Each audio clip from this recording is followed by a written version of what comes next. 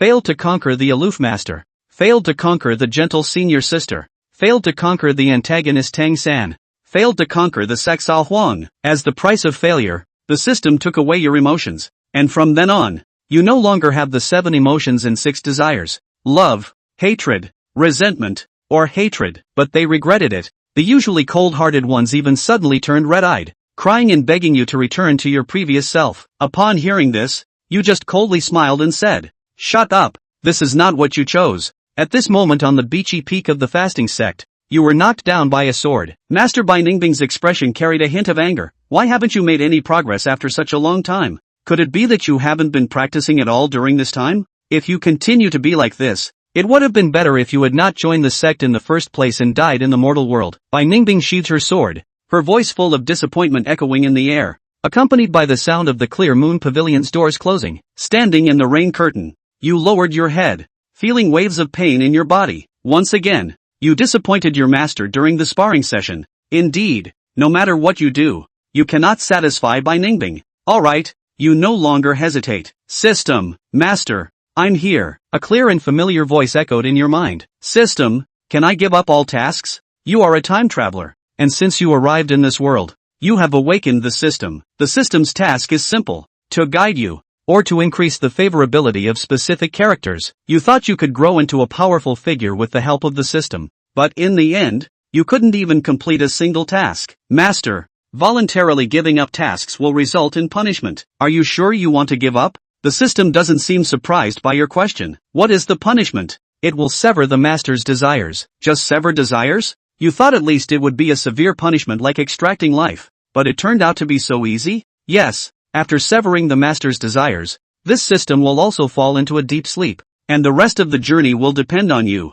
Master, is that so? A slight smile appeared on your cheeks. Well then, system, I am sure I want to give up all tasks. Detecting the master's strong desire to give up, the punishment begins. The merciless voice of the system echoed in your mind, and suddenly waves of intense pain passed through your mind, as if something important was forcibly stripped away, and you blacked out and passed out. At the same time, in the main hall of the Bai Chi Peak, Bai Ningbing sat cross-legged on a cushion, but her mind was not at peace. Your expression just now felt like a thorn stuck in her heart, making it hard for her to calm down. Did I speak too harshly? Bai Ningbing let out a deep sigh, looking at the empty courtyard. For some reason, she suddenly felt a sense of emptiness, as if she was about to lose something important. It wasn't just her. Several other women also had the same feeling, and you woke up again in a daze, opening your eyes subconsciously calling out to the system. System? System? But the system that used to respond instantly and seemed to be in tune with your mind is now silent. You sighed, feeling an unprecedented sense of relaxation. Without the burden of heavy tasks at this moment,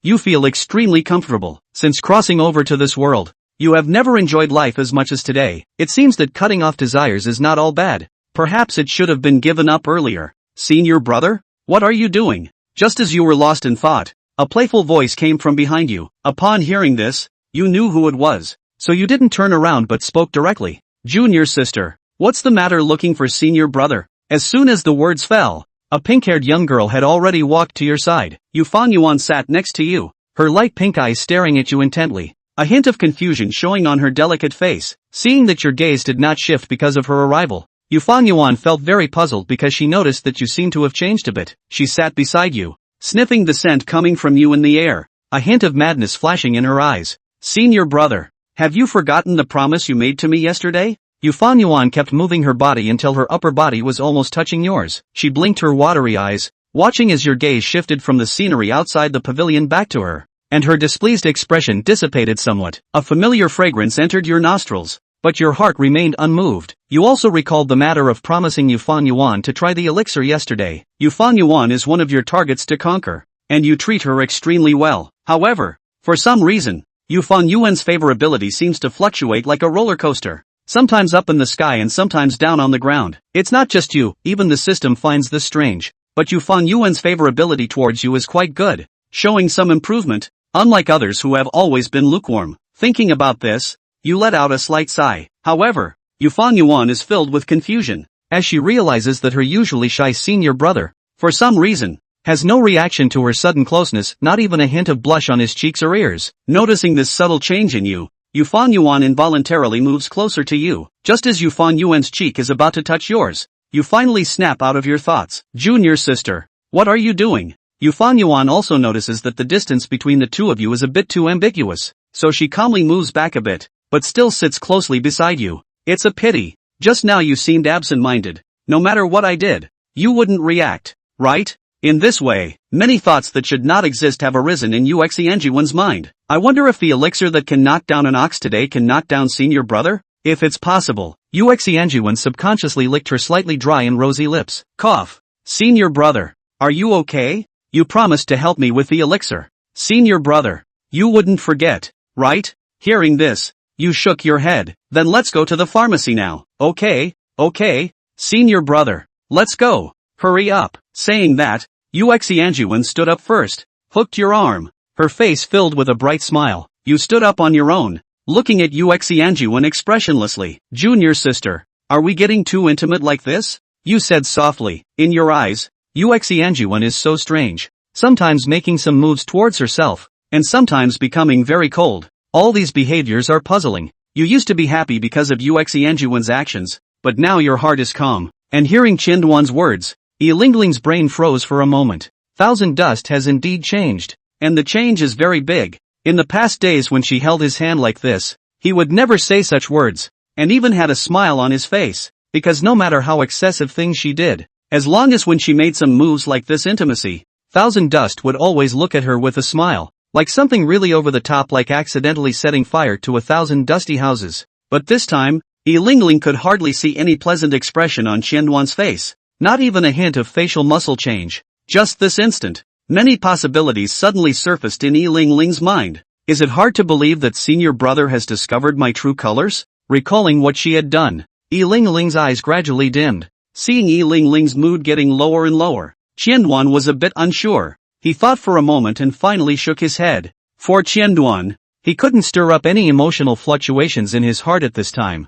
Just like an emotionless puppet, no matter what moves Yi Lingling made, it wouldn't have any effect on him. And the words of the party were just a reminder that as senior siblings between the two, they shouldn't be so intimate with each other. As for whether or not Yi Lingling had listened to him, what did it have to do with him? Yi Lingling eventually came back to her senses. She seemed to be gambling, and in one go, she let go of her hands that were wrapped around Qianduan's arms, and the snowy whites returned to their original shape as a result. Stupid senior brother! Yi Lingling hurled abuse at Qianduan in her mind. The two of them walked one after the other towards Tianya Peak's elixir room. Yi Lingling followed behind Qianduan. Many images emerged in her mind, and all of them were invariably of her at the top and Qianduan at the bottom. Stinky senior brother, don't get put down later. Otherwise, the corner of Yi Lingling's mouth curved up in a weird arc. It was also at this moment that Qianchen, who was in front of him, had already walked to the entrance of the elixir room, and he slightly stopped his steps and turned to look at Yi Lingling behind him. Senior sister, go ahead and refine the pills. I'll just wait outside. Chapter 3 Poison Test Pill. Yi Lingling took large strides towards the alchemy room, and before entering the alchemy room, her gaze lingered on Qianduan's cheek. Senior brother, I feel as if you've changed a lot. Meeting pale pink eyes, Chidori shook her head gently. Elder sister, you're worrying too much. The corners of Thousand Dust's mouth hooked up slightly, but this smile was a bit stiff in any case. But senior brother, in the past, when I was refining pills, you were always by my side. Yi Lingling's voice sounded a bit aggrieved, and at those words, Qianduan didn't know what he should reply. Yi Lingling was an elixir wizard, with extraordinary talent attainments in this aspect of alchemy, and the time period in which Qianping had assisted her in alchemy before had also been the time when she had only joined the sect, and I don't know why she suddenly brought up these past events. Senior sister, you're a Dan Dao genius. Why would you need me to accompany you? Thousand Dust said softly. He remembered the former time and time again for Yi Lingling test Dan. That can be a real old life. The pills that Yi Lingling had refined were undoubtedly superior in terms of both character and effect, but for some reason, the pills she had refined all had huge side effects. If it wasn't for the system in place, I'm afraid that just with Jatosa's physical fitness, he wouldn't be able to carry the Yi Lingling test. Therefore, after this time, Qianduan no longer intended to test pills for Yi Lingling again. After all, Yi Lingling didn't see him as a human being either. As for Yi Lingling, she was shocked when she heard Qianduan's words. She didn't know what she was thinking and walked into the alchemy room without looking back.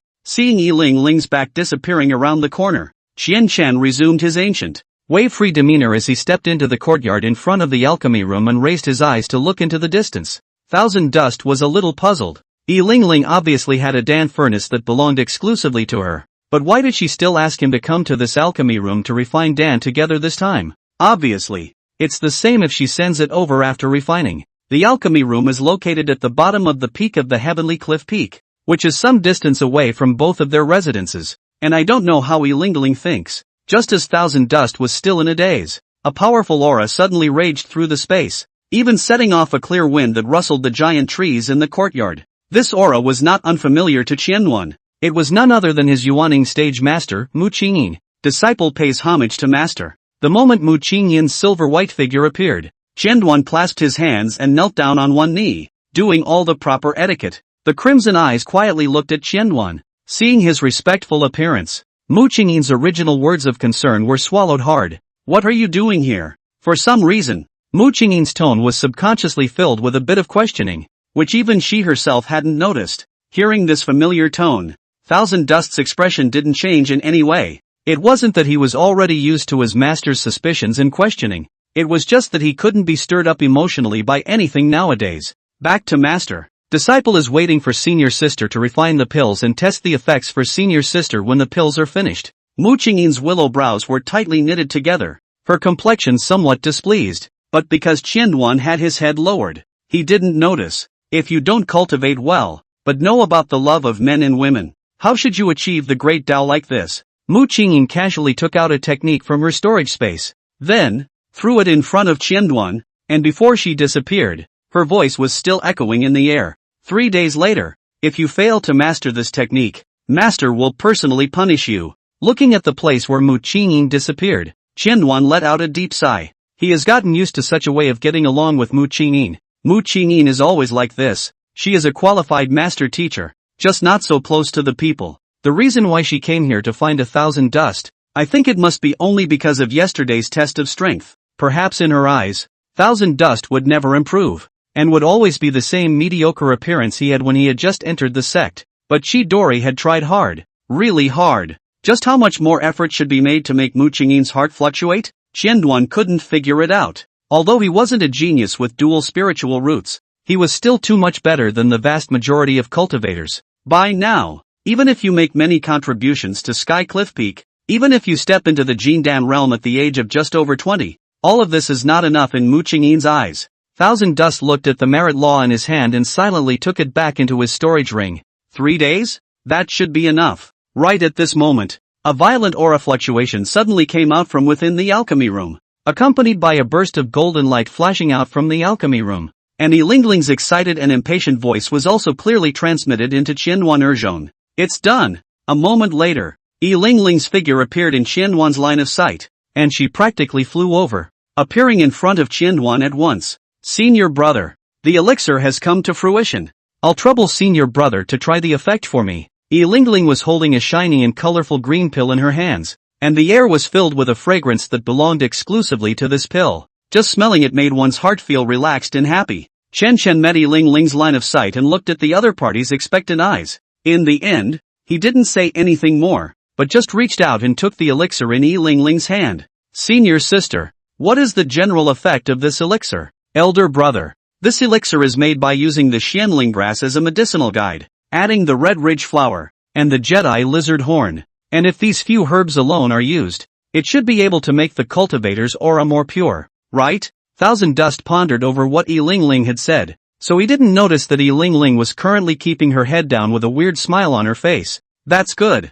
Then let senior brother try the potency of the elixir for you. Saying that, Qianyuan did not hesitate and straight away sent the elixir into his mouth. Along with the dissolution of the elixir, a majestic power emanated from his body, and Shen only felt that his hands and feet had suddenly become light, and even his head was groggy. But after a long time, all of these sensations had disappeared. When the consciousness became clear again, Shen felt the change of the aura in his body. Compared to the previous, it has indeed become a lot more pure. Combined with the past experience of trying pills for Yi Lingling, those feelings must be the side effects of the side effects undoubtedly. It was just that without the system, Thousand Dust couldn't detect what the specific side effects of this elixir were. because he had eaten too many poisons into his body. He was now somewhat resistant to any toxin, but he still couldn't do anything to point out exactly which herb of a potion was wrong. Senior sister, this elixir is indeed capable of making the aura in a cultivator's body pure, but senior brother Fong was a bit faint, so I think it was because a certain herb was not suitable. Originally, Yi Lingling's mood had already reached its peak when she saw the way Qian closed his eyes and shook, but when she heard the words he uttered, she instantly fell to the bottom again. Is that so? Elder brother. Chapter 4, The Other Side of East Dream Moon. Elder sister. Then you continue to improve this flavor of medicine, and elder brother will leave first. Thousand Dust said to Yi Lingling, who had her head lowered in front of her, after which, he summoned his sword, turned around, turned his back to Yi Lingling, operated his aura, and traveled with his sword, disappearing from Yi Lingling's line of sight in just a few breaths of time. Yi Lingling raised her head, her sight deadlocked on the direction where Yuexiangyuan had left until she couldn't look at Yuexiangyuan's back completely. Could it be that the medicinal effect is still insufficient? Yi Lingling looked at the extra pill in her hand and let out a soft sigh. Looks like it's going to take a stiff dose of. Thousand Dust flew all the way forward, leaving the area governed by Skycliff Peak.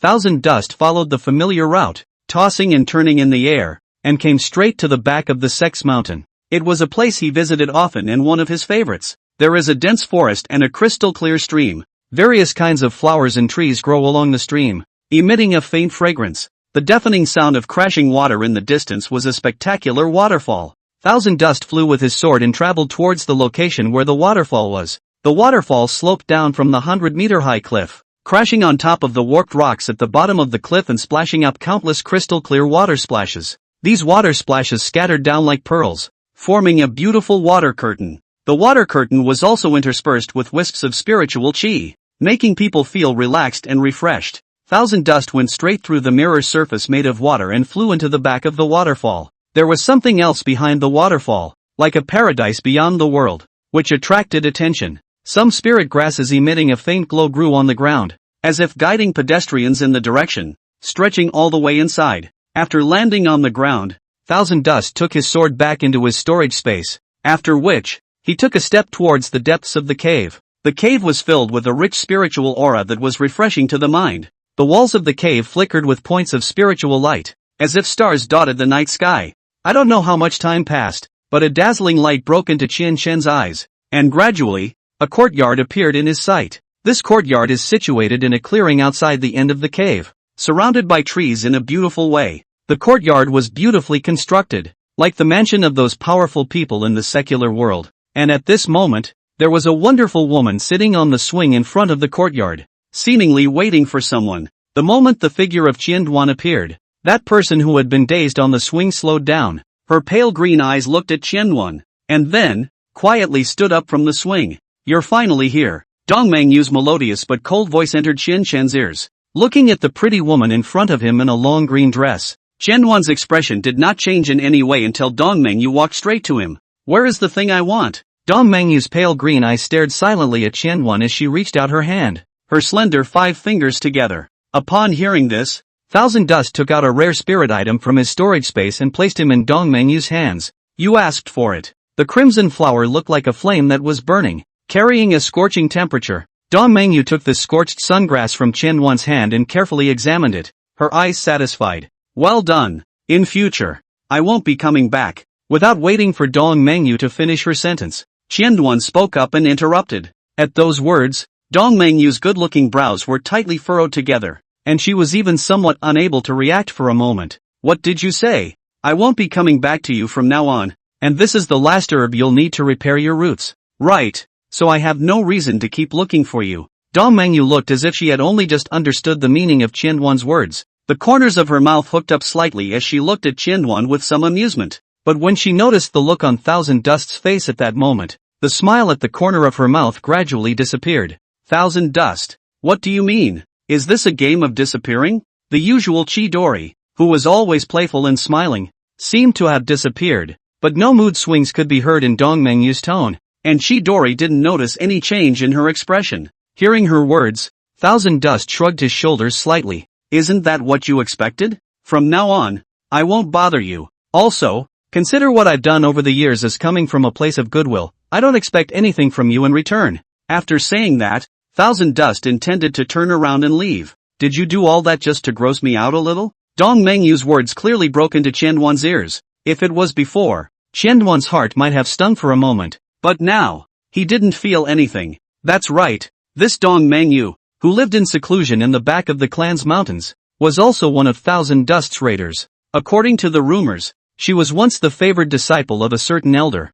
but due to being injured by a demonic creature, her foundation was damaged and her cultivation could no longer be refined. All of this information, Thousand Dust had learned through the system. Ever since learning about her exact location, Thousand Dust had gone to great lengths to increase her favorability towards him. He even went so far as to take huge risks just to find a method that could repair her roots. However, good intentions were not rewarded, and Chidam seemed to have become a tool person in the eyes of Dong Mengyue. Despite his many efforts, her favorability did not increase much. On the contrary, in her mouth, one of the most common phrases that Thousand Dust heard was, "Will you leave me alone?" This phrase had been heard by Thousand Dust for several years and had long since become tiresome, so it would be better to do as she wished. Thus, Thousand Dust replied expressionlessly, "That's right, just like you said. Everything I did was just to make you feel disgusted." After saying that, Thousand Dust turned around and left without hesitation, disappearing without a trace in the blink of an eye. Dong Mengyue was still holding the scorched sunflower handed to her by Qianduan in her hand,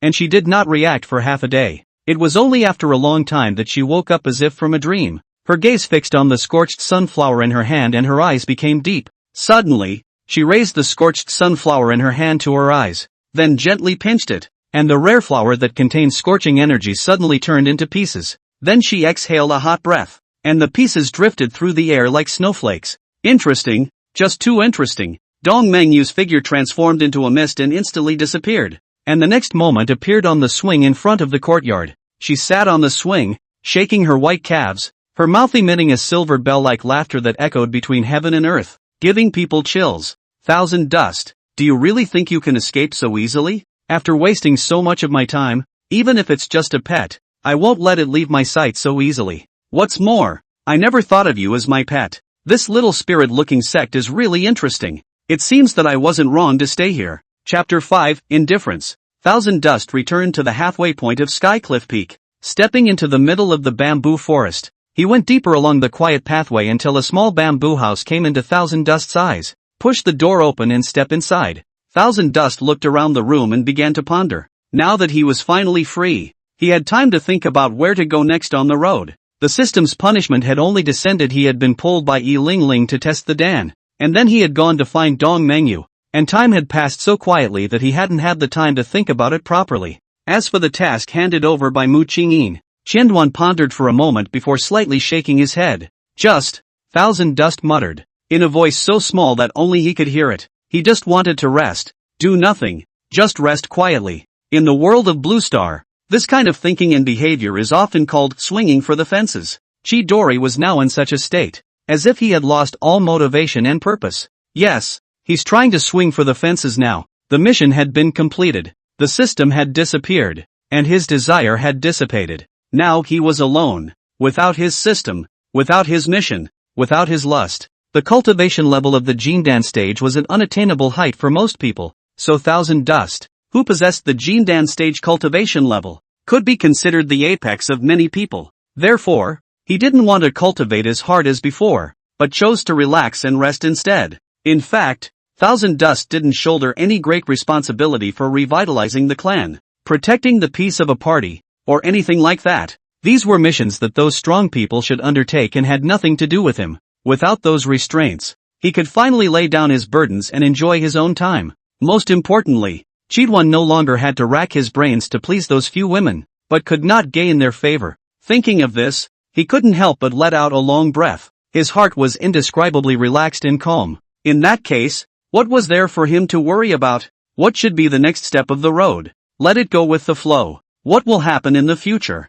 Let's leave it up to God. As long as you live the moment and enjoy life, nothing else matters. Having figured all this out, Thousand Dust turned around and slowly walked out of the small bamboo house. The sunlight sprinkled on him, warm and cozy. He took a deep breath and felt the fresh air. His mood was extraordinarily soothing. At this moment, Thousand Dust truly realized that life could be so simple and beautiful. He had come back with the intention of practicing, but after Fong's brainstorming, It seemed that there was no need for that again. What Mu Qingyin had said about mastering a brand new technique within 3 days was indeed a challenge for Qianyuan, but it wasn't completely impossible. It just takes a lot of energy. Though, on second thought, according to Mu Qingyin's temperament, thought even if Qianyuan did, will be a cold mockery not to mention that Qianyuan now only want to lie flat, so just give up. The big deal is to go to the cliffs of thought for a few days and feel the pain for a while. He didn't have any thoughts of leaving the sect yet. After all, he had been here for many years and was considered to have feelings.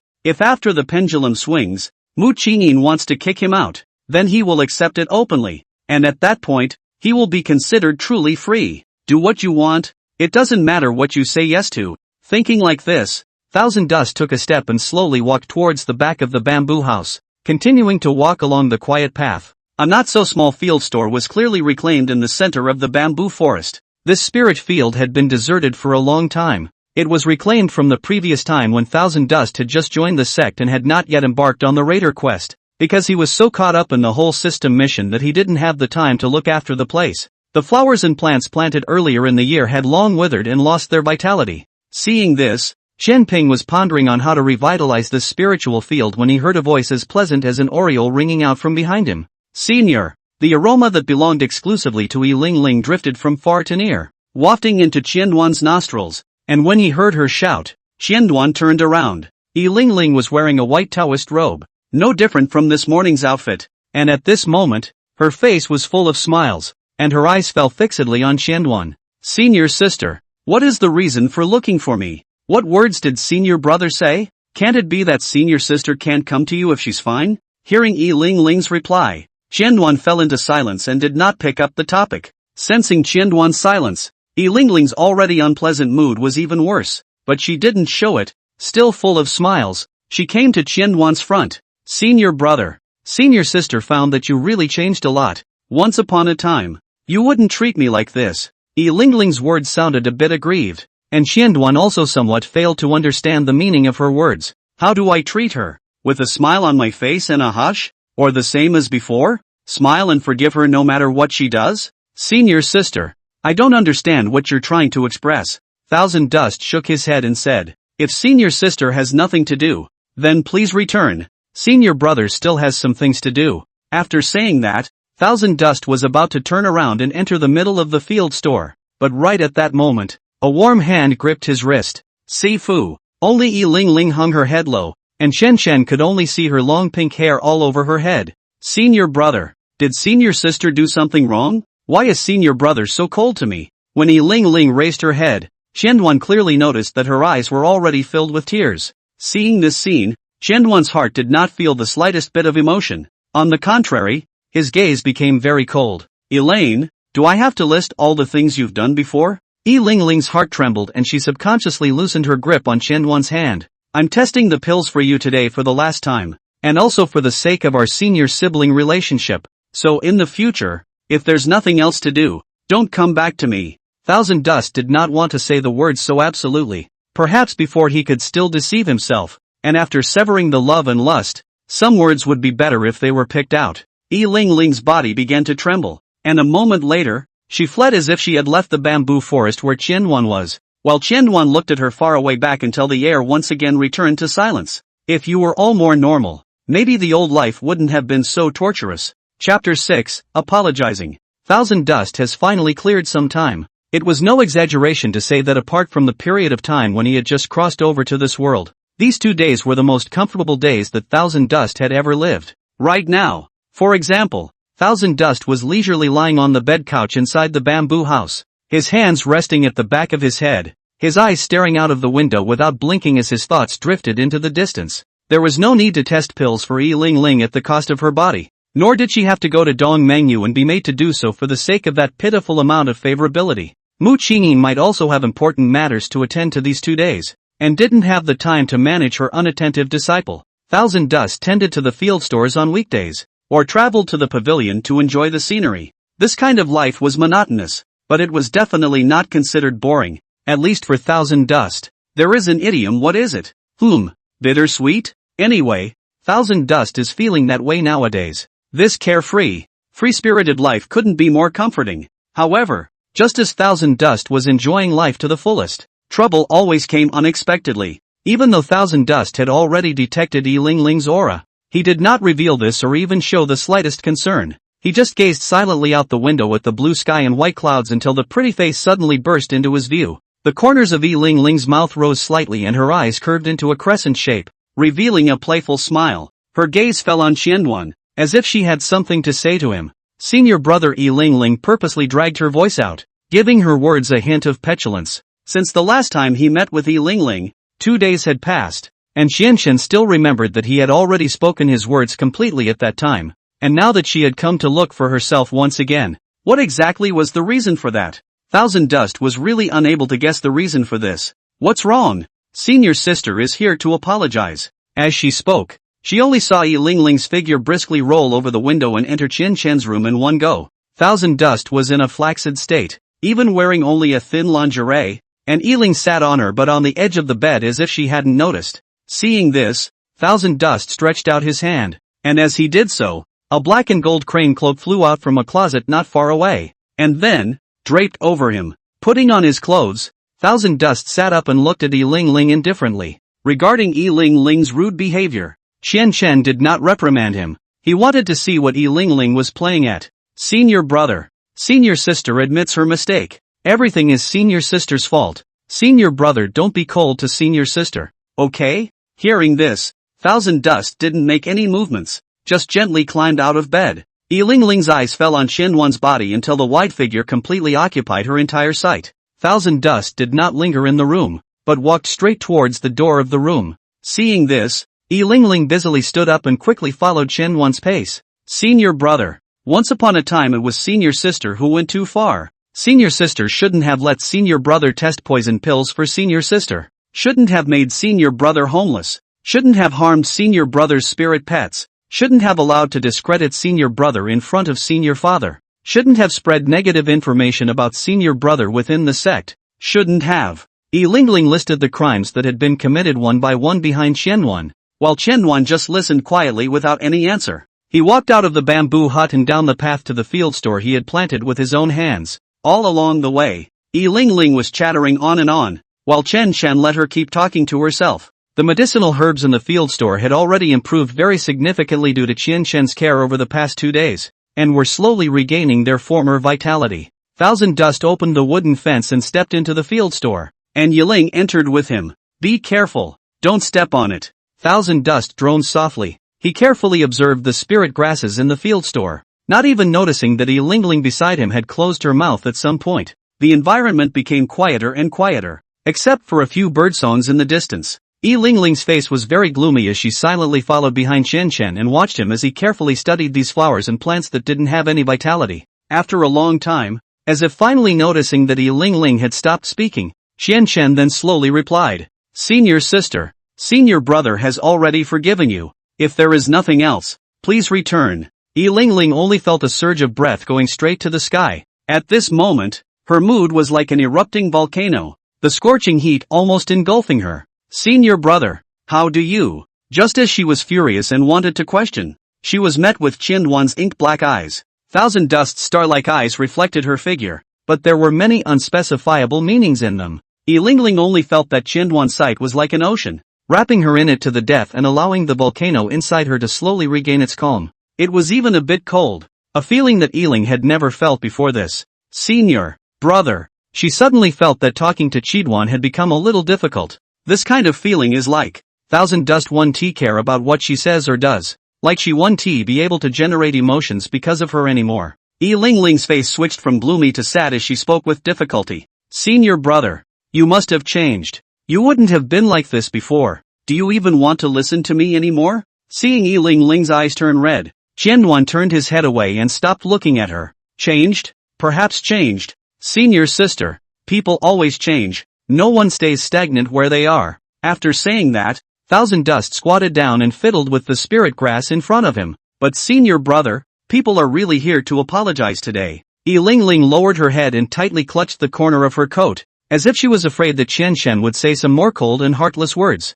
Well, senior brother knows that senior brother has already forgiven you. Isn't that enough? Thousand Dust's tone was flat, so flat that it seemed like he was narrating something that had nothing to do with him. As the words fell, Yi Lingling's accumulated emotions transformed into tears that instantly came out of her eyes. And then, she fled the field store without looking back. Thousand Dust looked at the back that was gradually moving away. Somewhat unsure. Is it hard to be wrong somewhere? He muttered. He thought to himself that everything he said came from his heart and was not the least bit false. But why was Yi Ling crying? Thousand Dust shook his head. He really couldn't figure out the reason for this. Couldn't figure it out. So just didn't think about it. Is it hard to expect him to think from Yi Lingling's point of view? Forget it. He couldn't feel those emotions right now. Thousand Dust returned his gaze to the spirit grasses in front of him, carefully observing their growth. Well, it seems that the aura is not dense enough. Thousand Dust stared at the spirit grass in front of him and murmured in a low voice.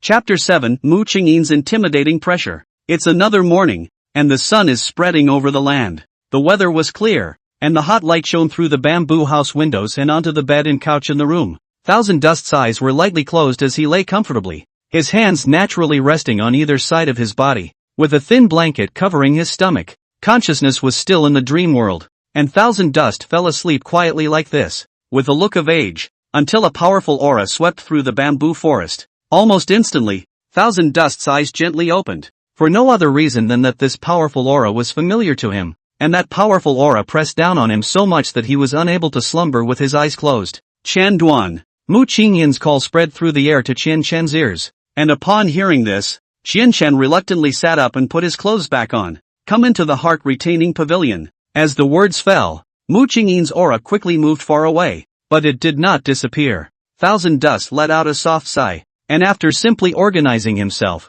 he left the bamboo house. If she guessed correctly, Mu Qingyin's visit to seek him out this time must have been for the matter of the feat 3 days ago, but how should he answer? Anyway, that Gungfu Qianduan hadn't even glanced at it, so he was probably going to get a punishment. It's just a punishment. It won't kill you. Thinking so, Qianduan walked unhurriedly towards the pavilion behind the bamboo forest. When the heart-pulling pavilion appeared in his line of sight, he also noticed that the silver-haired figure was sitting in the ancient gazebo, eyes closed in deep thought. Your idol, are you? Mu Qingyin opened her eyes, her crimson eyes faintly sweeping over Qianduan. Master, this is a question that disciple doesn't know how to answer you. Qianduan respectfully responded. Yet Mu Qingyin didn't have any reaction, and it was only after a long time that her voice sounded again. During this time, Qianduan had been standing outside the Bushin pavilion, keeping a safe distance from Mu Qingyin. Mu Qingyin's willow brows furrowed slightly, and there was a slight huff in her voice. Is Master some kind of man-eating tiger? Come here, Master has something to say to you. Hearing this, Chen Shan then took a step away and walked into the heart-retaining pavilion, sitting across from Mu Qingyin. How is the cultivation of that technique coming along? The first thing Mu Qingyin was concerned about was the gong method she taught with Qianduan 3 days ago. Thousand Dust shook his head gently. Master, disciple did not cultivate that technique. What? Mu Qingyin sounded like she didn't believe the words she heard in general. She frowned, her expression already colored with displeasure. Back to Master. Disciple did not cultivate that technique. Thousand Dust stiffly repeated what he had just said, almost the instant it came out of his mouth. A visible pressure of the naked eye spread out from Mu Qingyin's body. Thousand Dust only felt a tightness in his chest, almost about to sit down, and his body became shaky. Master, honors. Qianduan raised his head, only to see that Mu Qingyin did not know when she actually revealed a touch of bizarre smile. Her sight was deadlocked on Qianduan, as if she wanted to cut him into 1,000 pieces. She Dory, you think you're funny, don't you? Why don't you cultivate that technique? Could it be that you didn't take Master's words to heart? That heavenly level technique called the purple gold treading clouds technique was a technique that Mu Qingyin had selected for a long time and was very compatible with Qianduan's aura attribute, and it was even a level higher than the kung fu he was currently practicing. The gongfu level is divided into 5 levels: divine, heavenly, earthly, metaphysical, and yellow, with the divine level being the highest quality gongfu known. The gongfa hierarchy may be a bit backward, mainly because of the lazy to think of other. Understand. Hearing Mu Qingyin's questioning words, Qianduan was slightly stunned. Think you're funny? In fact, 1,000 Dust before feel their own old humor. Otherwise would not insist so long. To change to ordinary people, face that these unusual fairy, afraid of a year cannot insist, but 1,000 Dust has persisted for so long, day after day. It must be 10 years, right? Though he gave up in the end. Now facing Mu Qingyin's questioning, Shen Shen didn't know what to say for a moment, so he could only remain silent. A strange atmosphere flowed between the two, and I don't know how long had passed before that terrifying pressure suddenly disappeared, and Thousand Dust subconsciously gasped for air in large gulps. Qianduan, Master will give you another chance. The violet gold treading clouds technique is a heaven-grade technique, and after you learn it, it will greatly benefit you. This time, Master will not punish you. If you are still like this next time, then we can only let you go to the thought cliff to reflect on yourself. Mu Qingyin's tone of voice eased quite a bit as she spoke. For some reason, seeing Qianduan's current appearance of panting heavily, that day, the white-clothed figure that had fallen in the torrential rain surfaced within her mind for no reason. Master, disciple knows, then disciple will leave first. Just as Qianduan stood up and wanted to leave, Mu Qingyin spoke again. Wait, there are still things that Master has not explained. Having no choice but to sit back down again, Thousand Dust could only sit back down. The disciples who will be going down the mountain for the next training will need our peak to send someone to lead them. The Master has decided to let you go. Do you understand? Thousand Dust nodded gently. The activity of going down the mountain to practice was a tradition of the spirit-looking sect. The purpose was for the sect disciples to discard the red dust and focus on cultivation. The disciples descending the mountain included both inner and outer disciples, while they needed a cultivator with a high level of cultivation to guide and protect their safety. And this leader practiced a rotation system within the sect, which meant that for every downhill experience, it was necessary for the inner sect peak to send one of its favored disciples to go. This time it happened to be the turn of Skycliff Peak. The number of people coming down the mountain to practice is unknown, but they are all between 2 and 7. It didn't take much time to go down the mountain to practice, and one could return to the sect within roughly 7 days. During this downhill training, I want you to master the violet gold treading cloud skill. Do you understand? Disciple understands. On the one hand, he has to protect the safety of the sect's disciples, and on the other hand, he also has to master a celestial level technique. Qianduan genuinely feels that Mu Qingyin looks down on him too much, and in Mu Qingyin's eyes, letting Qianduan master a heaven-level technique on his way down the mountain to practice was also considered a light punishment for him. After all, he hadn't taken her words to heart. It's good to understand. Mu Qingyin stared into Qianduan's eyes, then she slightly sidestepped her head, signaling that Qianduan could leave. Seeing this, without the slightest hesitation, Thousand Dust took a step and walked out of the heart-retaining pavilion step by step. Although her eyes didn't fall on Qianduan, Mu Qingyin's divine sense kept her eyes on Qianduan's every move until his back gradually faded away. For some reason, recalling the look in Qianduan's eyes just now, Mu Qingyin felt a little strange. It shouldn't be this bland. Is he realizing how difficult the task is? After thinking for a moment, Mu Qingyin shook her head and murmured, "That's just it. I should have been overly concerned." Chapter 8, Going down the mountain to practice? No! Run away! There's so much going on. After returning to the bamboo forest, Qianduan felt by heart that the task Mu Qingyin had arranged was troublesome.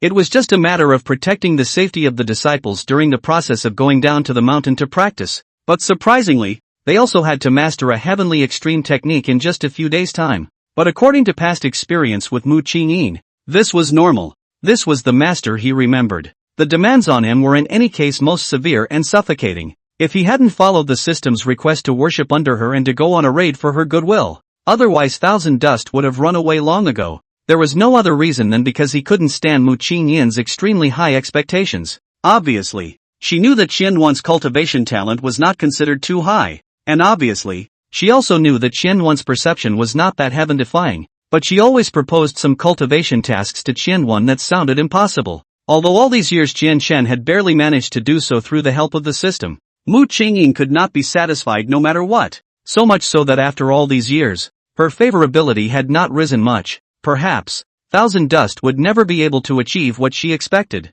would never be able to satisfy her. Once upon a time, Thousand Dust always thought that he didn't try hard enough, that he was always falling short of being able to make his master satisfied with himself. It wasn't until now that he could sort of see everything. With his current cultivation talent, he wouldn't be satisfied. No matter how he went about it, no matter how excellent his performance was, it wouldn't satisfy Mu Qingyin. And so, Thousand Dust no longer had expectations. With his current gaze, Mu Qingyin was just full of. If it wasn't for the fact that she was his master, Qianchen would have just patted his ass and left. Serve whoever you want. Thinking of this, Thousand Dust let out a soft sigh and looked up at the sky. The weather had become overcast at some point, and the harsh sunlight disappeared, leaving only clouds that seemed to indicate rain. Just then, an inexplicable thought flashed through Thousand Dust's mind.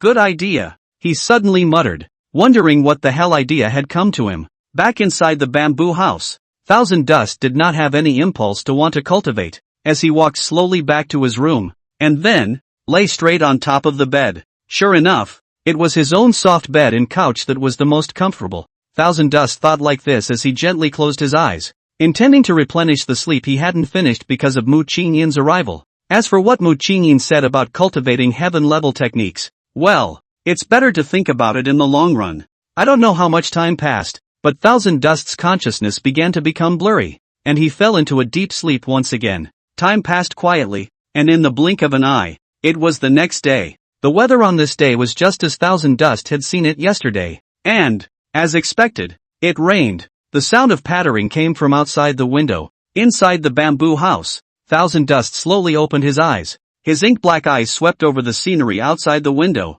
and after a moment, he sat up from the bed. After changing his clothes and unfolding his aura shield to ensure that he wouldn't be drenched by the rain, Chen Chen left the bamboo house and flew towards the main peak of the spirit-watching sect. Just a moment ago, he received a transmission from Mu Qingyin, saying that the team for the downhill training had been completely prepared, and asked him to head to the main peak to meet up with the downhill training disciples. I didn't expect that yesterday, just said. Today is going to go down the mountain. Although things are a bit sudden, but also reasonable. After all, most of the things of the Thousand Dust are in the storage space. Only a few pieces of clothing that he often wears still remain in the bamboo house. Big deal. Just don't want those clothes. Thousand Dust arrived at the main peak at an extremely fast speed, and finally, he stopped at the spot Mu Qingyin had explained. However, he did not expect to see a familiar figure in the open space in front of the 100 Laws Hall, and Yi Lingling below had obviously noticed Yuexiangyuan in the sky. Thousand Dust landed steadily on top of the ground.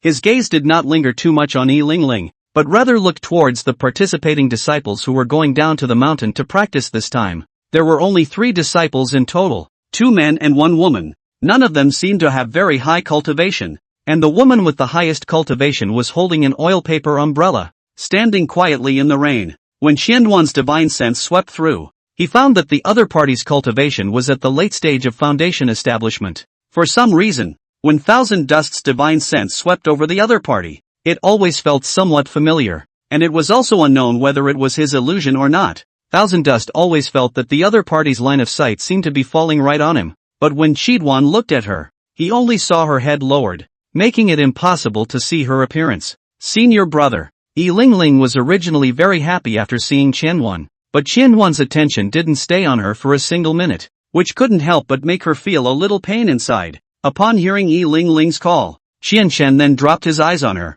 Why is senior sister here? Elder brother. I've come to say goodbye. Farewell? Elder brother will be back in a few days. Why would he need a farewell? Yi Lingling's breath stuttered when she heard Yuexiangyuan's words, although she already understood that the once gentle senior brother had changed a lot. But when she heard such cold words from his mouth, her heart still hurt. As for Chen Dust, he also just raised the doubts in his heart, although he does not intend to come back, but the surface work should still be done well. After all, Yi Lingling is his senior sister, and the two of them have the same master. Well, senior brother knows senior sister's heart, then senior sister please go back. On a rare occasion, Yuexiangyuan reached out and placed his hand on top of Yi Lingling's head, and as Yi Ling was inspired by Thousand Dust's touch, a flutter of excitement rose within her. Alright then, senior brother. Senior sister will go back first. Although Yi Lingling had a strong reluctance in her heart, she wasn't able to make Yuexiangyuan stay because this was a task given to him by his master. Moreover, it seemed to her that the former senior brother had returned, for it had been so long since Chidori had touched her head that she had somewhat forgotten that magical feeling. It seems that even though she did so many wrong things, senior brother still forgave her. Yi Lingling felt a sense of joy inside, not realizing that this was Thousand Dust's farewell gesture. Senior sister quickly go back to cultivate. Don't delay the time. Hearing this, Yi Lingling subconsciously looked into Chen Chen's eyes, but saw that Chen Chen's eyes were still as ancient and unperturbed as they were a few days ago. Elder brother must have forgiven me. When elder brother returns, he will be able to return to his former self. Right, elder brother will be tolerant to me again. Yi Lingling thought as if she was self-deceiving. She looked at Yuexiangyuan reluctantly, and finally left the 100 Methods Hall with a wriggle. When the figure with long pink hair was no longer within sight, Yuexiangyuan refocused his attention on the disciples participating in the downhill training this time. Is everyone here? Back to senior brother. All have arrived. Among the three, the man on the far left spoke. He had a rowdy face and his voice sounded very rowdy. That's good. Then I'll first explain the rules of this downhill training and the matters to pay attention to first. Chapter 9 Dongmeng's Trick. The steps down the hill had been soaked due to the rain, and the wet ground made it a bit of a struggle to walk. However, it was fortunate that the three disciples possessed the ability to fly with their imperial swords, which saved Yuexiangyuan a lot of unnecessary trouble. From the main peak, the four of them sped all the way down the mountain, relying on the bamboo slips of experience that the elders had approved in past. Thousand Dust effortlessly traversed the sect's boundaries and successfully stepped out of this place where he had once lived. On a normal day, if Thousand Dust wanted to leave the sect, it wasn't an easy thing to do. He was different from those outer disciples. His identity was special. Not only did he need to show the relevant supporting documents, he also needed to get Mu Qingyin's permission to leave the sect. It could be said that if Thousand Dust wanted to escape the sect, it would be almost impossible. But this time, Mu Qingyin personally created the opportunity for him to escape. Then he'd have to take advantage of it and never come back. After all, this sect is not a must-stay. Now do not run away to do what? It is hard not to continue to stay in the Skycliff Peak to be criticized and fought. Moreover, in the sect, it's not even good to put up a bad fight. After all, there is a Mu Qingyin who will inspect his situation every once in a while. Thousand Dust's thoughts were quite clear then. Running away is the optimal solution to the current situation, and the whole process of downhill training. He only need to protect the safety of the disciples. To ensure that downhill training disciples return to the sect without missing arms and legs,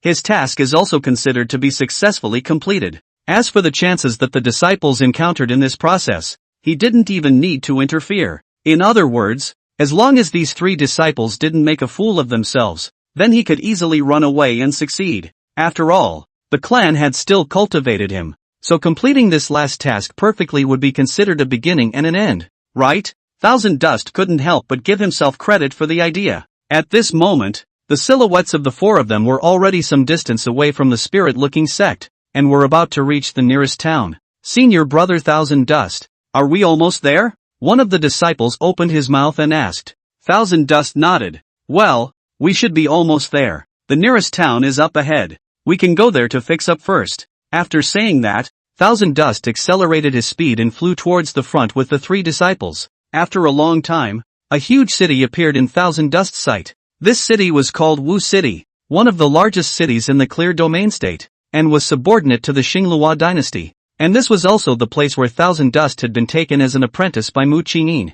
Thousand Dust looked at the noon city in front of him, and some memories flashed through his mind. That was 10 years ago. It was considered a long time ago, but it wasn't that far away, and Thousand Dust still vaguely remembers the scene from that time. Thousand Dust led the three of them to land at the city gate in front of the noon city, after which, Thousand Dust took out the token that symbolized the identity of the disciples of the spirit-watching sect and handed it over to the soldiers guarding the gate. And when the soldier who was making his rounds saw this identity token, he respectfully spoke to Thousand Dust. Immortals inside please. Thus, Thousand Dust and the rest of the three also entered the noon city with ease. Just stepped into the noon city. A strong marketplace atmosphere toward the Thousand Dust to meet the face. To see the scene of people on the street, everywhere reveals the red dust atmosphere. The Thousand Dust inwardly did not have too much fluctuation. Let's find an inn first. The words were spoken, but Thousand Dust was slow to wait for a response. He couldn't help but turn to look behind him.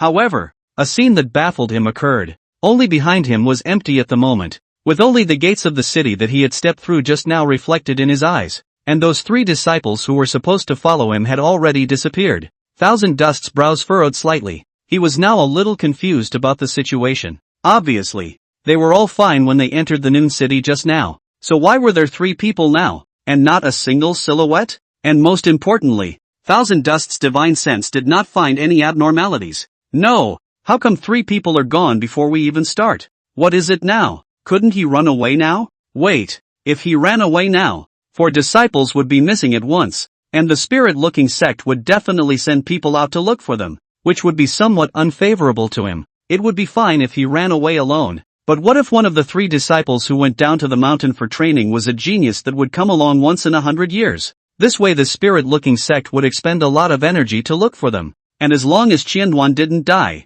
then his soul lamp wouldn't be extinguished, and sooner or later he would be found. Well, is hard to get. Can it be that it's a devil cultivator? Those who could strike without thousand dust realizing it meant that the other party's cultivation was definitely above his. That can't be because those three were summoned to the other world. Can it? The best thing to do now was to answer the Looking Spirit sect to notify the elders. But it was so hard for Yuexiangyuan to go down the mountain. So he couldn't go back again. Could he? No way. Absolutely no way to go back. So what should we do now?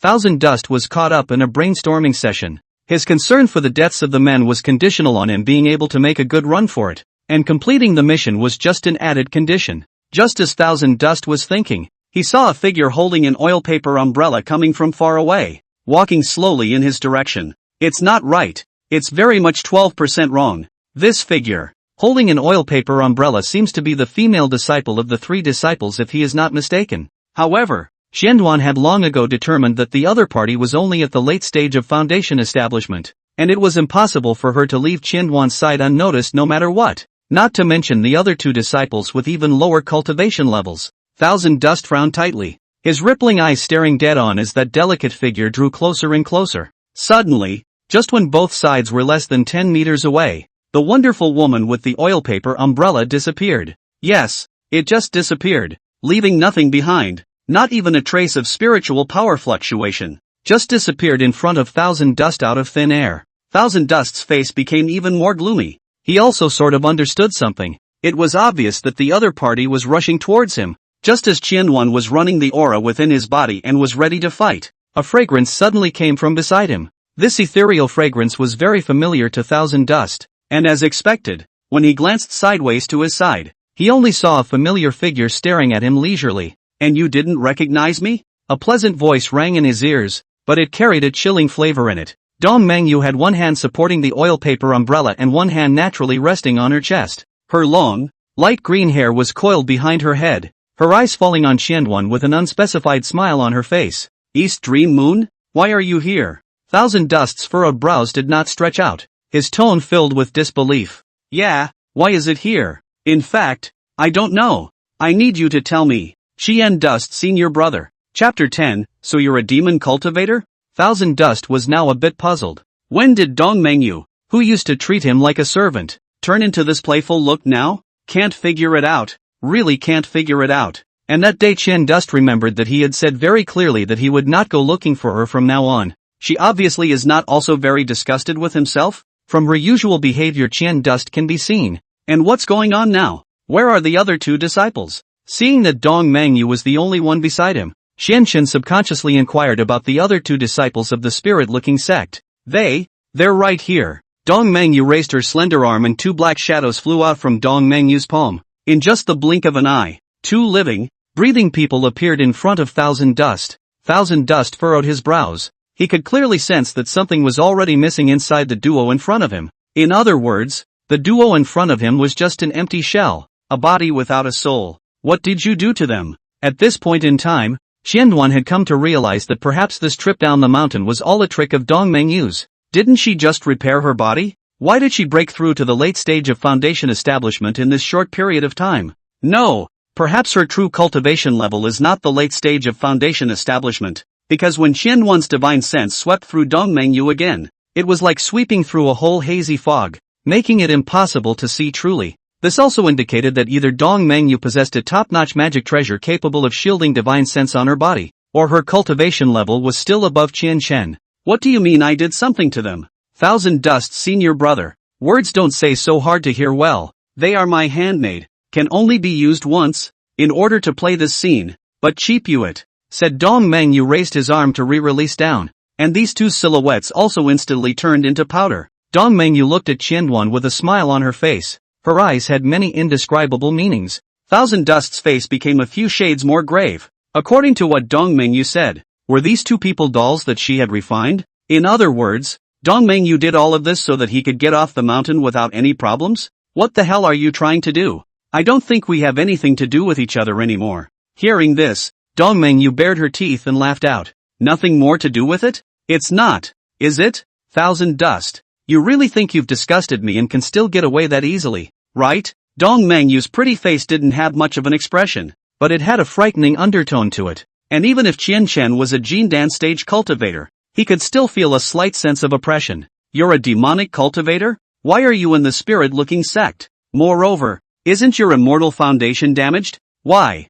Thousand Dust raised many questions. Perhaps because he was tired of listening, Dong Mengyue's free hand suddenly placed on Thousand Dust's lips, blocking his mouth tightly. Senior brother Thousand Dust, you really have a lot of questions. For some reason, Qianduan always felt a little awkward when he heard the name Qianduan senior brother from Dong Mengyue's mouth. For no other reason, because in Qianduan's impression, Dong Mengyue shouldn't have addressed him so intimately. Qian Chen, who had his mouth covered, subconsciously revolved his aura, wanting to resist Dong Mengyue. However, at that moment, Dong Mengyue's grim line of sight landed dead center on his face. Senior brother Thousand Dust, I don't like people who resist. If someone resists me, I won't be able to resist torturing them. These words were light as they came out of Dong Mengyue's mouth, but they carried an irresistible power in them. Thousand Dust also noticed the black aura on Dong Mengyue's body if anything. Nope, she's the demonic cultivator. Why hasn't the system explained this? Without the slightest hesitation, Thousand Dust worked the auras in his body extremely fast, gathering them throughout his body. Even the aura used for sheltering from the rain was fully utilized. And Dong Mengyue's hand also relaxed a bit because of this rich aura breath. Shen Shen grabbed the moment and shook off the hand over his face. Then, his legs kept changing, almost fast out of the stump. In just a breath's effort, Thousand Dust's figure appeared on top of the eaves of a house hundreds of meters away. Dong Mengyue looked at the figure that kept moving away within her sight and let out a helpless sigh. Go, capture him, knock him out, and bring him back inside the clan. Remember, don't hurt him now. I'm going to have some fun with him. Yes, master. I don't know where many masked people suddenly appeared from. Their speed was even better compared to Thousand Dust, and they attacked straight towards the direction Thousand Dust had fled from. Dong Mengyue, on the other hand, stood in place, maintaining the position of holding up the oil paper umbrella. At that point, the rain seemed to get a little heavier, and she looked up,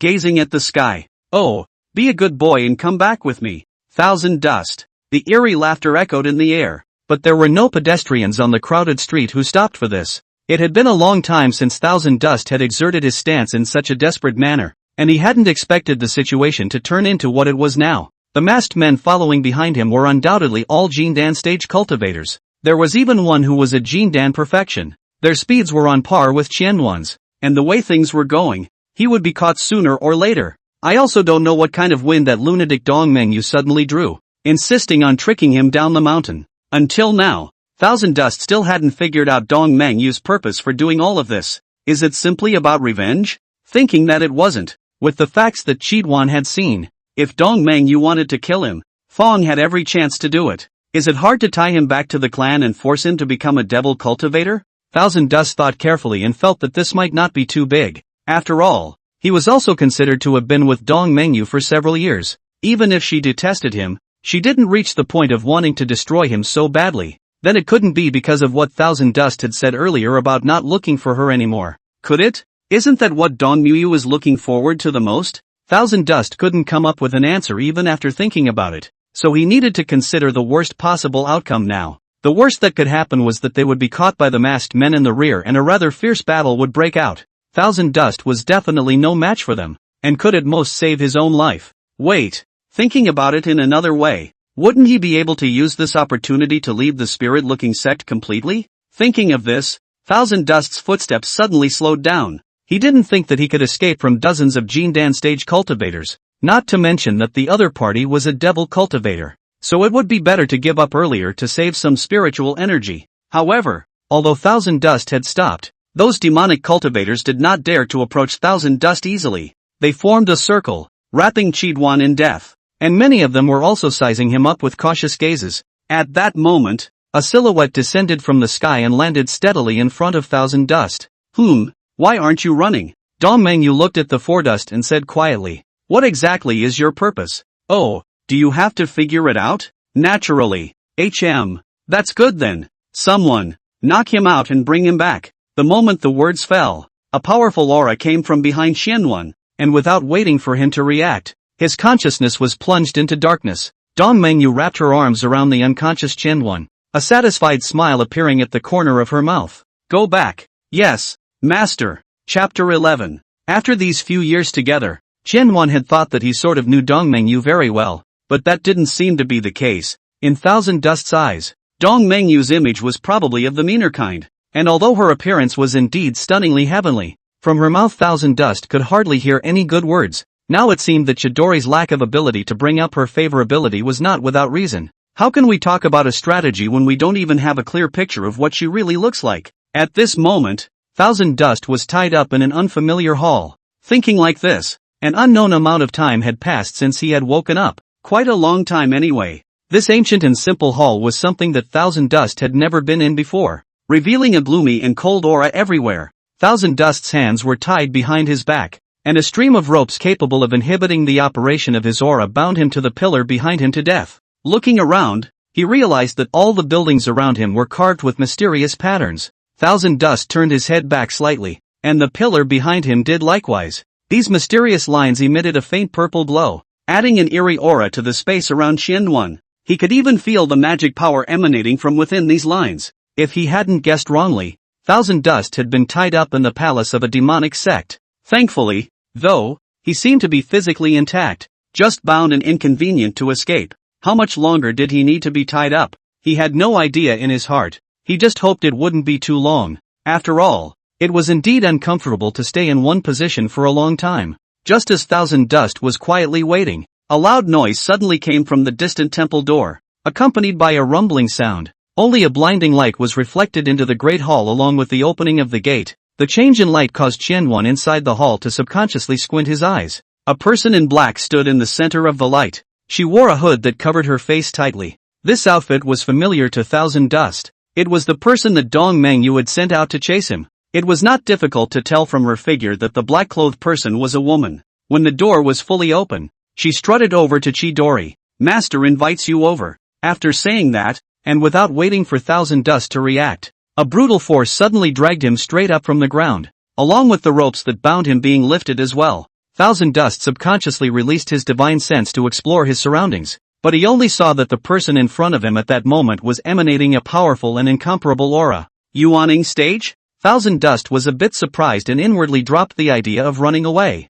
Honestly following behind the woman in black, he walked out of that mysterious hall and stepped into the quiet corridor. Except for just now, the woman in black had not spoken until she brought Yuan to a bedchamber in front of a place far away from the main hall. Dream Moon Palace? Thousand Dust looked up at the plaque in the sky above, and in his heart, he realized that the bedchamber in front of him was exactly where Dong Mengyue was. "The master is inside. Please come in." As the words fell, the woman in black stepped forward and pulled the light red wooden door open. Just as Thousand Dust hesitated on what to say to Dong Mengyue, she saw the woman in black suddenly extend her palm. The invisible force pushed Yuan into the Dream Moon Palace at once, and then, along with a crisp sound, the light red wooden door was shut tightly. Thousand Dust looked at the closed door and frowned slightly. He turned his head and took a closer look at everything in the Dream Moon Palace. At this moment, there was a case table placed right in front of him with some books and scrolls on it, while the wooden shelves on both sides had quite a few rare treasures placed on them. At such a glance, if he didn't know that this was where Dong Mengyue lived, Yuan would have thought that it was the room of a scholarly family. Normally, I don't see Dong Mengyue reading books. Most of the time, it is to make Yuan run here and there. Everything here gave Thousand Dust a strong sense of cutting. Awake? Suddenly, Dong Mengyue's melodious voice came from the depths of the screen behind the case table, but Yuan did not see any figure on the screen. "What are you doing standing still? Come here." Thousand Dust's eyes did not fluctuate in any way, and after pondering for a moment, he lifted his leg and slowly walked towards the screen. Just as Thousand Dust was still pondering what kind of trick Dong Mengyue was up to, a powerful aura of magic power suddenly came from behind the screen, while a figure attacked towards Yuan at great speed with the momentum of a cover-up. It was fortunate that Yuan reacted swiftly and revolved his stance to dodge Dong Mengyue's attack. Not bad. Quick reaction. When Yuan came back to his senses, he saw that Dong Mengyue had already sat in front of the case table at some point,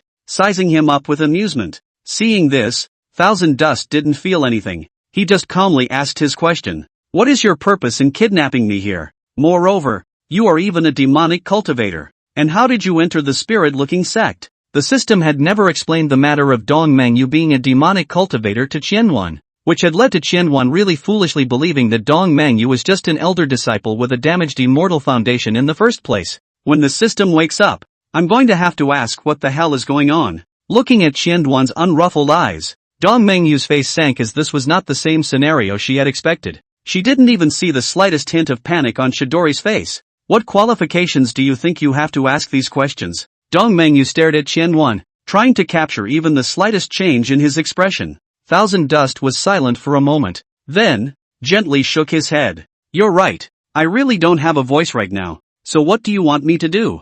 Looking at the unchanged expression of Thousand Dust even after he had conceded defeat, for some reason, a nameless anger arose in Dong Mengyue's heart. She rose violently from her chair. Then, striding over to Thousand Dust, you are so peaceful inside. Because of the closer distance, Yuexiangyuan was able to clearly smell the faint fragrance from Dong Mengyue's body. So you'll do whatever I tell you to do now, is that it? Of course, this is your territory. How dare I resist? Looking at Thousand Dust's appearance of hanging on to nothing, Dong Mengyue's inner fury grew fiercer. Well, then, tell me, who hooked up with whom first when we were in the spirit-looking sect? I hooked up with you, but back then I didn't know that you were a devil cultivator. I only knew that your immortal foundation was damaged and that you were in the back of the mountain cultivating and recuperating, and I happened to want to help you. So I stayed by your side with a deadbeat. But aren't you sick of me, too? So shouldn't you be happy that I'm not bothering you anymore? And what are you doing all this for? After Thousand Dust finished his words, he calmly looked at Dong Mengyue. After disgusting me, you want to get off easily? Thousand Dust, you're thinking beautifully. Chapter 12, Be My Toy. So why are things the way they are? Inside the Dream Moon Palace, Thousand Dust stood beside Dong Mengyue, puzzled. The current situation was indeed leaving the spirit-looking sect, yes, but how could this all be thought of as strange, right? Since the morning, Dong Mengyue's eyes had barely left Yuexiangyuan, and after such a long time, she was just quietly looking at him without speaking. How do I illustrate that look? It's like the kind of feeling you get when, look at a toy? Although there were no waves in his heart, Thousand Dust really couldn't see what tricks Dong Mengyue was playing. At this moment, Dong Mengyue was sitting on an ancient wooden chair, her hand propped up on her fair cheeks, and she maintained such a posture, not a single superfluous movement. The atmosphere fell into a strange dullness, and Yuexiangyuan didn't feel anything wrong. So he and Dong Mengyue spent time like this. That was until a clear voice rang out from outside the Dream Moon Palace. Master, the sect master summons. Dong Mengyue, who had been silent for a long time, finally made a move, only to see her slowly stand up, her cool eyes calmly moving away from Yuexiangyuan. Come here. Dong Mengyue's tone couldn't be heard with any emotion, but for some reason, Yuexiangyuan always felt that she seemed a bit angry. It's probably just him. Shaking his head, Thousand Dust stopped thinking about the matter regarding Dong Mengyue and calmly followed her. After leaving the Dream Moon Palace and stepping into the quiet corridor once again, Shen noticed at a glance that the person talking outside the door was the same man in black who had brought him out of that weird hall yesterday. After seeing Dong Mengyue, the man in black respectfully addressed her as master, after which, the man's silhouette went far away at an extremely fast speed and disappeared in the blink of an eye. Dong Mengyue, on the other hand, took a step forward with her slender legs, and just as Thousand Dust hesitated to follow, he saw her turn around. What are you doing frozen there? Come along with me to see the master. Master? It's hard to believe that this demon sect master is Dong Mengyue's master. In that case, wouldn't Dong Mengyue be one of the top geniuses within this demon sect? System. Just how much information are you hiding? Hearing Dong Mengyue's words, Yuexiangyuan silently called out to a certain system that had fallen asleep in his heart. If you don't follow me up, if the master finds out that there are even righteous cultivators within the gate, I won't collect your corpse for you at that time. As the words fell, Dong Mengyue strides forward without looking back. Thousand Dust looked at her back, his mind calculating the truth in her words, in the time it took to breathe. However, his heart made a decision and he quietly followed behind Dong Mengyue. Seeing that Chitos was so knowledgeable, the corners of Dong Mengyue's mouth hooked up slightly, but Chitos couldn't see it. Half an hour later, Yuexiangyuan followed Dong Mengyue to a magnificent palace. Sect Master's Hall. 3 words carved in dragonflight on a gilt plaque. Dong Mengyue did not stop outside the Sect Master's Hall, but walked straight forward. Seeing this, Xianchen also entered the Sect Master's Hall with him without slowing down. In the middle of the great hall, a man with a powerful aura around him was seated on a tutor's chair in the depths. From the moment Thousand Dust stepped into the great hall, he felt a sudden probing power around him. Master! Dong Mengyue clenched her hands into fists and made the proper courtesy of a disciple. Well, who is he? He wasn't supposed to be here in the first place. Along with these words, Yuexiangyuan only felt a huge pressure coming from the man's body, pressuring him to the point where he was almost on the verge of losing his breath. Back to Master. He is a like-minded person that I met when I was lurking in the Hope Spirit sect. A like-minded person? Interesting. Dream Moon. Did he pass the test of the heart-devouring hall? Yes. He was in it for a day and a night. A day and a night? Is he mindless? Or is his will very strong? The man looked at Yuexiangyuan with interest, and for some reason, Yuexiangyuan always felt that his sight seemed to hold a different meaning. Leaving the sect master's hall, on the way back to the Dream Moon Palace, Thousand Dust couldn't help but ask out loud, "What the hell are you keeping me here for?" He felt that all of this had happened inexplicably, and until now, he hadn't been able to figure out Dong Mengyue's purpose. "Don't I disgust you? Why do you keep me around?" These doubts were from the bottom of Thousand Dust's heart, and he felt that the current Dong Mengyue was largely insane. "Can't you be around me if you disgust me?" Dong Mengyue's words made Chidori lose interest in replying. "Crazy. You should have heard it just now. Master no longer needs me to remain in the spirit-looking sect, which means that I won't be returning within the spirit-looking sect in the future." And then what? What's it to me? Looking at Thousand Dust's calm and serious demeanor, the corners of Dong Mengyue's mouth faintly hung a smile. "Since you've been pestering me for so long, shouldn't you be happy that I'm now taking the initiative to let you stay by my side?"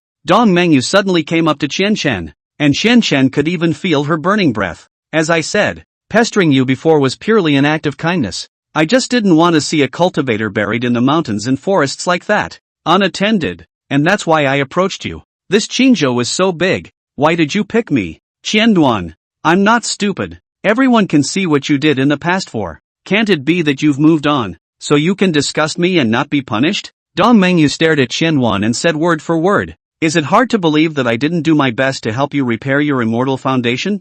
"Repairing the immortal foundation? Whose immortal foundation is being repaired? Could it be mine? But look, do I look like I have a damaged immortal foundation?" "So Thousand Dust, don't fool yourself." Seeing that Yuexiangyuan did not deny the shift in his words, Dong Mengyue's face instantly became much more somber. On the other hand, Yuexiangyuan shook his head repeatedly. Hearing Dong Mengyue's words, he suddenly felt unworthy of his former self, doing his best to care but getting this face now. He didn't even know how to answer Dong Mengyue. "So it seems that I did look at the wrong person once upon a time." Thousand Dust calmly uttered these words. Then he continued, "So, your punishment for me is to tie me down? Of course not. How about I want you to be my toy and obey me like you used to?" Disgusting. Disgusting? Ha ha ha. Yes, Thousand Dust. I just want to make you sick. Once upon a time, you were like a fly that could never be driven away. Now, you should also understand how I feel? Thousand Dust fell into silence, somewhat at a loss for what to say in the face of this familiar yet unfamiliar Dong Mengyue. If it wasn't for the raid mission, who would mess with such a crazy person? Thousand Dust didn't know what kind of sins he had done. "It's just that you're happy." As the words fell, Dong Mengyue's expression suddenly became very ugly. Chapter 13, Are you Chitos or not? What do you mean I'm happy? What do you mean? Dong Mengyue's eyes widened and her voice involuntarily raised an octave. Her eyes were filled with doubt and anger, as if she couldn't understand the meaning of Thousand Dust's words. Instead, Thousand Dust just looked at her quietly and didn't answer right away. "Do you want to be at my beck and call and be my toy?" Dong Mengyue continued to pursue the question, her tone getting sharper and sharper. Her hands were clenched into fists, showing how nervous and upset she was inside. However, Thousand Dust remained silent. His face was devoid of the slightest expression, making it impossible to guess what exactly he was thinking. "No matter what, I don't regret what I once did. It's just that you make me feel unworthy now. Toho Umetsu." Finally, Thousand Dust slowly spoke. For some reason, Dong Mengyue's heart suddenly throbbed hard. She originally thought that she had mastered the situation and could manipulate Thousand Dust at will, but at this moment she realized that everything was so unreal and insubstantial. She was filled with anger as if she had vented it on top of a ball of cotton, and instantly became powerless. It made her feel no happy emotions. Instead, a deep sense of loss welled up in her heart. "Oh, it's not worth it? Then why did you pester me in the first place?" Dong Mengyue's voice trembled as she tried to hide her inner hurt with indifference, but her voice betrayed her true emotions. Thousand Dust gazed at her silently and did not speak. Only a hint of helplessness flashed in his eyes. Annoyance prompted Tomoiki's body to make involuntary movements. She suddenly came closer to Chidori and stood on her tiptoes, making a move to kiss Chidori's lips. And Thousand Dust didn't make any moves, just lightly uttered a sentence. "Won't you feel sick?" Suddenly, Dong Mengyue stopped moving, and the demonic qi within her body poured out as if it was out of control, and all of this demonic qi locked onto Yuexiangyuan as much as possible, as if it wanted to tear him into pieces. Thousand Dust. Dong Mengyue muttered Thousand Dust's name on his lips while those black demonic qi wrapped him in layers. You've done a great job, and in all these years, no one has ever been able to make me feel the way I do now. Thousand Dust frowned slightly as he looked at the demonic aura raging around him. He was able to sense that Dong Mengyue's realm was not below his. Just then, he suddenly felt a heavenly rotation, and in just a few moments, the space he was in changed. When Thousand Dust came back to his senses, he realized that he had been forced back to the Dream Moon Palace by Dong Mengyue. The dark demonic aura dispersed, and within the Dream Moon Palace, there were only Dong Mengyue and Yuexiangyuan. How are you able to be so calm? Are you still Yuexiangyuan or not? Dong Mengyue's voice rang in his ears, and Yuexiangyuan looked towards her, only to see her slender brows coming together. Holding a long sword in her hand and crossing it in front of Yuexiangyuan's neck, she finally noticed what was wrong. In her impression, the gentle teenager had never been so cold to her. Even though Dong Mengyue had said many hurtful things, it was as if Yuexiangyuan had never taken it to heart. She thought that Yuexiangyuan had moved on and was overwhelmed by anger. But now that she thought about it carefully, it seemed that since that day, Yuexiangyuan was no longer the Yuexiangyuan she remembered. The Thousand Dust nowadays was very strange, as if nothing could stir up his emotions anymore. Therefore, it was necessary for her to wonder if Thousand Dust had been taken over by a certain cultivator with a high level of cultivation. As a demonic cultivator, such a thing as taking over the body was not uncommon within the demon sect. If I'm not Chitos, then who is Chitos? Thousand Dust felt very confused and puzzled. He didn't understand why Dong Mengyue would ask such a question. No, you're not Thousand Dust. Tell me, who the hell are you? Dong Mengyue stared closely at Qi Dan, trying to find the answer in his eyes. After all, they had known each other for years and she thought she knew him very well. But the Thousand Dust at this moment was unfamiliar to her. Thousand Dust couldn't help but feel a little funny after hearing this. He thought the question was ridiculous. Why are you questioning my identity? Besides, why would I need to prove to you that I am Yuexiangyuan? Thousand Dust was not scared because the sword in Dong Mengyue's hand was only a few centimeters away from his throat. Instead, he looked at her firmly, his gaze revealing fearlessness. If I wasn't Thousand Dust, then there would no longer be a Thousand Dust in this world. Thousand Dust's voice was calm and firm. However, Dong Mengyue's hands began to tremble slightly, shaking more and more as time went on. Unable to accept the facts in front of her, she emotionally shouted, "No, it can't be. You're definitely not Thousand Dust. He wouldn't be so cold and heartless to me. No, this Dong Mengyue is sick, isn't she?" Once upon a time she couldn't wait for her to stay away from her, and now that it's as she wished, she's saying that it's impossible for her to be so cold to her. Nerve. Yes, yes, yes, yes. If you think I'm not a Thousand Dusts, then I'm not. And as for who I am, you're happy. As Thousand Dust looked at Dong Mengyue in front of him, a trace of helplessness flashed in his eyes, but more than that, it was still indifference. He really didn't want to tangle with this woman any longer, so he replied perfunctorily. When Dong Mengyue heard Yuexiangyuan's reply, her eyes dimmed for a moment, and it was as if her entire body had lost all her strength. She slowly loosened her grip on the long sword, and as she did, the long sword began to slowly slide down. When the long sword slid halfway down, it suddenly turned into a black mist and dissipated into the air. A deep concern appeared on Dong Mengyue's face as she asked softly, "Thousand Dust, tell me honestly, what's wrong with you?" There was a hint of skepticism and questioning in his voice. Thousand Dust raised his eyebrows slightly as he looked at Dong Mengyue and spoke. How come you don't suspect I'm not Chitos anymore? Figured it out? Dong Mengyue lowered her head and sighed softly. No matter. It doesn't matter if you're a Thousand Dusts. You'll only stay by my side from now on anyway. Dong Mengyue seemed to be thinking out of the box. She felt that Yuexiangyuan's coldness now might all be feigned. If the two stayed together all the time, maybe Yuexiangyuan would recover one day in the future, returning to her former appearance of being obedient to her. That was the Qi Dan that Dong Mengyue wanted. It wouldn't hurt to put up with it now for his sake. With regards to what Dong Mengyue said, apart from being speechless, Yuexiangyuan had no other feelings. As for whether to stay by her side or not or something like that, Thousand Dust also feels indifferent. Anyway, as long as it wasn't the spirit-looking sect, it was fine, and there was no need to think about anything else if it was just a Dong Mengyue. Thinking so, Thousand Dust felt much more relaxed. Although he was in the midst of the devil's sect, he might not be in as much danger when he was by Dong Mengyue's side. So, at least up to this point, Everything that had happened was still within the acceptable range of Thousand Dust. Chapter 14. Thousand Dust is having a very relaxing time right now. Like right now. For example, he looked at Dong Mengyue in the distance sitting cross-legged in cultivation. It's so laid back that it's even a little bit boring.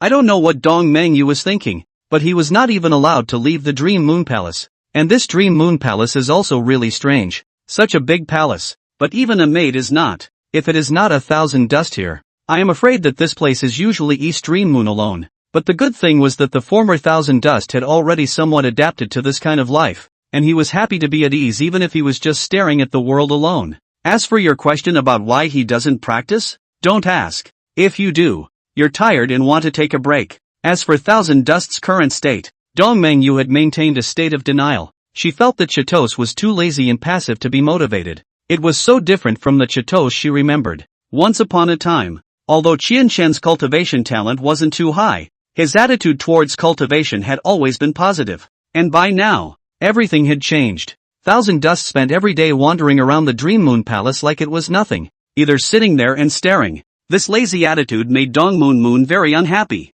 When will the system wake up? At his leisure, Thousand Dust couldn't help but think about it. The system didn't indicate to Chidori how long it would take when it fell asleep. And by now, Chidori didn't know how to go about waking it up. Although Thousand Dust had given up all his missions and accepted the punishment of severing his lust, it did not affect the relationship between him and the system. Actually, the main point was to ask why the information given by the system is so different from the actual. Dong Mengyue is obviously a devilish woman, but the system says that she is the genius disciple of an elder within the Wangling sect. Thousand Dust. Just as Thousand Dust was indulging in his thoughts, he heard a pleasant voice ring out. The voice interrupted his thoughts, pulling him back from his musings. Thousand Dust raised his head, his eyes looking in the direction the voice came from, and realized that it was Dong Mengyue calling him. In a flash, when his eyes shifted to Dong Mengyue, he realized that she had opened her eyes at some point and was staring straight at him. What is it?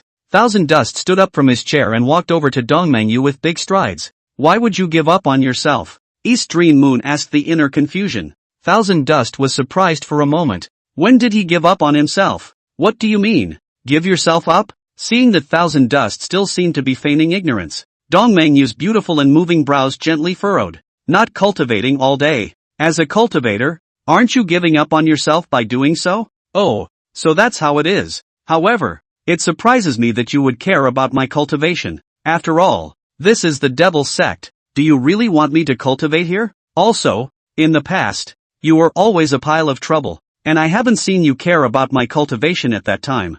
Thousand Dust replied as a matter of course, and after hearing his words, Dong Mengyue's face instantly turned ironic. This is in the Dream Moon Palace. There are formations to shield the perception of the outside world to the inside. You can rest assured to cultivate. As for the former things, Dong Mengyue was silent for a moment, but after all, she did not finish her sentence. Now, it was sort of clear in her heart that she had treated Thousand Dust very badly indeed in the past. It's interesting to note that since Chidori has changed, she's starting to be able to reflect on her behavior. It's a really amazing feeling. In contrast, Thousand Dust didn't care about these things. Wait, when I want to cultivate, I'll naturally do it, so you don't have to worry about that. You just need to take care of yourself. Dong Mengyue. When Thousand Dust called him by his first name, Dong Mengyue's face changed slightly. In the past, Chidori had always called her Yumetsu affectionately, and even though she had gotten tired of it at the time, Chidori had never changed it. However,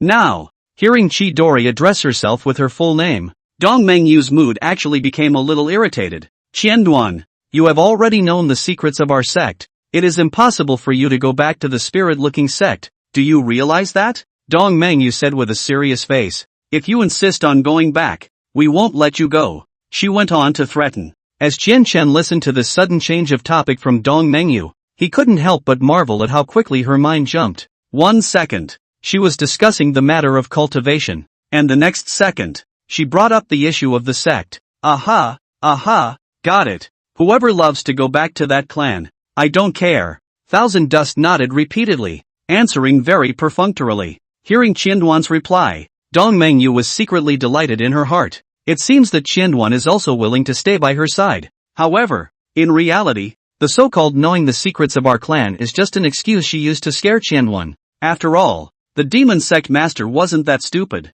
How could he possibly reveal their plans in front of an outsider like Thousand Dust? That day, when he brought Thousand Dust to pay his respects to the sect master, he only discussed the most insignificant undercover mission. But Qian Shen's inability to return to the Hope Spirit sect was a real thing, and if he went back in his current state, then it was highly likely that he would be regarded as a spy of the Devil's sect and be severely punished. After all, he had stayed here for such a long time, but he was actually unharmed and had not even suffered a single superficial injury. If it were anyone else, I'm afraid they would have been dismantled long ago. As soon as she thought of this, Dong Mengyue's heart dropped a little. At this moment, she developed a strange emotion towards Qianduan. She obviously loathed him desperately, but at the same time expected him to be there for her all the time. This ambivalence confused her and she didn't know how to explain or express it. She took it all as because she was used to the obedient Chidori who was there in the beginning. Just as both of them in the Dream Moon Palace were engrossed in their own thoughts, they heard a crisp knocking sound suddenly coming from the front door.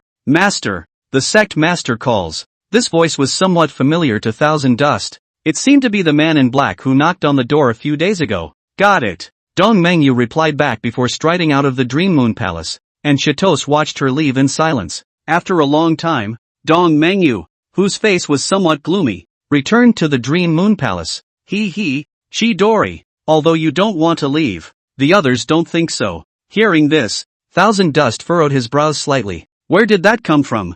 That master of yours has found you, and brought quite a few helpers with him, and by the looks of it, he's bound to bring you back. Oh, senior? Qianduan felt a bit surprised that Mu Qingyin had found her way here. This was an outcome that Thousand Dust had never envisioned. Chapter 15, Returning to the Spirit-Looking Sect. Thousand Dust began to recall the experiences of this time. He did some careful math and realized that almost half a month had passed. About 15 days had passed without him realizing it since he had left from the Hope Spirit sect. It's a long period, to put it mildly. Now, when Qianduan saw Mu Qingyin again, even though he hadn't seen her for some time, there weren't too many ripples in his heart. But there was one thing that made him wonder. How on earth did Mu Qingyin find herself? At this moment, Thousand Dust was already far away from the demon sect's location, and a thick mist filled the air behind him, making it difficult to see the scenery therein. Senior! Suddenly, Yi Lingling's shouts reached Qianduan's ears while he glanced at her faintly. In the sky,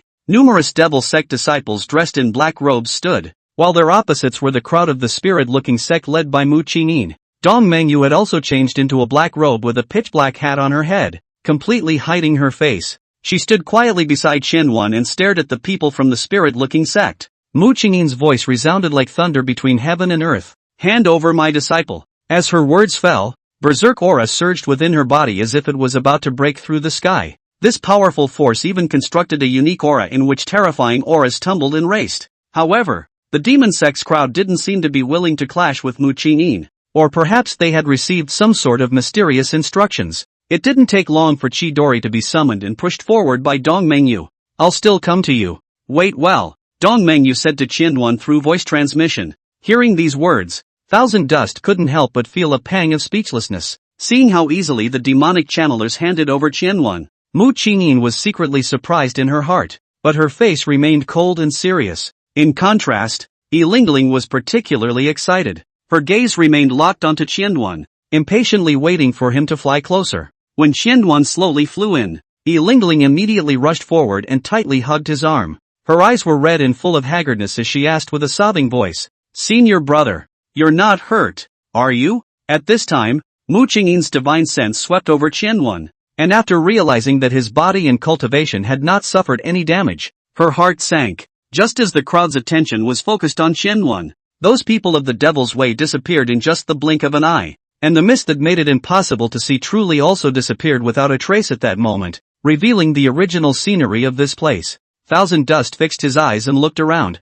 Where was there any trace of the demon sect? Space-type spells. Mu Qingyin realized the seriousness of the matter, and her eyes locked onto Qianduan. Dusty child, when you return, talk to your master nicely about what you've been through these days. Returning to the spirit-looking sect's spirit boat, Thousand Dust stood at the very front of the spirit boat, overlooking the scenery below. Things are getting troublesome. Thousand Dust let out a small sigh. Senior brother. By his side, Yi Lingling was standing silently. Thousand Dust was still standing at the front end of the spirit boat, his hands behind his back, his eyes gazing ahead as if he was in deep thought. Yi Lingling looked at his back and a complex emotion surged in her heart. She knew that ever since they had returned from the Devil's Gate, Thousand Dust had been preoccupied. She wanted to know exactly what he was thinking, but didn't dare to open her mouth. So she stood beside him silently, waiting for him to take the initiative to speak to her. However, Yuexiangyuan did not respond to Yi Lingling's call, and only thought to himself about how to explain to Mu Qingyin everything he experienced within the demon sect.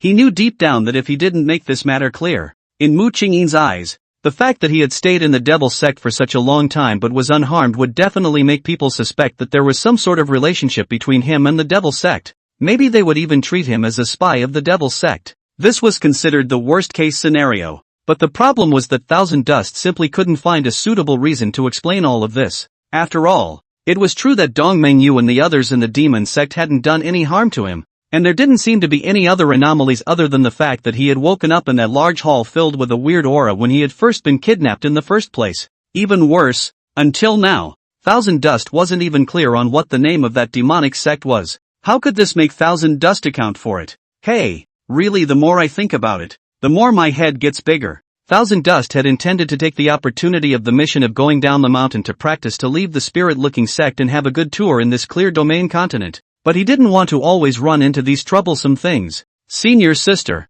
I'm really fine, thank you for your concern. However, you actually don't have to stay with me all the time. Thousand Dust turned back to Yi Lingling, who was at his side, and suddenly opened his mouth. His tone was very natural and not the least bit contrived. After breaking off his lust, Yuexiangyuan's words were never abiding by his heart. Perhaps it was nothing in his eyes, but what he didn't know was that to Yi Lingling, these words were like a sharp blade piercing into her heart. Originally, Yi Lingling was still happy that Qianchen was able to speak with her, but when she heard Qianchen say that, Yi Lingling froze as if time had frozen. After a long while, she came back to her senses, barely squeezing out a smile and playing it cool. Senior brother, it's good that you're fine. It's me who wanted to stay by your side, so if I've caused you any trouble, then I'll leave first. With that, she turned away, stumbling a bit. As he watched her departing figure, the area around Thousand Dust finally became empty, which made him breathe a sigh of relief. His gaze once again fell on the ever-changing scenery below the spirit boat. What's the best thing to do now? Thousand Dust felt confused inside. Originally, it was just a move to leave the spirit-looking sect, but it turned out to be a traveling experience for the Devil's Sect, which made Yuexiangyuan cry and laugh a little. Forget it, let's wait until we return to the spirit-looking sect before considering our next plan. Thousand Dust thought to himself, yet the confusion in his heart did not dissipate. At this moment, in a room deep inside the spirit boat, Yi Lingling was lying on a vermilion wooden table with empty eyes. Why, elder brother, I've already apologized to you. Why are you still treating me like this? The dark emotions were festering in Yi Lingling's mind, and so far, it was just one trigger point away from exploding out completely.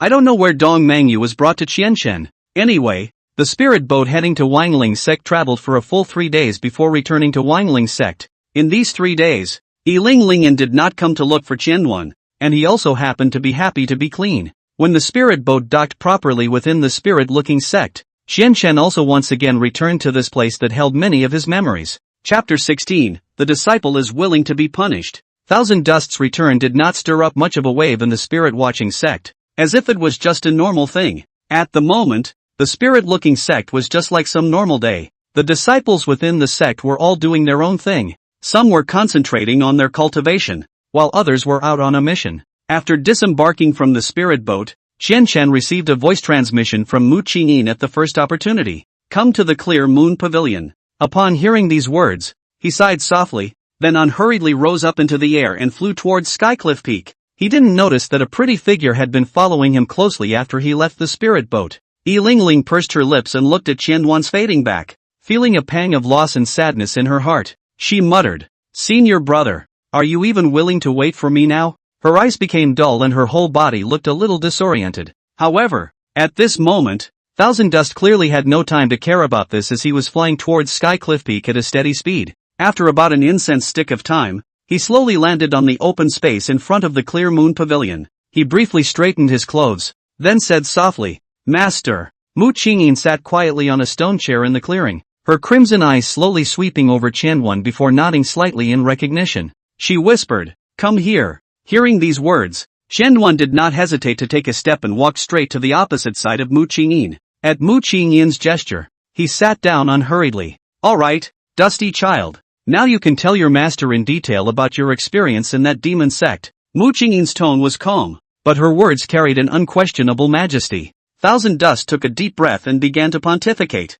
Master, on that day, the disciple followed your instructions and led those few disciples down the mountain to practice. Time passed quietly, and Qianyuan recounted the entire incident to Mu Qingyin in a detailed and complete manner. When he finished the last word, Mu Qingyin's brows were already tightly furrowed, and her two willow eyebrows were less than 2 fingers apart. According to what you stated, Duster, that demon sect spy has actually been lurking within the sect for several years, and during that time, you and she have had interactions. Yes? Mu Qingyin's voice carried a bit of seriousness, and her gaze was as sharp as a sword, as if it could penetrate the heart. Well, Apprentice used to not know that she was a person of the devil's path. The news that Apprentice heard was that she was the favored disciple of a certain elder, but later on, because of some reason the immortal foundation was damaged. Apprentice saw that she was pitiful, so I went to take care of her from time to time. Qianyuan calmly looked at Mu Qingyin and said, I don't know if it was Qianshan's illusion, but when he said these words, Mu Qingyin's face seemed to become a little more somber,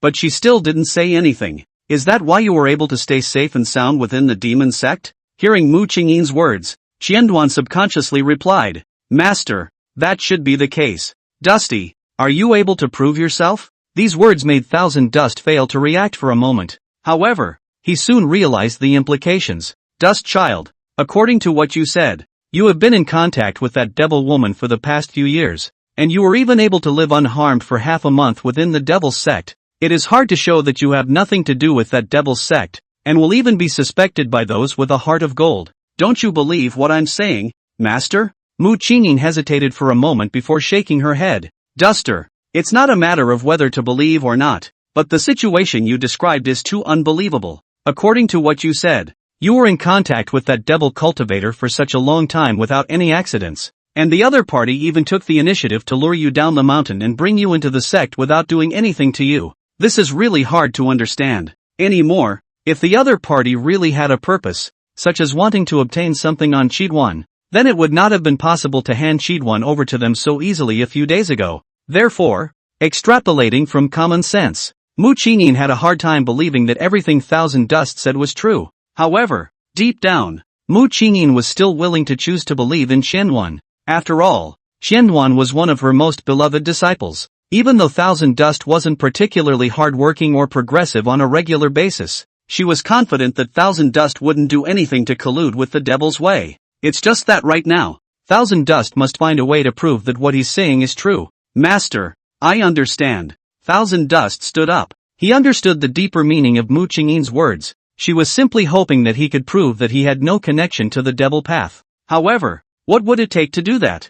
Thousand Dust couldn't help but ponder in secret. Should we make the system show up for a direct confrontation? But that would obviously be impossible. At this moment, he really couldn't think of any other way. Thank you for the cultivation of Master. According to the sect's regulations, the disciple is willing to be punished. Thousand Dust said slowly. His voice was as calm as a lake, making it impossible to hear the joys and sorrows in it. The moment these words came out, the atmosphere around them became heavy, as if the entire world had frozen. Thousand Dust knew that he was no longer able to prove his innocence and draw a line in the sand with the devil's way. Moreover, from the conversation just now, he also sensed that Mu Qingyin did not fully trust what he said. Since this was the case, why would he need to continue explaining? Even his master, with whom he had spent the most time and was closest to, was skeptical, not to mention the elders within the law enforcement hall. Who's going to believe his side of the story? At this moment, Thousand Dust was caught in a situation where he was alone.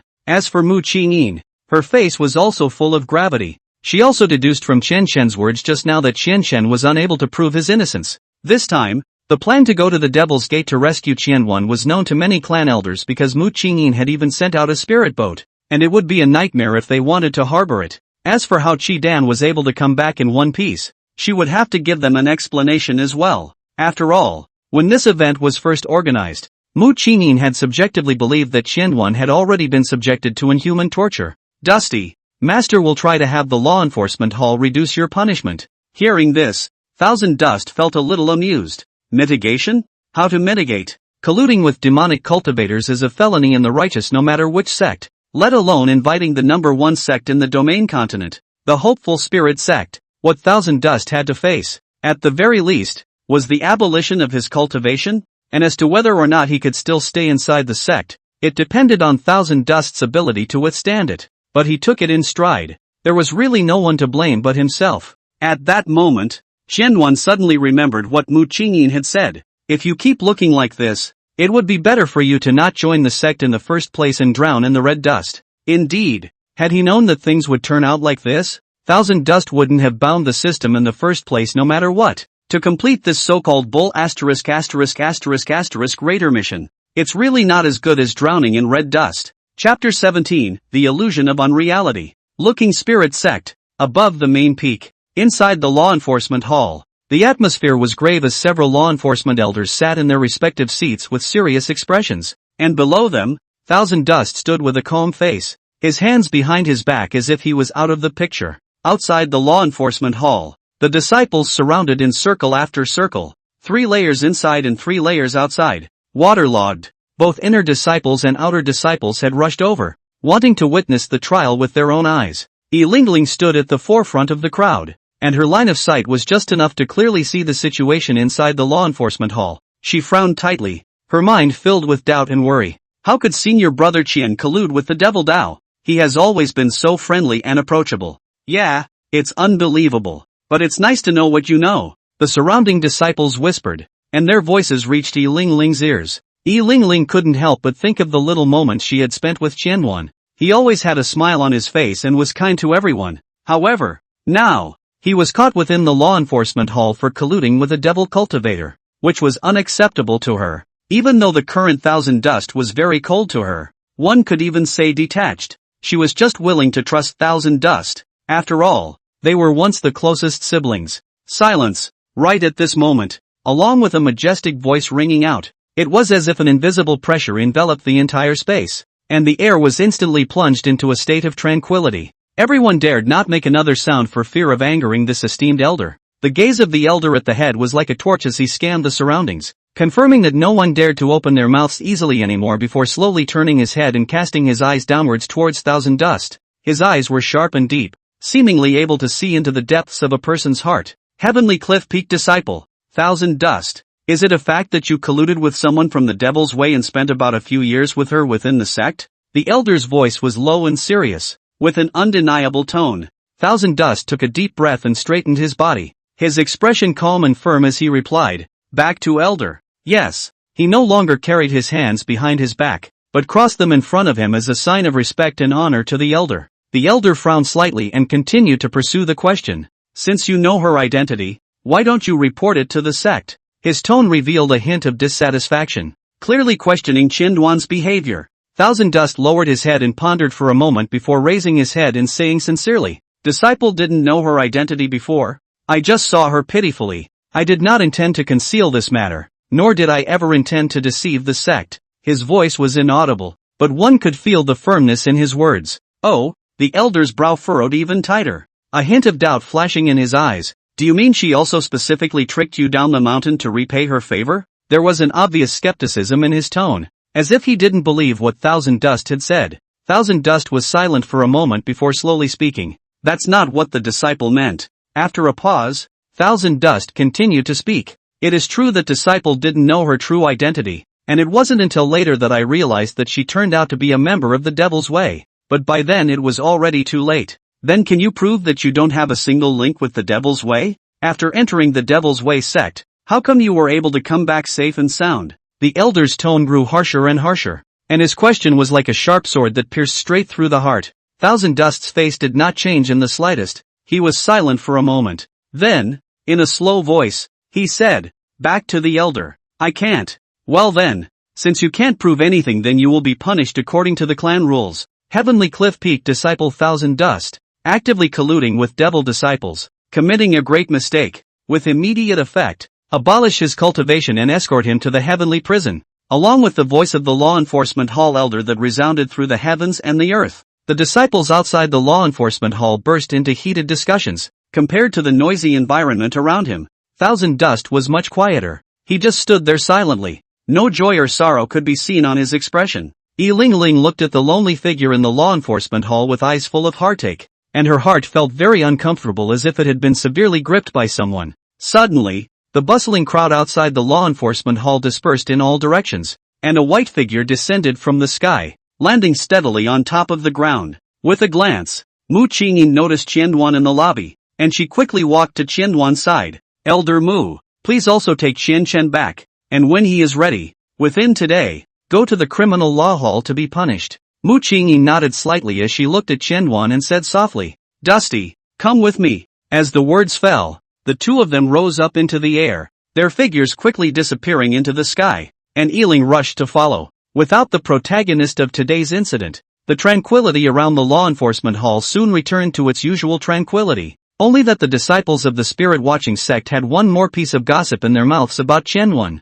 After returning to Heavenly Cliff Peak, Mu Qingyin took Qianyuan back to the Clear Moon Pavilion at the peak. Dust child, for the teacher can only fight for the opportunity for you to stay in the sect. As for the abolition of cultivation, Dusty, don't worry, I've greeted them in advance. They'll try not to damage your base. In this way, you still have a chance to step into the Jindan realm again. There were a few moments of heartache in Mu Qingyin's eyes as she looked at Qianyuan, but they were all well concealed by her. As for Qianchen, hearing her words, his emotions didn't fluctuate much. He just quietly looked at the scenery on the Heavenly Cliff Peak, as if he was trying to carve them into his mind. Many thanks to Master for cultivating me for so many years. Disciple is unable to return the favor. Saying that, Qianyuan bowed deeply to express his gratitude to Mu Qingyin. Mu Qingyin looked fixedly into Qianchen's eyes, in which she could only see a calmness like that of a lake. Other than that, there were no other emotions. There was no panic or fear that his cultivation was about to be abolished.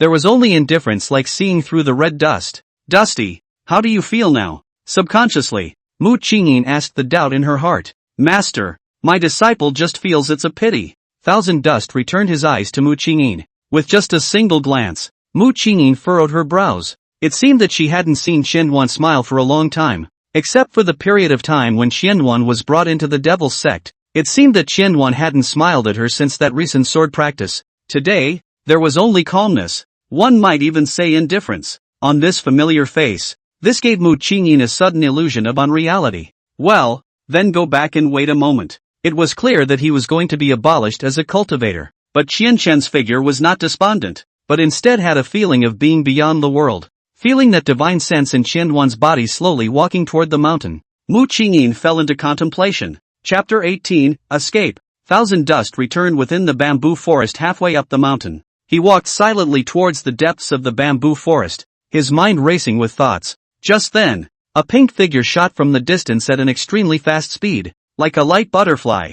This figure was none other than Yi Lingling, only to see her landing lightly outside the bamboo forest, then carefully unfolding her divine sense to carefully perceive her surroundings. When she confirmed where Thousand Dust was, she opened her tiny steps and darted towards Thousand Dust without hesitation. Senior! A clear and pleasant shout rang out in the bamboo forest, as if breaking the tranquility of the place. Hearing Yi Lingling's voice, Qianshen stopped his steps and slowly turned around, his gaze calmly looking ahead. And at this moment, the distance between Yi Lingling and him was already very close, only a few steps away. Senior brother. Yi Lingling came in front of Qianyuan, her expression slightly tense and worried. Senior sister, is there something wrong? Looking at the pink-haired girl in front of him, Thousand Dust calmly opened his mouth and asked. Senior brother, I trust you, Yi Lingling said firmly, trust shining in her eyes. Thousand Dust didn't expect her to say this so bluntly and couldn't help but be slightly stunned. After a few moments of silence, Thousand Dust raised his head and looked up at the sky that was mostly covered by bamboo leaves, and he didn't know what was going through his mind. Senior sister, thank you for being able to believe in me. However, everything is finalized now. Thousand Dust sighed softly. Then, senior brother, why don't you flee the sect? That way, the cultivation you spent so much time cultivating won't have to be abolished. Hearing this, Thousand Dust shook his head, not to mention how tightly he would be watched by the clan at this juncture. Besides, with his current Jindan stage cultivation, if he didn't have the clan's permission, he would never be able to leave. Those who were able to freely enter and exit the sect were either elders or those outer disciples with low cultivation levels. Not to mention that everything that happened within the law enforcement hall was already known throughout the Wangling sect. According to common sense, If Thousand Dust were to flee the sect at this point in time, it would simply be a pipe dream. But Thousand Dust obviously couldn't follow common sense. Of course, his true thoughts could not be penetrated by anyone. Otherwise, it would only add to the trouble. Senior sister, there isn't much time left. Senior brother still has to go back and organize, so I'll excuse myself. Thousand Dust waved his hand. Then, withdrawing his sight, he continued forward along the familiar route. As he walked, he pondered his next plan. Although on the surface, he seemed to have accepted his fate, in reality, he had already drawn up a plan in his mind, which was to escape. Thousand Dust naturally understood what would happen after he was escorted into the heavenly prison. If he never met a condition, maybe he would be kept inside all the time, like a bird trapped in a cage. Not only did he lose his cultivation, but he also became an invalid. Therefore, it was clearly impossible to get him to willingly accept all this punishment. But now it seemed that both Mu Qingyin and Yi Lingling seemed to believe that he was willing to go ahead and accept this punishment. Although the fact that Chen Shen was still able to leisurely return to the bamboo house now was probably all because Mu Qingyin had fought for it. He didn't want to be escorted into the heavenly prison no matter what. But the thought of facing that headache-inducing woman after escaping made Thousand Dust feel a little helpless. There was no way that the space teleportation array left behind by the system could only lead to that place. He had no choice. Watching Qianyuan turn away without hesitation, Yi Lingling's heart instantly became empty. Senior brother, I will visit you often. This seemed to be the only thing Yi Lingling could do nowadays. After all, she couldn't prove Chitosa's innocence for him either. Her eyes kept falling on Thousand Dust, and when she saw that he seemed to nod, her gloomy mood finally relaxed a bit. It's also true that I'm so stupid. How could elder brother possibly escape in this situation now? Yi Lingling laughed to herself in her heart. Elder brother, I will definitely save you out. She secretly made up her mind. Meanwhile, on the Clear Domain continent, within a dynasty called Fushun, in the palace, a young woman with a solemn appearance and wearing a dragon robe was sitting on top of the dragon chair. Her face was incomparably gorgeous, a pair of phoenix eyes winking heavenly, but with an overriding majesty. At this moment, her delicate brows were slightly knitted, and her expression was somewhat annoyed as she looked at the zhengzui in her hands. A few moments later, she placed the folders in her hand on the desk in front of her, and smoothly looked at the maid beside her. No news yet? The maid in a scarlet jacket beside her responded hastily. Back to your majesty. Indeed there is still no movement. Hearing this, Jin Xingyao's brows locked a little deeper. It's been 2 months. What the hell is he doing? She stood up with a look of impatience. You better not make me come to you of my own accord. Looking Spirit Sect, halfway up the mountainside of Skycliff Peak, in the middle of the bamboo house. Thousand Dust had already made all the preparations and was only missing the final step. He looked around the house he'd lived in for at least 10 years, and was overcome with emotion. I'm afraid that I will never return in the future. Thousand Dust had already made up his mind that once he said goodbye today, he would definitely not return within this hopeful spirit sect. Of course it was impossible for the spirit-looking sect to accept him again. Thinking of this, Qianyuan let out a slight sigh. If he left now, he would definitely be treated as a fugitive by the spirit-looking sect,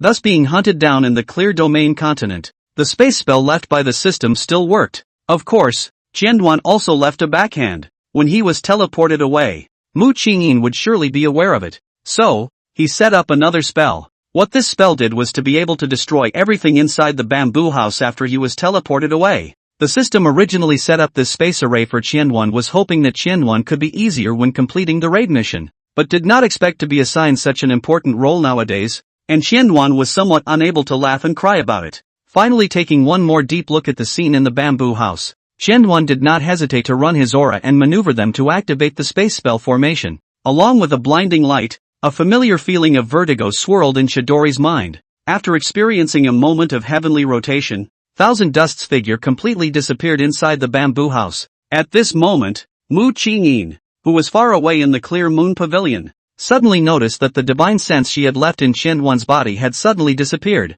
and her heart tightened. Duaner, you mustn't do anything foolish. Mu Qingyin couldn't care about that much. Her body flashed, but in a few breaths she arrived in the middle of that bamboo forest. When Mu Qingyin violently opened the door of the bamboo house, she was met with a scene of chaos inside the bamboo house. She dispersed her divine sense. Where was Thousand Dust's figure still in this bamboo house? Dusty. Mu Qingyin's eyes became dark. She seemed to be a bit incredulous. The divine sense Thousand Dust disappeared place inside and outside swept several times, but without exception, could not find Thousand Dust traces. she breathed a sigh of relief, followed by a heart filled with disbelief. Why did you run away? She seemed to be somewhat confused as to why that obedient disciple had done such a foolish thing now. Dust child. You had promised your master that you would stay by his side for the rest of your life. First time writing a character like Empress. Not sure how it went. Any questions you can at me in the comments section yo. Chapter 19, there's no need to meet again. Along with the continuous leaping of space, the location where Yuexiangyuan was at was also changing. From an unfamiliar environment to finally completely out of the range that Mu Qingyin's divine sense could perceive. When he was conscious again, Thousand Dust opened his eyes and looked around, confirming that he had indeed returned to this old familiar place. This place was located in the Clear Domain continent leaning to the east, and it was none other than Cloud City, the imperial capital of the Fuyun dynasty. And at this moment, Thousand Dust was on the top floor of an ordinary inn. Looking at the familiar room, he let out a small sigh. In the beginning, for the sake of a raid target, Thousand Dust threw away thousands of dollars and renewed this heavenly room for a minimum of 5 years, and by estimating and counting, it was almost time for the day. However, it was good that the payment was cleared at that time. At least he didn't need to deliver the rent now, although he wasn't that bad with the spirit stones just now. Looking around, the room looked a bit old as it had been unoccupied for a long time and had fallen into a layer of dust, but he could still clearly recall the time he had once spent here, because he had specifically instructed that no one should enter this room at will. No one had cleaned it in the past 2 months or so. Thousand Dust raised his hand, and along with the surge of aura, the room was soon cleaned. Seeing that the room was restored to the way he had just rented it, Thousand Dust took big steps towards the door of the room. Coming to the first floor of the inn, Thousand Dust explained the situation with the store assistant. The room. Check out. I won't be coming back. Immortal. There are still 3 days left before the 5-year time consummation. You see this rent. It's okay. No need to return it to me. As the words fell, Thousand Dust turned around, his back gradually disappearing in front of the inn's main door. Take care, Immortal. Thousand Dust walked up the street where people came and went. Compared to the spirit-looking sect, this place revealed a lively atmosphere everywhere. Go back and report to His Majesty. The Thousand Duke has appeared. In a distant alleyway, 2 stealthily dressed royal guards hid in the shadows. Whispering, they stared intently at the entrance of the inn,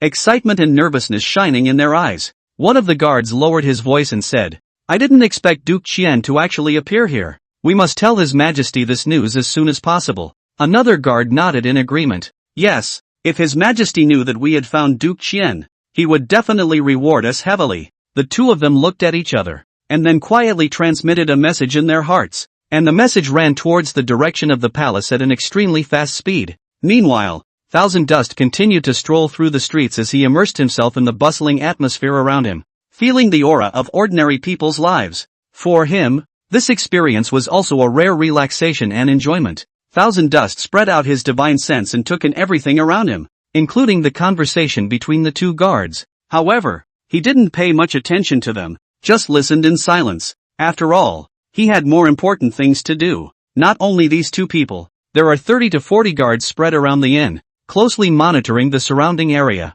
It would take too much time and energy to solve them one by one. Moreover, as long as any of them discovered him, with the speed at which they passed on information, it wouldn't take more than an incense stick of time for Jin Qingyao to learn of his whereabouts and arrive. Therefore, Thousand Dust decided to leave this place as soon as possible. When Thousand Dust stepped out of the inn, he was fully prepared. He skillfully used a simple disguise technique to change his appearance, making it difficult for people to recognize his true identity. His goal was to leave this Clear Domain continent, and even though this was Jin Qingyao's sphere of influence, he didn't want to meet up with her. And perhaps the reason why these guards thought that Thousand Dust had appeared was because of the shopkeeper's howling voice just now. However, what Thousand Dust did not anticipate was that Qingyao's actions were even more swift than he had imagined. However, in the time it took for half an incense stick to burn, a figure dressed in a long black coat traveled through the ancient roofs of the houses and rushed straight towards the direction where Thousand Dust was. Qingyao's gaze landed in front of the familiar inn and her feet landed firmly on the ground. She slowly looked around, when several figures in black uniforms quickly leaned towards her. One of them spoke respectfully. Your Majesty, just now I heard the shopkeeper in this inn. After that guard explained the circumstances of the matter clearly, Jin Qingyao slightly furrowed her brows. She spoke impatiently. Then you mean he's gone for good? The man quickly nodded and responded. Yes, Your Majesty, that's what I meant. Jin Qingyao took a deep breath. trying to suppress the anger that was churning in her heart, and roared through clenched teeth. What are you waiting for? Send people around to look for them? Do you want me to show you what to do? She was on the verge of being furious. It was so hard to wait for news related to Thousand Dust, but her own men were actually so mute. Seeing that the guards arranged around the inn had begun to take action, Yuexiangyuan naturally would not be idle either. She closed her eyes and dispersed her divine sense, carefully exploring the entire inn and the area tens of miles around. Finally, there were some clues for her to find. Feeling that strong divine sense, Thousand Dust was somewhat speechless. He and Yuexiangyuan were not enemies, so how did he make it seem like there was some deep hatred between the two? He just simply didn't want to get along with her. However, Imperatori obviously didn't think so. Soon, her figure rushed towards where Thousand Dust was, feeling that familiar aura getting closer.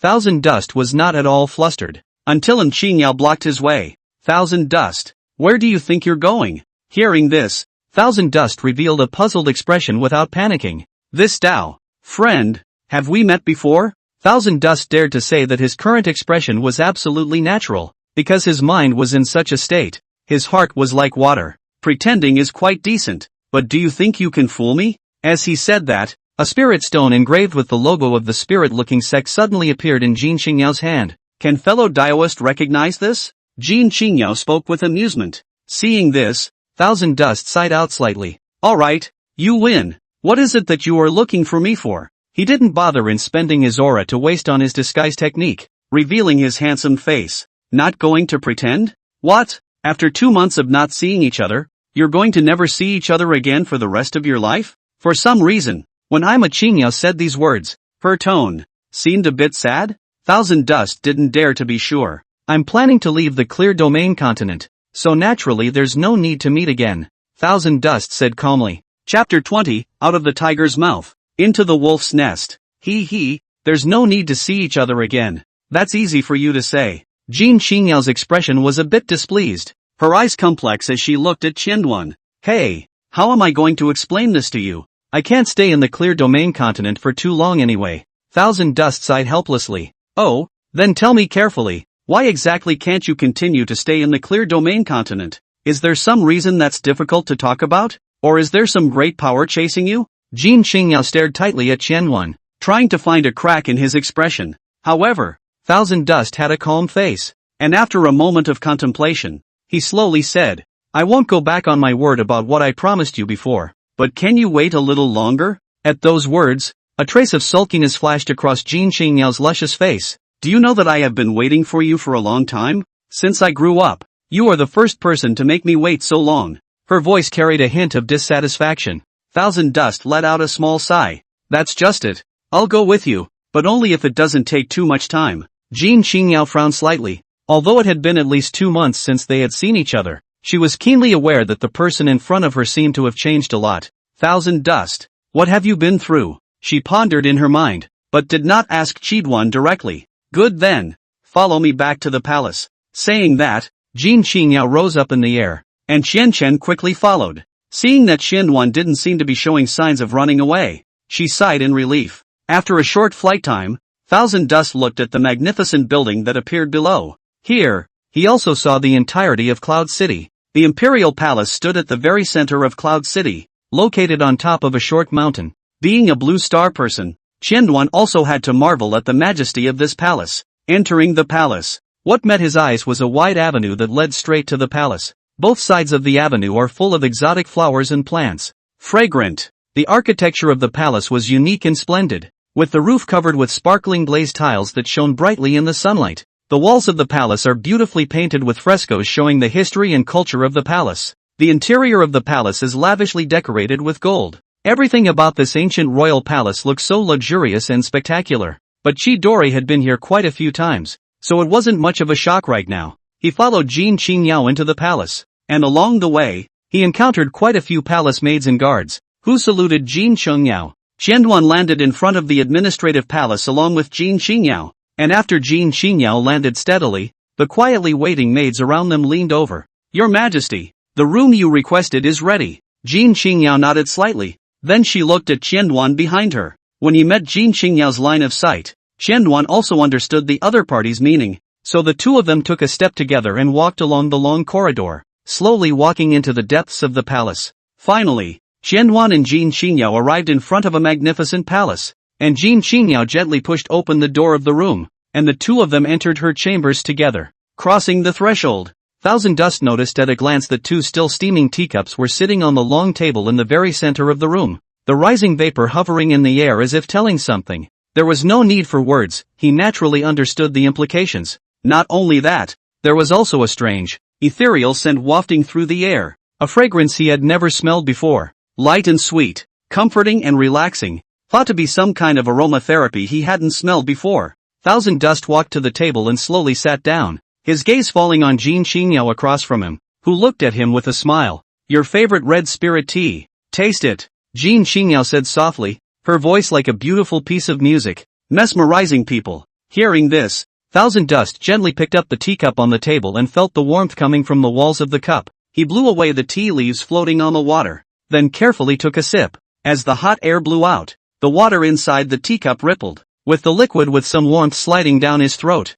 The full aroma of tea spread in Chidam's mouth. The fragrance instantly filled the air, and it was as if he was in the middle of a tea garden, and the air smelled fresh. Not bad. Thousand Dust put the teacup down and gently nodded in recognition. Then his voice rang out again. Better get down to business. As he spoke, he prepared to take something out of his storage ring. However, right at this moment, Jin Qingyao suddenly stood up and stopped Qianyuan's movements. She reached out her hand and gently rested it on the back of Thousand Dust's hand, a warm and affectionate smile blooming on her face. There's still a long time to go. How about we chat and chill for a while? These words caused Thousand Dust to frown slightly. As expected, Qingyao was still the same as always preferring to stall for time. Like I said, I'll help you on the condition that it doesn't take too much time. Before Thousand Dust could finish his words, he suddenly felt a strong sense of vertigo rush over him. This feeling of vertigo was more than 10 times stronger than the last time he had tested the pills for Yi Lingling. Qianyuan,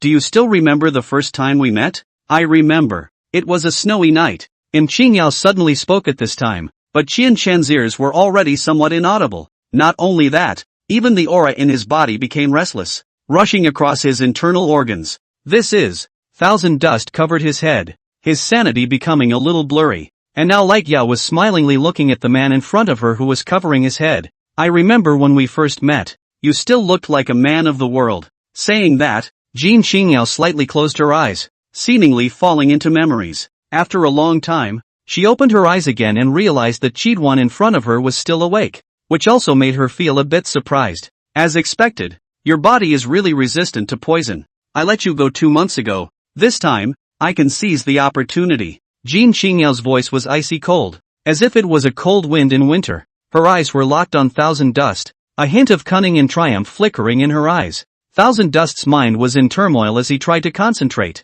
but he was unable to resist the toxin's erosion. His breathing became rapid and his body gradually lost control. Jin Qingyao slowly walked to Qianyuan's side, squatted down and gently caressed his face. Don't worry, I won't let you off the hook this time. A smirk spread across the corners of her mouth. Thousand Dust struggled hard to stand up, but his legs were as heavy as if they were being pressed by a lead weight. His consciousness gradually blurred, and the world in front of him began to spin. Thousand Dust gritted his teeth and frantically mobilized the aura in his body, but to no avail. Can't even make a basic run for it. As early as 2 months ago, Jin Qingyao had already started to decorate this room. From the exotic aroma to the tea within the teacups, none of them were carefully selected by Jin Qingyao. From the moment she learned the news of Qianyuan, she had instructed her maid to prepare these 2 things that she had specially prepared for Qianyuan. She herself, on the other hand, had long ago taken the antidote in advance. With regards to Thousand Dust, Qingyao could be said to know it like the back of her hand. After years of observation and research, she was well aware that Thousand Dust had a certain level of resistance to various toxins. Therefore, this time, Jin Qingyao decided to increase the dosage, and even the soul-regenerating incense, which could even put down a Yuan stage cultivator, was put to use. She firmly believed that this time, Thousand Dust would definitely not be able to escape. Of course, if one merely wanted to keep Qianyuan, Qingyao could completely force him to stay by force, but she didn't want to do that, because in that case, Thousand Dust would inevitably put up a fight, and might even just disappear into thin air without a trace, just like before. Therefore, force is never an option, and this Light Yao knows the realm of Qianyuan, and is bound to take it down in one fell swoop. And now, it's all finally paid off. Thousand Dust. Let you leave me. This time, you can't get away. Chapter 21 Mu Chungyin's Remorse. Thousand Dust finally couldn't bear it. Both eyes went black, and his consciousness fell into endless chaos. As Jin Xingyao looked at his planted figure, the corner of her mouth curled up in a smug arc. Chidan, I'm not just going to get what I want, I'm going to make you stay here forever. As the Empress of the Fuyun dynasty, Jin Xingyao naturally carried a heart full of fighting spirit and ambition within her chest. She walked slowly over to Chidori, then gently propped his head up in her hands. Looking at Qianshan's tightly closed eyes, Jin Xingyao couldn't help but move closer towards him. In that case, you are mine. Feeling the warmth of his breath so close, Jin Xingyao couldn't help but feel a little nervous, her heartbeat accelerating, but at the same time, she also felt a burst of excitement. She gently bit her lip, then slowly reached out her hand and gently stroked Thousand Dust's face, feeling his temperature and touch. Finally, she gently left a kiss on Chidori's cheek. Incoming! With Jin Xinyao's call, the several maids waiting outside the chambers entered the chambers in order. They lowered their heads and stood respectfully, waiting for Jin Xinyao's instructions. Go and bring a few pieces of fine clothing. I will personally change into them for him, Jin Xingyao said softly, revealing a hint of doting in her tone. The maids answered and quickly retreated to prepare the clothes. After the maids left the chambers, Jin Xingyao took out a collar from her storage space. The collar was black as ink, with strange patterns engraved on it, and emitted a burst of spiritual rhythms, appearing mysterious and ancient. This way, not only will I be able to shut the mouths of those old bastards, but I'll also be able to bring you right along with me. Jin Xingyao murmured softly, a determined light flickering in her eyes. She took the collar in her hand and placed it in front of Qianduan's neck. The black collar seemed like it suddenly had a consciousness, and when it approached Qianshan's neck, it was automatically put on. The size of the collar was not too different from Qianshan's neck, it just happened to match, so it was thought that it was tailor-made for Qianshan by Jin Xingyao. Looking at the collar fitting perfectly with Qianduan, the corner of Jin Xingyao's mouth unconsciously hooked up a faint smile. Dust, now you're not going anywhere. Meanwhile, in the distant center of the clear domain continent, the location of the spirit-looking sect, in front of the clear moon pavilion at the top of the heavenly cliff peak, Mu Qingyin sat quietly in the middle of the courtyard, her eyes empty, as if she was in deep thought, not knowing what she was thinking about. More than 3 days had passed since Thousand Dust had escaped. Nowadays, the sect's pursuit order had long been widely spread through various channels and forces, and it was estimated that it would soon spread throughout the entire clear domain continent. Dusty, why did you run away? Mu Qingyin was never able to understand this. Her mind couldn't help but conjure up Qianshan's clear face with a gentle smile. At one time, Thousand Dust listened to her words the most, and when she said go east, Thousand Dust would never go west. But now he was leaving quietly and without warning, without even a hello. Qianduan seemed to have really changed, becoming cold and unfamiliar, a far cry from the enthusiastic and cheerful teenager Mu Qingyin remembered. The change confused and disturbed her, so much so that to this day, Mu Qingyin still doesn't quite believe that Qianduan left so lightly, but the truth was right in front of their eyes. After learning that Qianduan had escaped, the elders of the law enforcement hall had immediately issued a manhunt order, uniting all the forces that were friends with the Hope Spirit sect to arrest Qianduan, a serious violator of the sect's rules. As Thousand Dust's senior, she should have cooperated fully with this matter, but Mu Qingyin was here in frustration.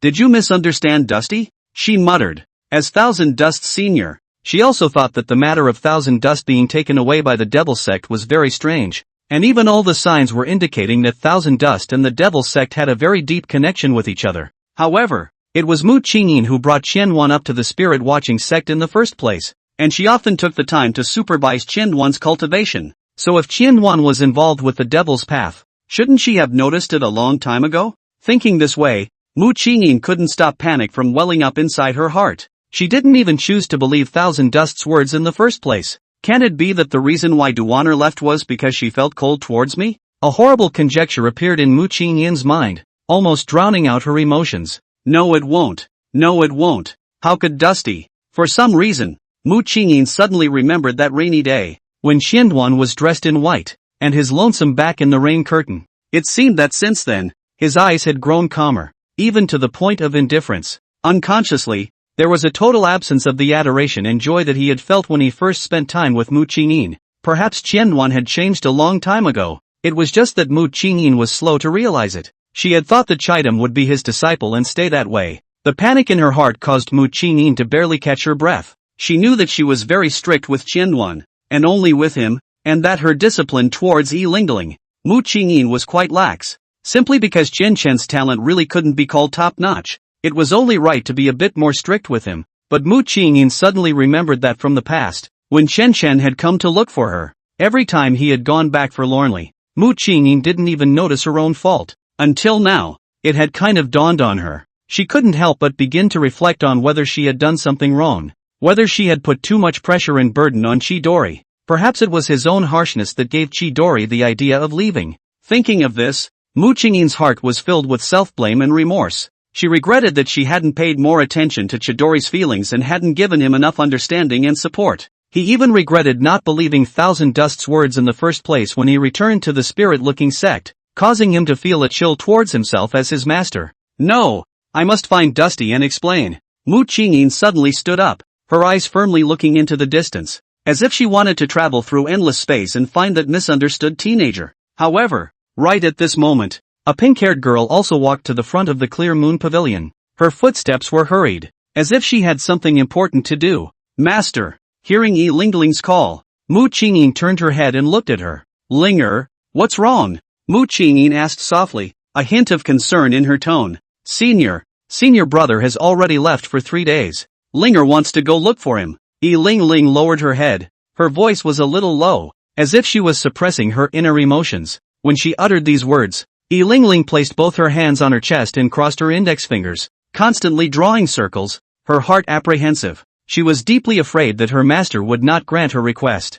3 days ago, Yi Lingling had thought that Qian Shen would be escorted into the heavenly prison, but she hadn't expected that he would still have the means to escape from the sect. It also made her feel a sense of loss, as she would never be able to see Chidori again. Hearing Yi Lingling's words, Mu Qingyin was silent for a moment. Then, in a slow voice, she said, Good, Linger, then let's go together. Seeing Mu Qingyin's face as normal, Yi Lingling was also relieved. She knew that although her master was angry with Chiduan, he still cared about him in the end. Good then, Master, when do we depart? Yi Lingling raised her head, an expectant light flashing in her eyes. Now, Mu Qingyin replied in a deep voice. Chapter 22, Whatever You Want. When Thousand Dust opened his eyes again, he realized that he was in an unfamiliar environment. The scene around him was déjà vu, but not entirely familiar. As he tried to recall, he finally realized that this seemed to be the interior of the imperial palace of the Fuyun dynasty. He was shocked in his heart.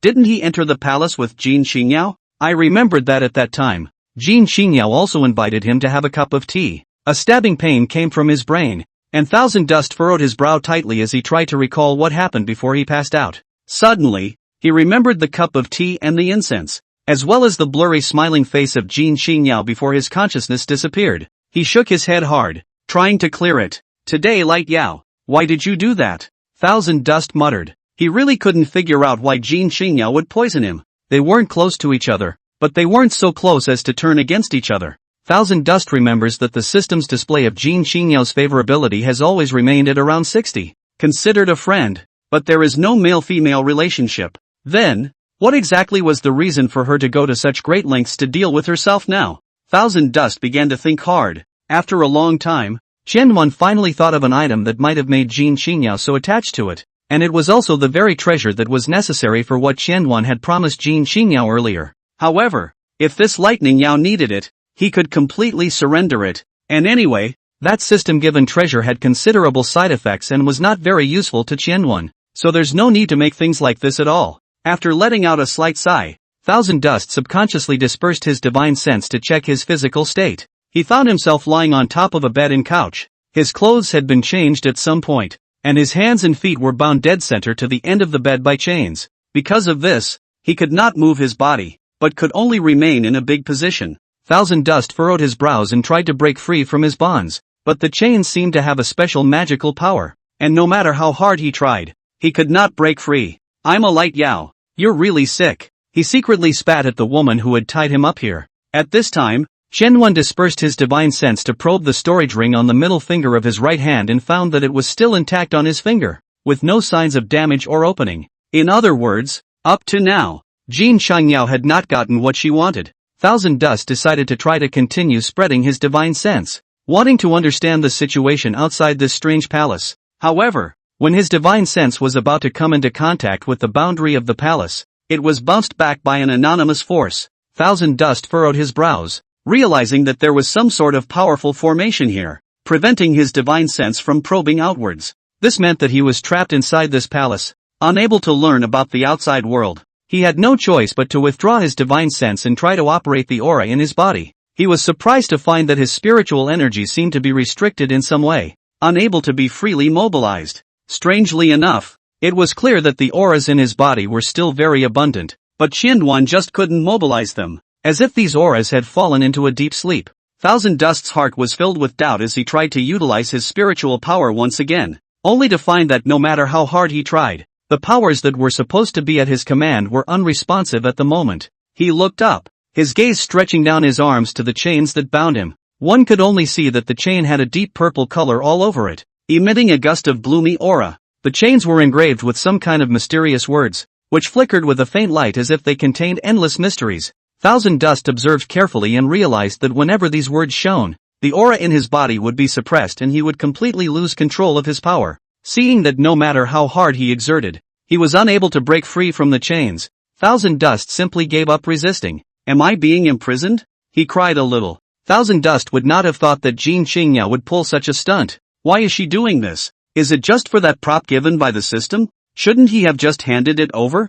Thousand Dust was truly speechless. What should be done now? Thousand Dust's brows were furrowed. If he stayed trapped within this fuzzy cloud dynasty, sooner or later, the people from the spirit-looking sect would find them. Thousand Dust also do not know what kind of mood he is now. Anyway, only feel helpless. Just as Thousand Dust contemplated a countermeasure, a sudden sound of a door opening came from not far away, accompanied by a gust of fresh wind. A familiar figure came into Thousand Dust's eyes. Jin Changyao stood by the bedside, looking at Yuexiangyuan with a smile on her face. No other tricks? Hearing this, Thousand Dust was a bit uncertain, so he opened his mouth and inquired, "What?" However, Jin Changyao did not answer his question, but instead looked at him with a smiling face. "It does seem that there are no other means." Jin Changyao reached out her hand and rested it on Yuexiangyuan's cheek. "How does it feel?" "It's very uncomfortable." After a moment of silence, Thousand Dust answered truthfully. "Uncomfortable?" It's also true that anyone would be uncomfortable if they were tied up. Right. But, Changyao suddenly leaned down, her scorching breath slapping against Qianshan's earlobe. "Who made you disobey?" The playful voice rang in his ears, and Thousand Dust only felt his earlobes itch and become even more uncomfortable. The Empress, who was full of majesty in the past, put on this flirtatious look in front of him now, making him feel a little strange. "What do you mean by disobedience?" Thousand Dust inquired from the bottom of his heart. "Don't want to see me even if you don't listen." Well, Thousand Dust was even more speechless. On the other hand, Present Lightning now quietly looked at Yuexiangyuan, trying to find a look of panic or shyness on his face. However, the only thing she saw on Thousand Dust's face was calm. This seemed to be a bit different from the Chidan she remembered. "You seem to have changed a lot." Thousand Dust had already heard similar questions for I don't know how many times. "So," he answered perfunctorily, "it's a human being who changes. Like this?" Jin Changyao looked at Qianshan black eyes and realized that there were indeed no ripples in them. For some reason, her mind felt a little ridiculous. "Can you let me go? I'll just give you whatever you want." Hearing Yuexiangyuan's words, Jin Changyao froze, and then, she covered her mouth and laughed lightly. "Let you go? Are you kidding me? Thousand Dust. No way. As for what I want, Tianji mirror, take it out." I thought that Chidori would strongly reject his request, but I didn't expect him to state it directly. "I can't run my aura and can't open the storage ring, so take it yourself. I'll say this up front. That thing is of no use to me. If you want it, just take it. As far as letting me go or not, I'm wanted by the sect. The reason why I'm leaving the clear domain continent is because I want to go out to avoid the wind. If I'm kept locked up here and it leads to a conflict between you and the hopeful spirit sect, I hope that you won't blame me when the time comes. That's all there is to say. Jin Changyao, the choice is yours." The words fell. Qian Dust closed his mouth. "A look as you do. See this?" The smile on the face of the slight Yao gradually disappeared. Chapter 23, Paranoia and Madness. Thousand Dust. "What do you mean? Do you really not care at all, do you?" For some reason, Jin Qingyao's emotions suddenly became very agitated. Her chest rose and fell violently, and the two smudges of snowy white drew beautiful arcs as a result. She came up to Yuexiangyuan and looked at him with icy eyes, as if she was trying to look through Yuexiangyuan's eyes into his inner world. Care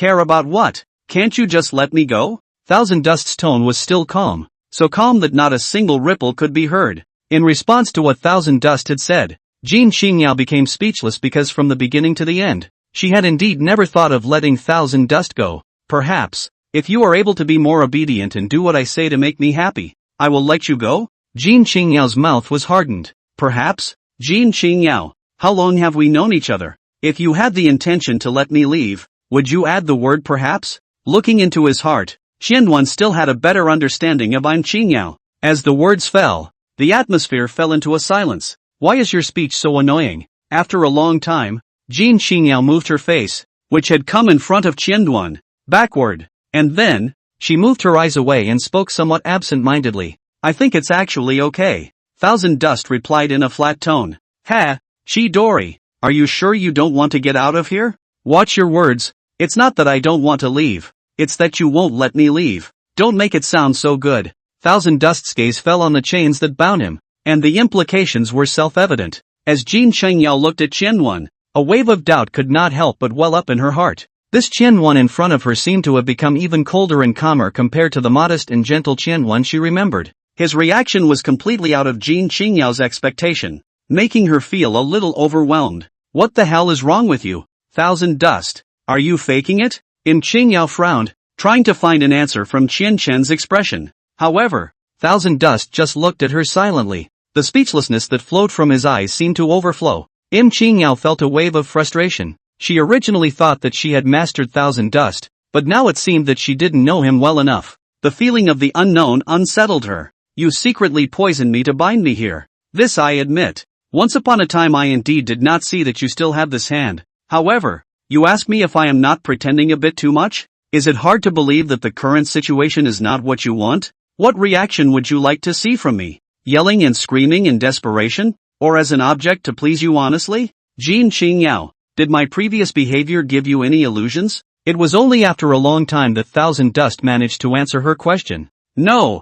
Jin Xingyao was suddenly a bit confused. This is not how things should be. Seeing that her eyes were lax and caught up in thought, Thousand Dust was simply happy to be left alone. A moment later, Jin Xingyao's eyes suddenly fell straight onto his body. Thousand Dust, aren't you supposed to like me? Shouldn't you obey me in everything? What is the situation now? Jin Xingyao's pupils were lax, her eyes paranoid and crazy. Thousand Dust was silent, just looking at her quietly. You talk. Why don't you speak? Jin Xingyao shouted excitedly, her voice carrying a hint of desperation and anger. The person who always had a faint smile on her face and her memories suddenly became blurry, and in its place, there was a cold-faced Thousand Dust in front of her. She stared at him in a daze, desperate for an answer. However, Chen only gently uttered two words, and as if she could no longer endure anything, Jin Xingyao directly climbed onto the bed. Thousand Dust, you forced me to do this. As the words fell, she bowed down violently,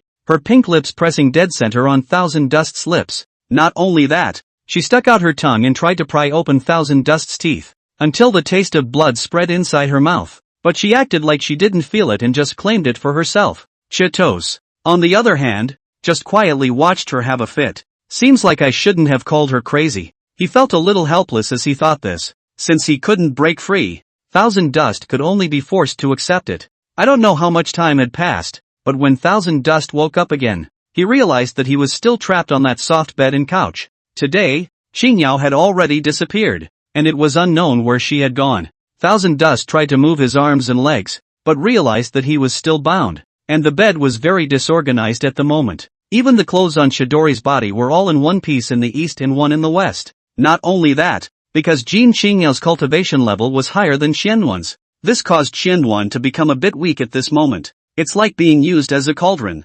I didn't expect to lose my body here. Thousand Dust was a bit emotional. At this moment, the palace's door was pushed open, and Qianqian raised his head, just to see Xingyao walking towards himself with a somewhat awkward gait. You're awake? Xingyao sat straight on the bed, her eyes staring at Qiangyuan with interest. Are you happy now? Of course. Saying that, Jin Xingyao suddenly extended her hand, and in one go, she unlocked all the chains that bound Qiangyuan. Are you physically okay? Thousand Dust sat up violently, only to feel a wave of dizziness, and then returned to normal. Have you been lying down for too long? His eyes fell back on Yuexiangyuan. So you're just going to let me go? Naturally not. Follow me. Saying that, Yuexiangyuan stood up. You don't think you want me to go out and meet people wearing this, do you? Thousand Dust lowered his head and looked at the rags covering his body. I had thought that you wouldn't care. Saying that, Yuexiangyuan took out a long white coat from her storage space. Put it on. Seeing that Yuexiangyuan was staring at herself with unblinking eyes, Chen didn't intend to cover anything up and just dressed herself. Well, come with me. Hearing this, Yuan quietly followed behind Yuexiangyuan and left the palace that had bound him for many days. Moving forward in the quiet corridor, Thousand Dust always felt that something was wrong. For example, the current state of Yuexiangyuan. She seemed to have figured something out, and had been very natural during her time with Thousand Dust, all without the paranoid and crazy state of the previous days. It's not right. It's very much 12% wrong. Thousand Dust. That Tianji mirror. When do you think you can give it to me? Yuexiangyuan, who was walking ahead, naturally inquired. Anytime is fine. Now is fine. Well then, give it to me later when you follow me back to my chambers. Aren't you afraid that the spirit-looking sect will come after you? Naturally. Thousand Dust. Don't even think about leaving. I won't let you. That's not true. Both men stopped speaking. Chapter 24, Marriage? Yuexiangyuan was now very clear about what exactly she wanted. Ever since her dual cultivation with Qianduan, she had realized that what she wanted was Qianduan as a person, and as for the so-called Tianji mirror, it was just the icing on the cake. Like right now. For example, she was dealing with the affairs of the court while Qidan stood by silently guarding. So, did you call me here just to watch you work? Thousand Dust was a bit bored. He saw that Yuexiangyuan had her head lowered and didn't seem to have the intention of taking care of him. So then he took a step and made a gesture to leave the courtroom. Yuexiangyuan finally raised her head, a faint smile hanging on her face. Where do you want to go? Thousand Dust was a little confused as to what she was smiling about. It's weird that we're the only two people in this huge courtroom. I want to walk around.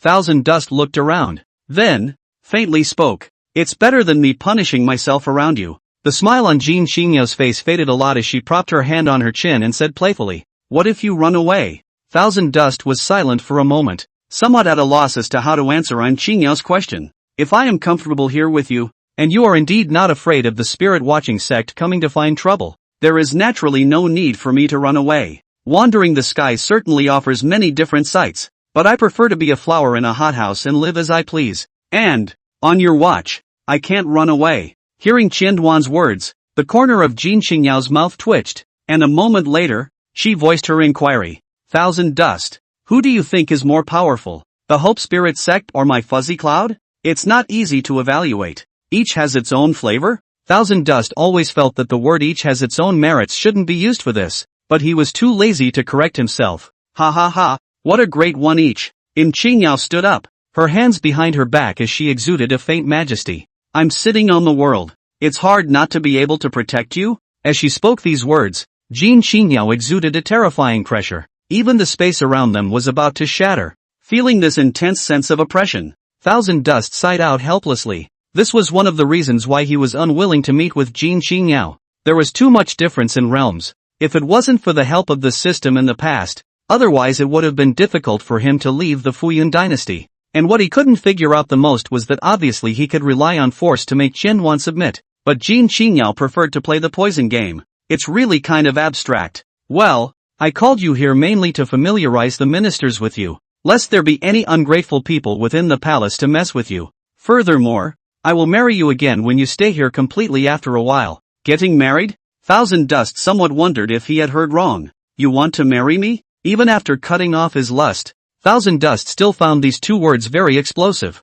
What's wrong? Is there a problem? Don't you want to be responsible? Yuexiangyuan, please get it straight. All of this is because you forced me to do it. Anything is fine. Only marriage is not. Why not? No means no. Do we still need a reason? We don't have much emotion in the first place. So why should we get married? Just because of a double cultivation? Nothing emotional. Yuexiangyuan's face instantly clouded over. Okay, Qidan. If I make you like me, can you promise to marry me? Thousand Dust wanted to laugh a little. You like Yuexiangyuan?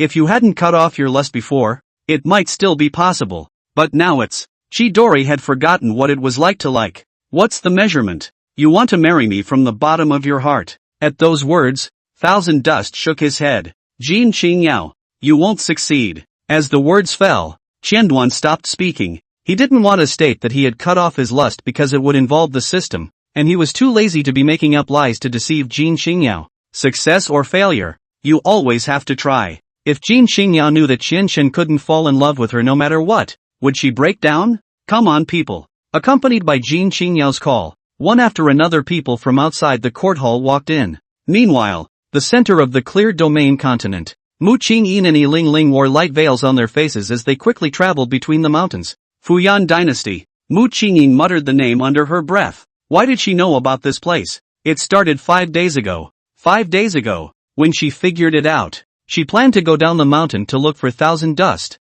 and after descending the mountain, an ethereal voice suddenly came from within her mind. The voice guided her to the Fuyan Dynasty, saying that the person she wanted to find was there. At first, Mu Qingyin had thought that it was her hallucination or some kind of cultivator's spell, but after she had checked her body over, she found nothing, and that ethereal voice never sounded again. Everything seems to be a vain dream, but Mu Qingyin remembered very clearly that it was a voice that rang in her head and informed her that Qianchen was now in the Fuyan Dynasty. Because she could no longer perceive the divine sense buried in Qianduan's body, Mu Qingyin planned to go to that so-called Fuyan Dynasty to try her luck. By now, with Mu Qingyin's speed, it wouldn't take more than a few days to reach the eastern part of the clear domain continent, where the Fuyan Dynasty was located. Master, I want to take a break. But Mu Qingyin wasn't the only one on the road. Hearing Yi Lingling's words, Mu Qingyin gradually slowed down. Alright, Linger, take some rest on the spot. With that, the two landed together under an ancient tree.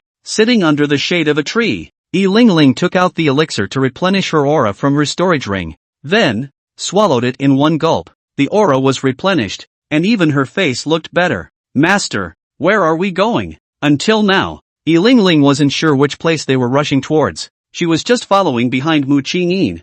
Fuyan Dynasty. Fuyan Dynasty? Yi Lingling stated that she seemed to have heard of it. It was one of the more famous places in the east. Is elder brother there? At those words, Mu Qingyin shook her head. Who can say? I just hope Dusty is there. Senior, do you think senior brother will be willing to go back? Yi Lingling clasped her hands on her knees and buried her face between her legs, revealing only her long pink hair. She recalled Qianchen's cold attitude towards her earlier, and was a little apprehensive in her heart. Duster has always been obedient. It's just that he made a mistake this time, and Master did do something wrong. I believe that after Duster accepts the apology, he will definitely be willing to return to the sect. But Master, Yi Lingling opened her mouth, but in the end, she swallowed back the words she wanted to say. Well, elder brother must be willing to go back, Elaine affirmed as if she were reassuring herself. Chapter 25, The choice is yours. At this time, Qianchen, who was far away in the Fuyan Dynasty, did not yet know that his master and sister had embarked on a journey to find him.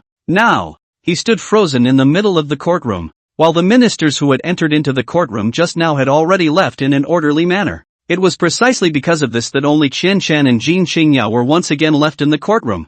Alright, the things to be accounted for are all accounted for. Follow me back to my chambers. Jin Qingyao slowly got up and said softly. Hearing this, Qianduan nodded slightly, and when Jin Qingyao stood up, he naturally followed behind Jin Qingyao. The two of them walked side by side through the palace corridors and arrived at Qingyao's exclusive chambers. After returning to his chambers, Qianchen subconsciously opened his storage ring and took out the prop given by the system from it, the Tianji mirror. He passed the Tianji mirror in front of Jin Qingyao, and then opened his mouth. Here, what you asked for. The corner of Jin Qingyao's mouth curled up into a smile. She liked the way Qianchen took such initiative. Of course, it would be nice to be more proactive in other areas. Thinking of this, a trace of anticipation couldn't help but well up in Jin Qingyao's heart. So very good. Jin Qingyao reached out and took the heavenly chance mirror, confirming that this was the treasure that Qianchen had used to help him calculate the heavenly chance back then.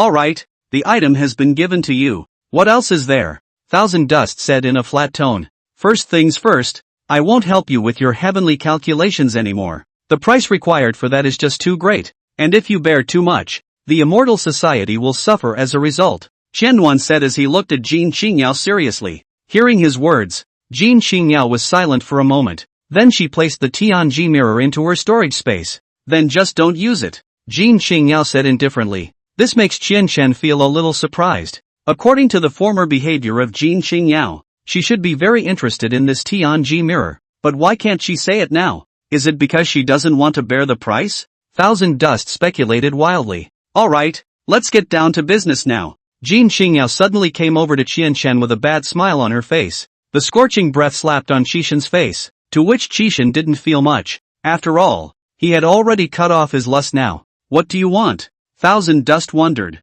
Double cultivation. Jin Qingyao stared straight at Qianwan with an expectant glint in her eyes. Thousand Dust gently shook his head after hearing this, then tried to push Jin Qingyao away. He said in a firm tone, why should I double cultivate? Besides, it's daytime now. The corners of Jin Qingyao's mouth rose slightly as she looked at Qianwan with a smile or not, a sly light flickering in her eyes as she asked softly, do you mean it'll be fine at night? Thousand Dust's brow frowned slightly. He could feel the flirtatious intent in Jin Qingyao's words, but still explained seriously, naturally not. No matter when. I don't want to double cultivate with you, and I said in advance that if you force me to do so, I'll. Before Thousand Dust could finish his words, he was interrupted by Jin Qingyao, who curiously pursued, and what would you do? Jin Qingyao looked Qianchen up and down with interest, seemingly anticipating his next reaction. Thousand Dust took a deep breath and said slowly, that's just it, I won't agree to double cultivate with you anyway, and you don't want to make this situation ugly.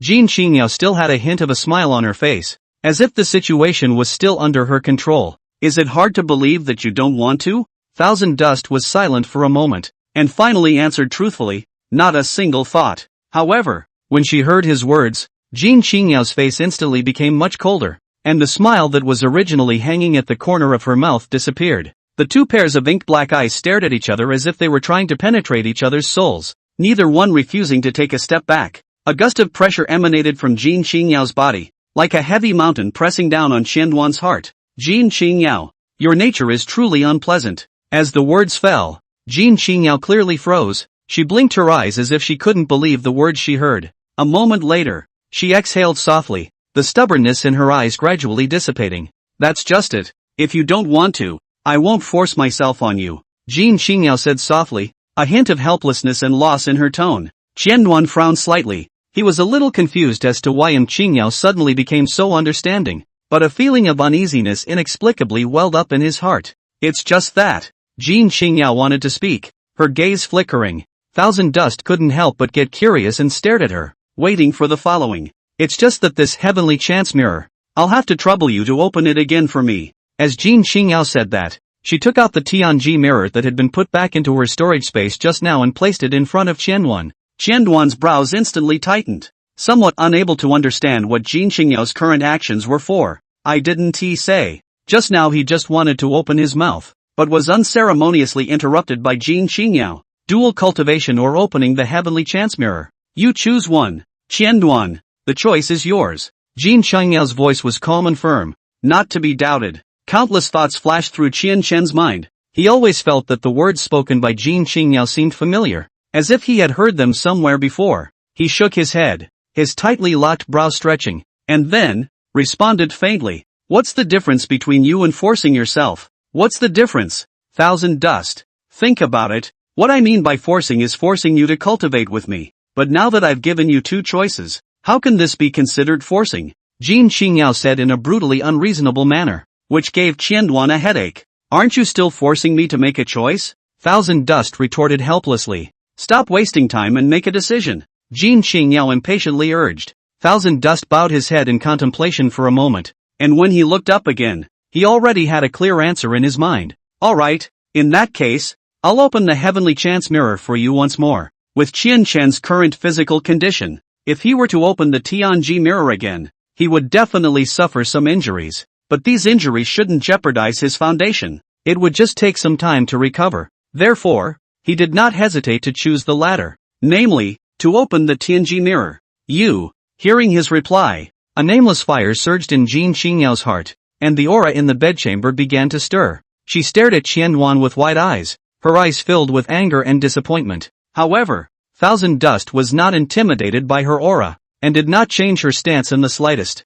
Well, Thousand Dust, you chose well. You don't want to come into contact with me even if you face the risk of damage to your immortal foundation. Do you? Count yourself ruthless. Jin Qingyao reharvested the Tianji mirror. This was confusing to Thousand Dust. Is it hard to believe that I would really let you open the heavenly chance mirror for me? Thousand Dust. The image of me in your mind is very unpleasant. Chapter 26, Places to Meet. In fact, when present-day Lightning Yao poisoned Xianduan, her image in Xianduan's eyes had already changed. However, Thousand Dust did not intend to reveal this fact at the moment. He said indifferently, well, if I'm not needed to open the celestial mirror, then there's nothing else, right? Am I free to go? The word go here means to leave the bedchamber and do something you want to do. Jin Qingyao gazed at Xianduan and asked with a hint of displeasure in her tone, you don't seem to be willing to be alone with me? Or else what? But the two of us really have nothing to do in this chambers, so we might as well walk around and relax. Thousand Dust replied calmly. Jin Qingyao nodded slightly, indicating that she agreed with Xianduan's statement. Well, also good. Then, she gave a slight wave of her hand, and the clothes on her body instantly changed into another set. What are you doing? Thousand Dust asked suspiciously. Jin Qingyao smiled and explained. You can't wear such formal attire on a trip to the palace, can you? Thousand Dust nodded in understanding. Also, afterward, Xianchen and Jin Shengyao maintained a certain distance and walked out of the bedchamber side by side. At the same time, in the distant skyline, two black shadows were rapidly flying towards the Fuxian dynasty. They had sensed the huge dynasty that stood on the earth. One of the young women turned her head to look at the other mature woman beside her and asked softly, Master, is that the Fuyun dynasty? Hearing Yi Lingling's inquiry, Mu Qingyi nodded slightly and confirmed. Yep, that's the place. Let's go down to. A few moments later, Mu Qingyi and Yi Lingling landed smoothly in the middle of Cloud City. When Yi Lingling stepped into the city, despite the bustling scene in front of her, there was no joy in her heart, and instead, she was filled with uneasiness. Her mind couldn't help but conjure up the figure of Qianduan, and a deep worry welled up in her heart. Senior, can you feel the exact location of your senior brother now? Yi Lingling turned her head to ask Mu Qingyin about the situation, but was surprised to find that Mu Qingyin had quietly closed her eyes at some point, as if she was searching for something in contemplation. Thus, Yi Lingling decided not to disturb anymore and quietly stood still and waited. Both wore bucket hats, under which hung light veils that made it impossible to see their faces. Because of this special dress, it attracted a lot of curious gazes from passers-by, but everyone seemed to have been used to such scenes for a long time and did not feel too surprised. After all, there were also many cultivation families in this Cloud City, or those sect disciples, who almost all liked this outfit. At this moment, after Yi Lingling's heart was in her throat, Mu Qingyin finally slowly opened her eyes flashing with excitement. Senior, is there news of senior brother? Yi Lingling asked impatiently, her voice filled with anxiety and anticipation. Mu Qingyin gently nodded, a hint of relief flashing in her eyes. Well, spirit, let's wander around here first. Dusty, he should be nearby. Upon hearing this news, an ecstatic expression immediately appeared on Yi Lingling's face, but her smile didn't last long, and her mood instantly transformed from joy to apprehension. Good, master. Yi Lingling's voice trembled slightly, revealing the uneasiness and nervousness within her. Unlike Yi Lingling's apprehension, Mu Qingyin only had joy and anticipation within her heart at the moment. In her subconscious, Qianduan would definitely accept her apology and follow her back to the sect. However, reality was often not as one would wish. The two of them, Qianduan and Jin Qingyao, left the palace and arrived on the streets of Cloud City. Because Jin Qingyao had changed into an extremely low-profile outfit and had simply changed her appearance, no one was able to easily recognize her as the empress of the Fuyun dynasty. As for Thousand Dust, he didn't bother to change himself, so he kept his usual image and walked on the street. Thousand Dust, what do you want to play? Jin Qingyao asked Shenchen, who was at her side. Thousand Dust pondered for a moment, then, faintly spoke, take a look around, see what's interesting in this Cloud City. Hearing Qianduan's words,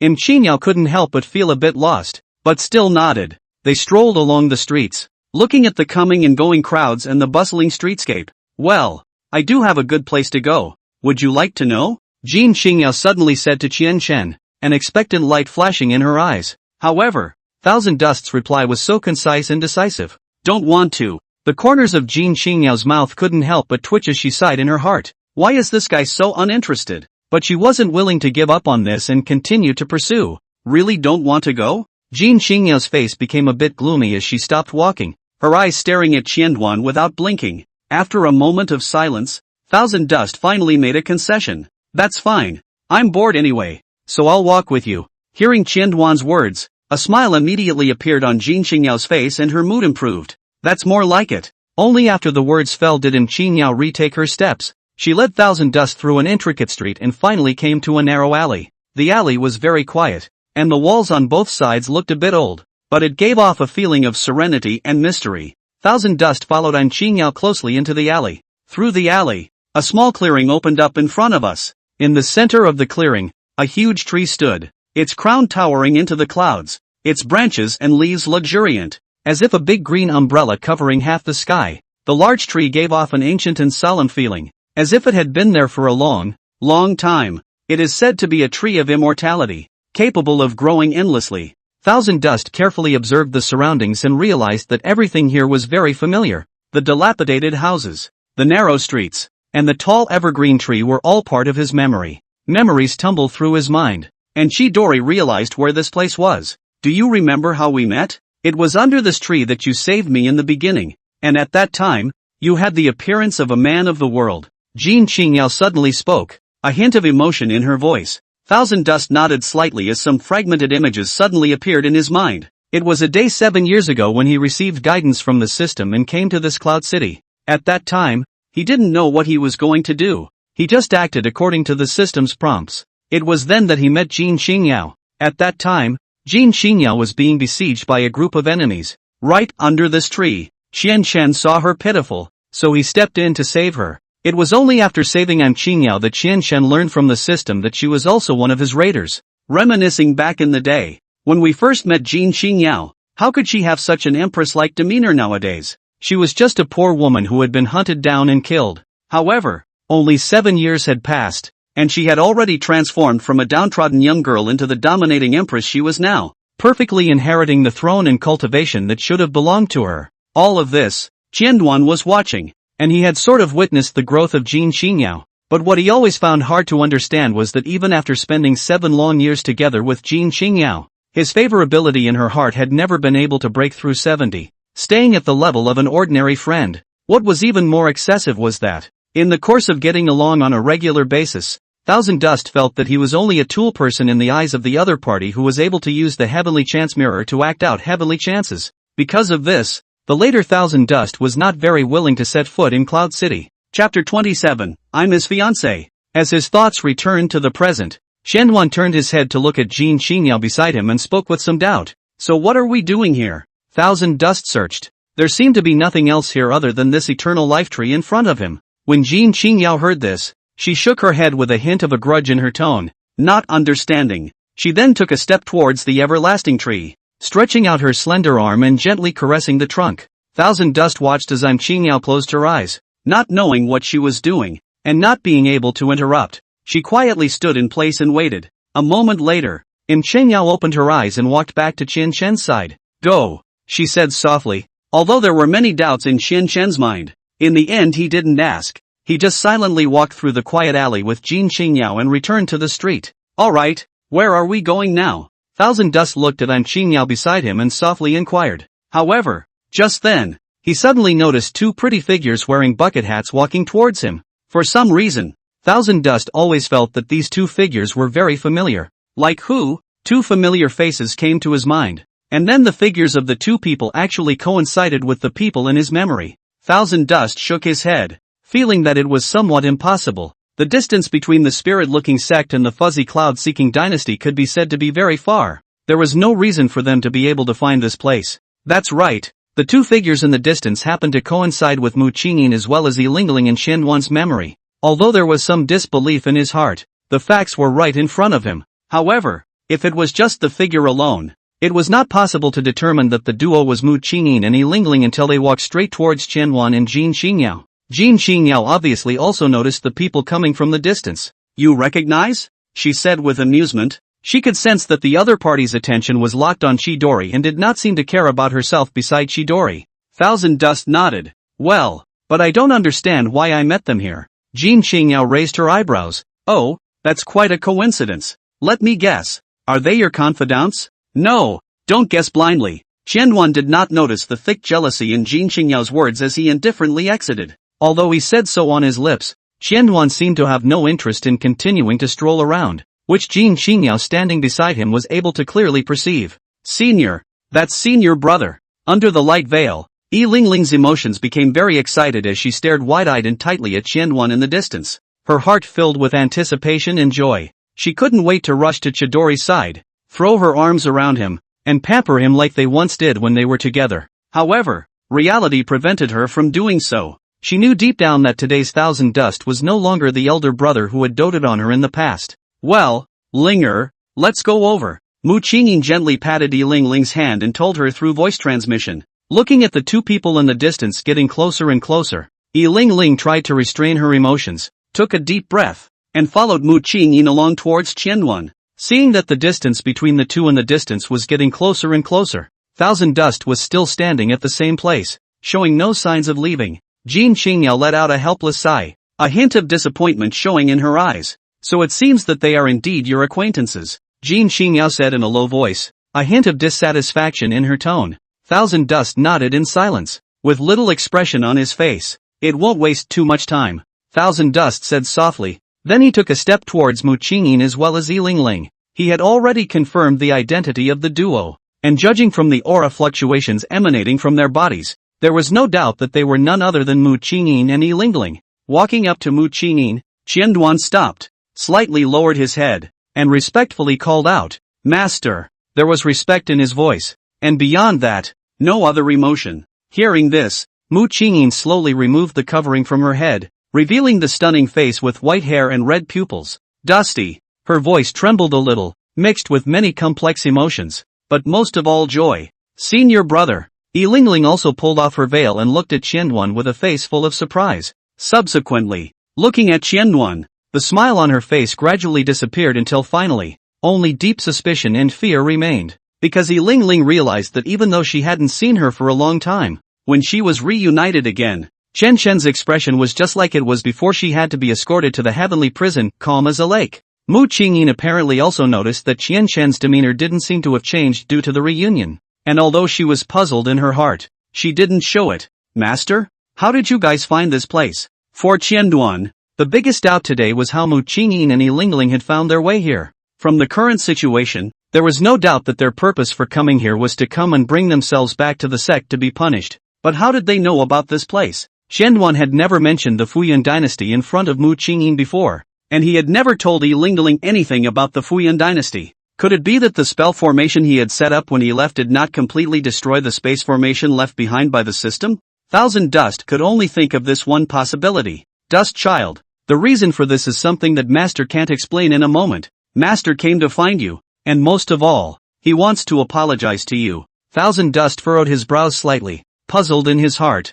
Apologize? Apologize for what? Mu Qingyin's words made him a little puzzled for a moment. Seeing that Qianyuan didn't seem to have much of a reaction, Mu Qingyin took a deep breath and continued in a slow voice. Dust Child, Master never stood in your shoes and considered your feelings before, causing Master to do something excessive. So Master apologized to you a bit specifically for that. Hearing Mu Qingyin's words, there was nothing rippling in Qian Chen's heart. He even felt that Mu Qingyin's former indifference didn't have the slightest effect on him now. If he hadn't been cut off before, he would have been very moved to hear such words. Wouldn't he? He finally got the treatment he wanted. But now it was too late. There was no turning back from drawing the bow, and it was impossible for Qianyuan to recover his lust just because of these words from Mu Qingyin. Master, in fact, there is no need for you to apologize to me. Disciple by now has long since stopped taking those to heart. Senior brother, then, will you return to the sect with us? Yi Lingling, who had remained silent,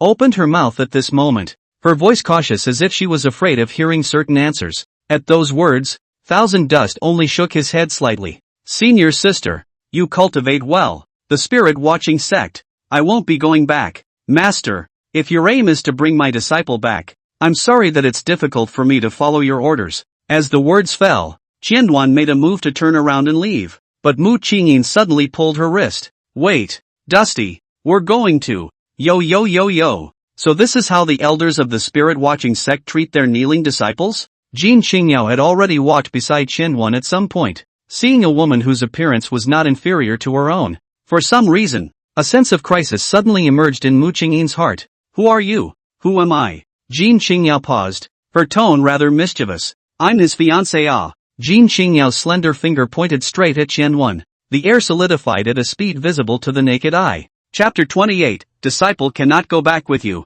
Fiancé? Mu Qingyin's brows were furrowed. Her eyes filled with suspicion and doubt as she stared at Qianyuan, as if she wanted to see through his eyes to see what was really going on deep inside his heart. A hint of dissatisfaction and skepticism was revealed in her voice, as if she was confused by the sudden address. Meanwhile, Yi Lingling, who was standing at the side, had her mouth wide open in surprise, an expression of disbelief written all over her face. She couldn't help but turn her gaze to Chidori, expecting him to give a negative answer to confirm that this was just a misunderstanding or a joke. What is this talk of a fiancé? A hint of displeasure flowed out of Qianyuan's tone as he furrowed his brows, clearly dissatisfied with Jin Qingyao's statement. In his heart, he secretly wondered what kind of trick Jin Qingyao was playing. How can she be so credulous? As the empress of the Fuyun dynasty, how could Jin Qingyao, with her honorable status, have a marriage relationship with herself? Thousand Dust was annoyed by Qingyao's behavior, and at the same time, he was also tired of this kind of unwarranted farce.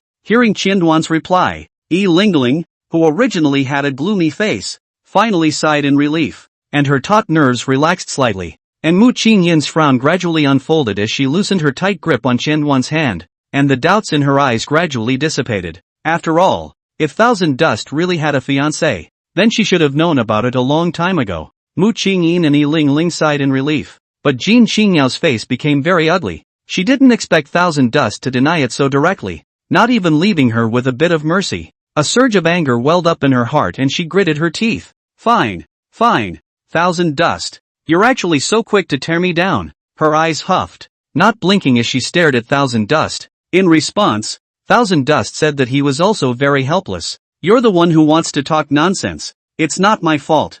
I'll clean you up when I get back. As the words fell out of her mouth, Jin Qingyao quickly adjusted her emotions, and her line of sight fell back on Mu Qingyin and Yi Lingling. White hair and red pupils are indeed rare, coupled with the fact that the other party also looks like a beautiful country. Even the pink-haired disciple on her side does not look bad, and a slight sense of crisis welled up within Jin Qingyao's heart. There's no way he's going to follow you guys back. So die. He can only stay here with me. He can't go anywhere. If you guys have opinions, you can bring more people to try. I will entertain you well. After saying that, Jin Qingyao made a gesture to turn around and leave with Qianyuan. Wait. Mu Qingyin rushed out. What else? Jin Qingyao frowned and asked impatiently. You're the empress here? Mu Qingyin's eyes widened in disbelief as she looked at Jin Qingyao.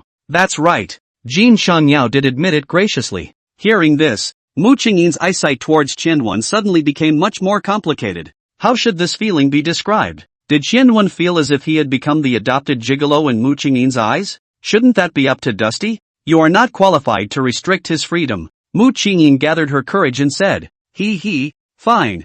Then Qianyuan, do you want to leave with them? Jin Qingyao sneered and said to Qian Chen. There was a coercive tone in her voice, as if something bad would happen if Qianyuan dared to say a single word of thought. After listening to the conversation between Mu Qingyin and Jin Qingyao, Qianyuan let out a helpless sigh. Didn't he just say, he won't go back with Mu Qingyin? And I don't know why Mu Qingyin is still inquiring once again. Is not understanding the meaning of what Qian Chen said just now? It's just a matter of explaining it in detail. Once thought it wouldn't take too much energy. Thinking of this, Thousand Dust spoke slowly. Master, I thank you for the many years of your kindness in educating me, but I shouldn't explain to you how to explain in detail that I have never been involved with the Devil's Way, and when I first met her, I didn't know that she was a member of the Devil's Way, so the punishment of being escorted to the heavenly prison is just too severe for a disciple. In my opinion, disciple didn't want to lose the cultivation that I had only accumulated after cultivating for so long. That's why I decided to find a clean place within this fuzzy cloud dynasty, just so that I wouldn't be deprived of my cultivation. The sect no longer has a place for disciples to stay. So, Master, forgive my selfishness, I cannot return with you. As the words fell, Qianyuan bowed deeply towards Mu Qingyin, after which, his gaze no longer looked at the duo of Mu Qingyin and Yi Lingling. Hear that? What about Thousand Dust's unwillingness to return with you? Even the truth hasn't been clarified before you come to ask for someone. If you ask me, you're not very competent as a master. Then both of you, take your time. I won't see you off. Jin Qingyao and Qianyuan turned around, their silhouettes rising up in the air as lightly as a breeze, and in the blink of an eye, they disappeared into the sky. Mu Qingyin quietly gazed at the direction the two had left in until they completely disappeared from view, and only then did she slowly retract her gaze. Suddenly, she covered her chest and gasped as if she couldn't breathe. "Senior, what's wrong with you?" Yi Lingling asked anxiously, her eyes filled with worry. "It's fine. It's just that woman's cultivation is unfathomable. I can't even see her depth," Mu Qingyin said with a bitter smile, her voice carrying a hint of exhaustion. She recalled the cold expression on Qian Chen's face just now, and a stabbing pain ran through her heart, as if a sharp blade had cut through it. When did that disciple, who had once treated her with respect and obedience, become such a stranger? She couldn't believe what was happening in front of her. Mu Qingyin was deep in thought, trying to understand why Qianduan had become like this. Could it be that he had been taken over? Otherwise, how could he be so cold to her and pay no attention to her concern? This change confused and pained her, and she didn't know how to face this reality. "Senior, then what should we do now? Although we have met Senior." Yi Lingling bit her lip unwillingly, even her eyes became a little red. It had been so hard for her to meet the thousand dust she had been thinking about day and night, but she had hurriedly parted without even having a chance to say a word. She felt an overwhelming sense of loss and heartache, and her heart was filled with resentment. She wanted to go after them, to question what exactly was the relationship between Thousand Dust and that Empress. Why that Empress could say that she was Thousand Dust's fiancée in a dignified manner, and what exactly had happened between them. All of this was something that Yiling wanted to get to the bottom of. But sadly, she couldn't do it. She didn't even have the courage to go after them, not to mention the calm and cold manner in which Chidori treated her. "Linger, let's stay here for now. Dusty, he will definitely be able to figure it out. He just needs some time," Mu Qingyin said somewhat to herself. She also made up her mind at the same time to prove Qian Shen's innocence. Perhaps then, without the punishment of the clan, maybe he would be willing to return within the clan? As her only apprentice, and for the sake of those complicated emotions in her heart, she couldn't continue to run away, because her Dusty is getting away from her. Meanwhile, in the shadows in the distance, a man in black was silently watching what was happening here. After Mu Qingyin and Yi Lingling moved again, she also disappeared into the darkness without leaving a trace. Chapter 29, Undercurrents. Thousand Dust. Tell me, what do you mean? Inside the executive palace, Jin Qingyao looked at Qianduan and said with a face full of displeasure. Although in front of Mu Qingyin as well as Yi Lingling she didn't state the matter of Qian Shen tearing her down again, it didn't mean that she didn't care anymore. Hearing her words, Thousand Dust felt a bit helpless. "What else could I have meant when it was supposed to be a moot point?" he asked rhetorically. "What a moot point, but I am very unhappy because of this moot point, so tell me what to do." Jin Qingyao stared at Qian Shen closely, as if she was trying to discern a flower out of him. "Then what do you want?" Thousand Dust didn't want to get into a conflict with Jin Qingyao as he would definitely be the one to suffer, so he opened his mouth and asked, "What do I want?" "That's a really good question." Jin Qingyao suddenly laughed, then lowered her head and made a thinking appearance. "Then, if I ask you to accompany me for double cultivation,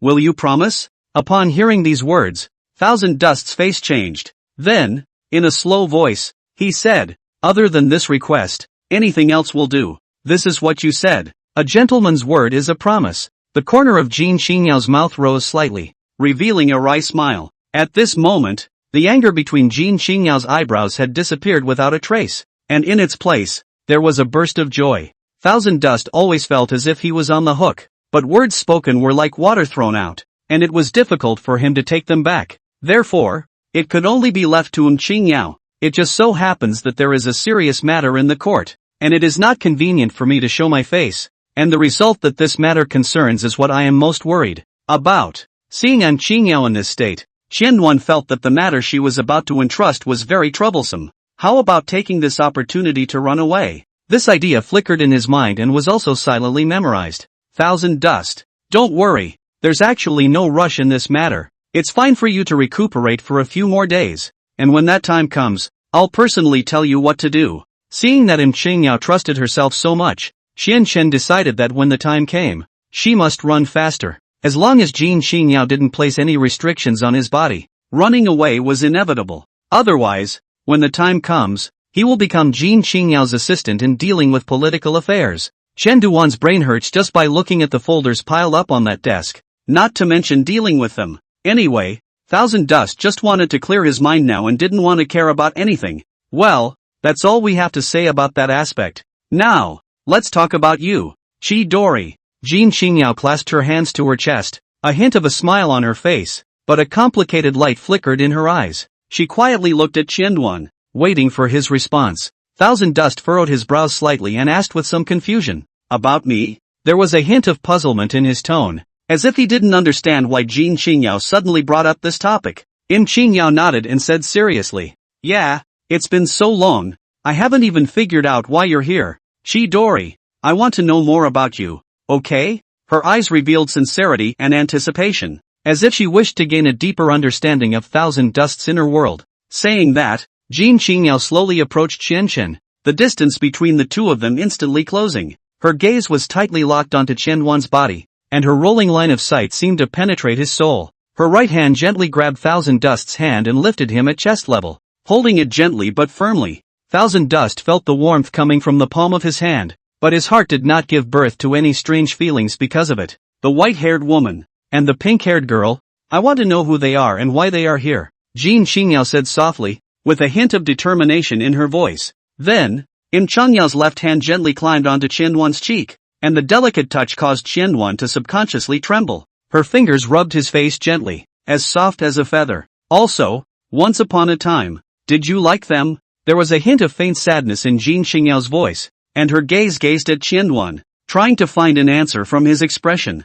Thousand Dust silently took a step backward, and as he did, Yuexiangyuan's hand created a separation from his skin. There was a subtle atmosphere in the air. However, this subtle atmosphere became fragmented because of what Thousand Dust said next. If you want to listen, I'll just tell you, there's no need to get so close. Thousand Dust's voice was cold and flat, as if he was stating an insignificant matter. Yuexiangyuan originally thought that Qianchen was just shy, but when she looked at Qianchen's face, she realized that his expression was unchanged. There was still a look of indifference on that face, and the eyes didn't fluctuate in the slightest. This cold attitude made Yuexiangyuan feel that her heart instantly became empty, as if she had lost something important. What you were saying about me liking them, how did you see that? Thousand Dust's voice rang out again with a hint of curiosity and doubt. Yuexiangyuan took a deep breath and tried to calm down. Qianhuan, I'm not stupid. We've been together for 7 years. I've memorized all your previous behavior. Her voice revealed a hint of firmness and confidence. Is that so? Thousand Dust's tone revealed a hint of contemplation. Seeing that Qianchen did not deny the fact that he liked Mu Qingyin and Yi Lingling, Yuexiangyuan's face turned much more somber. A complex wave of emotions welled up in her, a mixture of loss and anger. Still, she tried to keep her emotions in check and didn't show them. It's you who misunderstood. As for why I came here, it still has to start from that time when I went down the mountain to practice. Thousand Dust followed up by recounting everything that had happened in the Hope Spirit sect as well as within the Devil sect, while Enlight Yao was all ears. Within a certain hidden corner of Cloud City, a silhouette silently coalesced and took shape from the dark shadows. A few moments later, she walked up the street and gazed over to where the palace was. Thousand Dust, I've come to find you. Dong Mengyue narrowed her eyes as a flash of heat flashed in her eyes. Along with her movements, not only the place where she appeared just now, but many corners within the Cloud City had silhouettes emerge from the shadows, and they all looked towards the location of the Imperial Palace in unison. And at this time, Mu Qingyin and Yi Lingling had already found an inn and opened 2 good rooms to stay. Senior, when will we see Senior again? Dusty is in the palace right now. Linger, there's no rush. There's always a chance later. Through the window, Yi Lingling's sight fell on top of the grand palace in the distance. Thousand Dust's figure once again surfaced within her mind. Sifu. When Mu Qingyin saw Yi Lingling's appearance, the complex emotions in her heart almost engulfed her. Everything will be fine. Dusty, Master will help you to prove your innocence. Chapter 30, Trust me so much? So you came here because you were desperate? Yuexiangyuan sat on top of the noble dragon chair, her hand propped up her head, inclined her head, looking at Qianhuan, and said word by word. Thousand Dust nodded slightly, and was considered to have agreed with Yuexiangyuan's statement. Then you mean that if it wasn't for the fact that you were going to be executed by the sect for punishment, you wouldn't have any intention of coming back here again? Yuexiangyuan suddenly stood up and walked quickly to Qianchen. Regarding what Yuexiangyuan said, Qianchen did not deny it, but boldly recognized it. That's right. I did intend to stop coming here before. It's just a pity that creation and fate have made things difficult for me. Thousand Dust put his hands behind his back, his tone quite emotional. What a creation! The anger on Jin Xingyao's face was obvious. However, Chen Shen did not know what was wrong with her again. Why are you angry again? He spoke from his heart in confusion. Qianduan was a bit puzzled in his heart.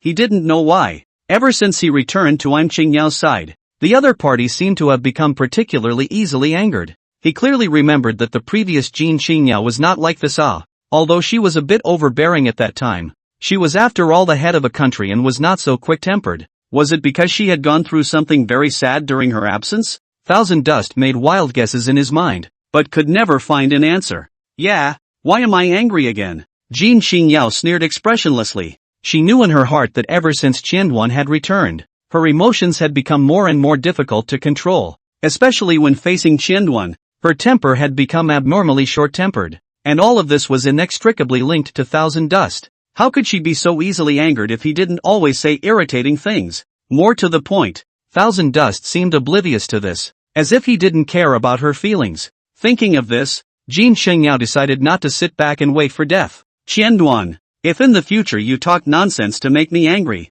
then I can only lock you up in your chambers and not allow you to go anywhere, Jin Xingyao said coldly. Hearing this, Thousand Dust couldn't help but feel a bit puzzled. Could it be that there was some sort of ambiguity in what he had just said? Why would Jin Xingyao be so unhappy? Where did I speak? However, before he could finish his words, Jin Xingyao covered his mouth with her hand. I advise you to think before you speak. Jin Xingyao's smile carried a hint of eeriness that sent shivers down one's spine. Thousand Dust unconsciously took a few steps backward before speaking. Alright, I'll keep an eye on it. That's only right. Jin Xingyao nodded in satisfaction and withdrew her hand before sitting back on top of the dragon chair. Since you can't go back to that hopeful spirit sect, then stay here in my place, Xingyao said, then gently snapped her fingers crisply and did not wait for Qianduan's response. With a pop sound, an attendant dressed in black brocade suddenly appeared in the originally empty courtroom. With a flash of her figure, she instantly arrived in front of Jin Xingyao. Only seeing her head lowered, she knelt on one knee, clasped her hands together, and said respectfully, Your Majesty. Aha! Jin Xingyao gently nodded her head, responding to the black-robed man Thousand Dust's call. Thousand Dust, the matter I want you to investigate is very complicated. This is the person who will assist you, and is also my personal guard, called Li Shui. Hearing this, Xianchen subconsciously looked at the woman kneeling on one knee beside him, only to see that the woman was tall. A black power suit wrapped around her exquisite body. Her face wore a piece of black veil, making it impossible to see her face, but from the part that was exposed, one could see that her appearance was beautiful. Li Shui, get up. When the woman named Li Shui stood up, Jin Xingyao spoke again. I've ordered you to assist the Thousand Dukes in 3 days to investigate the recent events plotted by those old men. Do you understand? I understand. Li Shui slightly bowed her head and answered. Well, this is very good.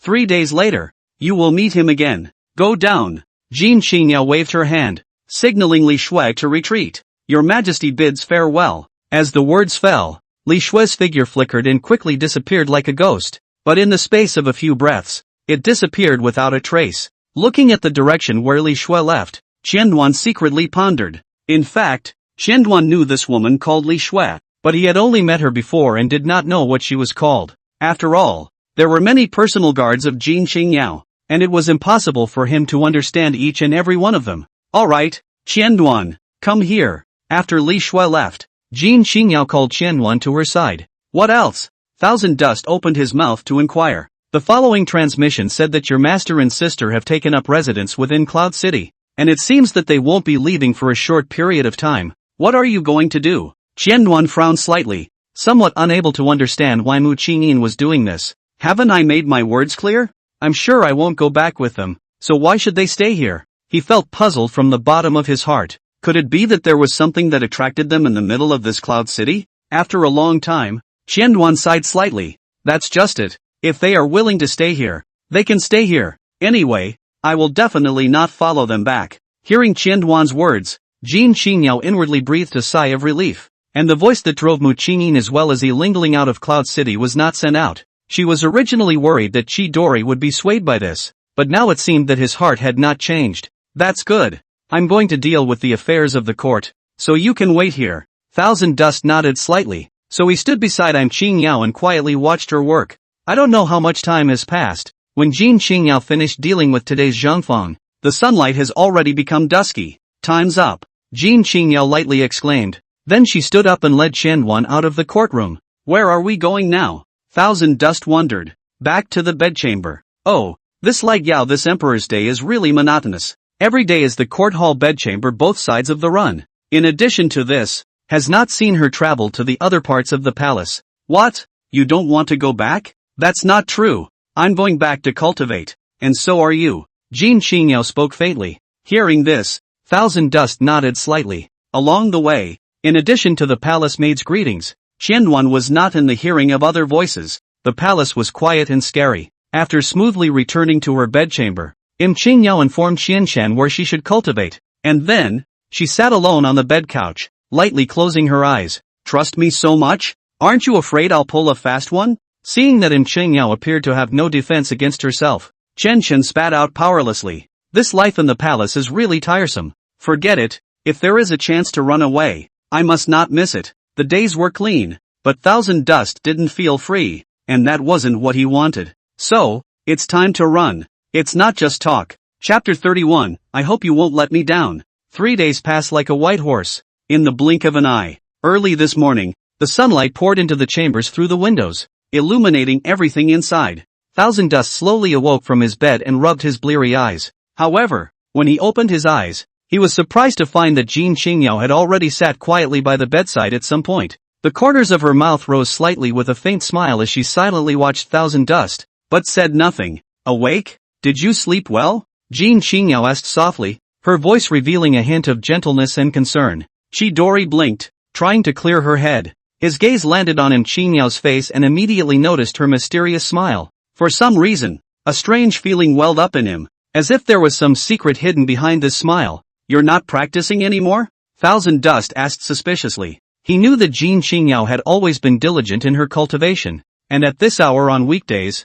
she should still be immersed in her cultivation. He turned his head to look out the window, only to realize that the sun had only just risen and was still below the horizon at the moment. Jin Qingyao did not directly answer Qianshan's question, but instead smiled faintly and said softly, "What day is it? Do you remember?" Hearing these words, a thought flashed through Thousand Dust's mind. He quickly recalled the words that Light Yao had said to him 3 days ago, and finally remembered. Naturally, saying that, Thousand Dust quickly put on his clothes, his movements skillful and smooth, as if he had already gotten used to such a rhythm of life. He got out of bed lightly, his body stretching and exuding an air of lethargy. Very good. Jin Qingyao nodded slightly, expressing her satisfaction. Her voice was clear and pleasant, like the sound of birds chirping in the morning. With that, she stood up, her body tall and elegant. Jin Qingyao stepped forward. The skirt underneath her fluttered gently as she moved, as light as the petals of a flower in the breeze. Seeing this,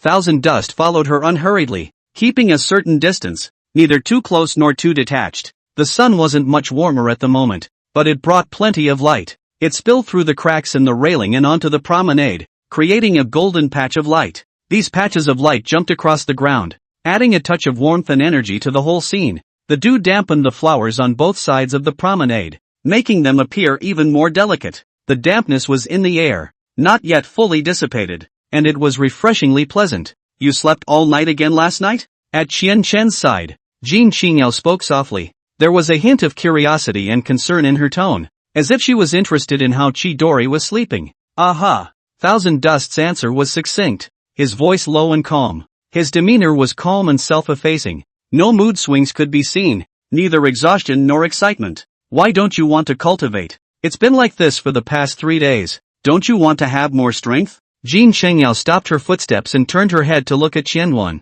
doubts and incomprehension showing in her gaze. Her question was direct and pointed, clearly confused by Chidori's behavior. Facing Jin Qingyao's doubts, Qianshan did not answer immediately. He was silent for a moment, a light of thought flashing in his eyes before he slowly spoke. The matter of cultivation must not be rushed, and these 3 days are considered to be nourishing.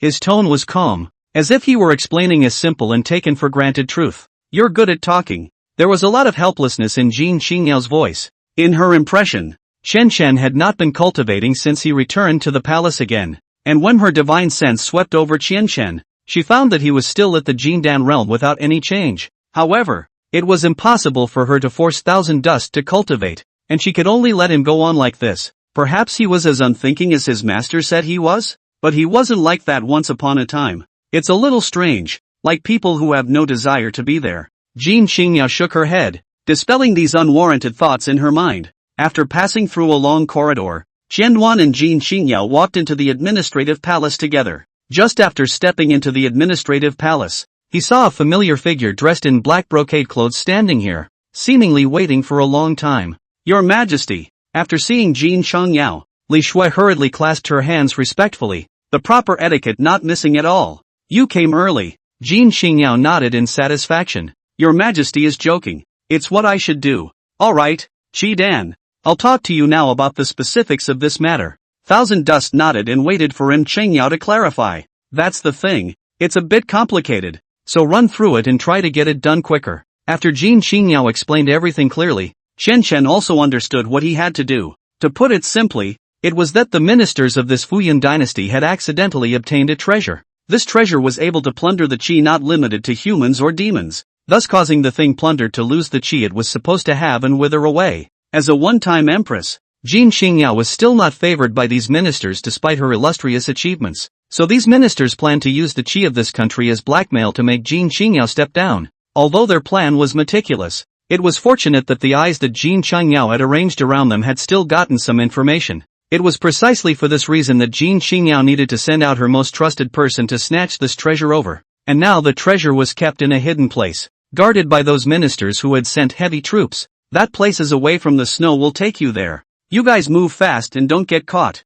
Wait, just me and her? After hearing the words of this lightning Yao, Qianduan asked with some doubts. Well, just the two of you. You two are the ones I trust the most. You're not afraid I'll defect? You could have tried. Then why don't you go yourself? If I go, they will also know that things are lost, and the qi of my dynasty will naturally disappear, and eventually the country will die out. Is that so? Yuexiangyuan didn't say anything at first, but now that he knew how important this mission was, Chen Chen naturally couldn't hold on to a playful mentality. I'll try. Thousand Dust sighed helplessly. What are you afraid of? Li Shui is a late-stage Yuaning cultivator. Can't she still protect your safety? Thousand Dust shook his head and said in a slow voice. It's not so much that I'm afraid of whether or not I'll be able to come back safely. Go over there, and don't be delayed. At those words, Li Shui, who had remained silent, respectfully said, Your Majesty bids farewell. With that, she turned around and made a move to leave. Well,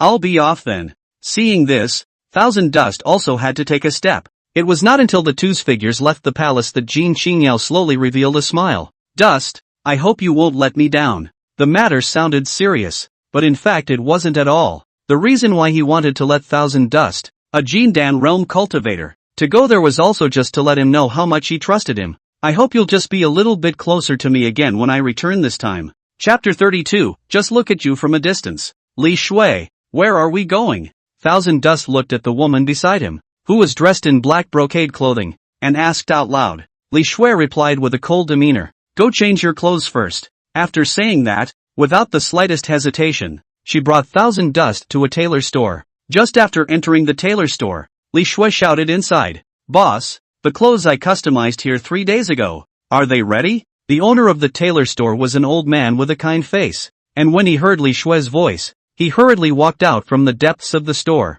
Guest, well, I'll fetch it for the two of you. When he finished, he turned back to the tailor store. Thousand Dust asked with some surprise, And did mine? Li Shui nodded and said softly, Well, what His Majesty has commanded, must not be missed. Then, she took out a mask from her pocket and handed it to Chidori and explained, This is a transfiguration mask. If you put it on your face, you won't need to perform the transfiguration technique, so you can save some aura. Thousand Dust nodded slightly and took the mask from Li Shui. He scrutinized the mask, which was engraved with some strange runes that seemed to contain some kind of mysterious power. Thousand Dust couldn't help but sigh in his heart. You are well prepared. However, Li Shui did not pick up on Thousand Dust's words as she stood there quietly, her gaze falling deep into the tailor store as if she was thinking about something important. Thousand Dust looked over at her and saw that she was staring at herself alone, so she didn't bother and started thinking about herself instead. How should I run? After some deep thought, Thousand Dust realized that there was a huge gap between himself and Li Shui. Li Shui was a cultivator of the late Yuaning stage. Her realm alone was a head above Qianduan, and I didn't know how well she had cultivated her body techniques. If stance was her shortcoming, then maybe Thousand Dust still had a chance to escape. This was Thousand Dust's confidence. The only way to judge Li Xue's strength was to first go to the place that hid treasures that could take away other people's qi. Only through actual action could Thousand Dust realize the true level of Li Xue. In addition, Chen Chen recalled that during the days he spent with Jin Qingyao, he did not notice any unusual or strange aura fluctuations in his body. This was a relief to Qianyuan, because if Jin Qingyao had done something to his body, it would really be hard to escape. There was nothing else to do but wait for the system to awaken. Guest, the clothes are here. Not a moment later, the old man held 2 pieces of clothing in his hands and walked quickly to Qian Chen and Li Xue.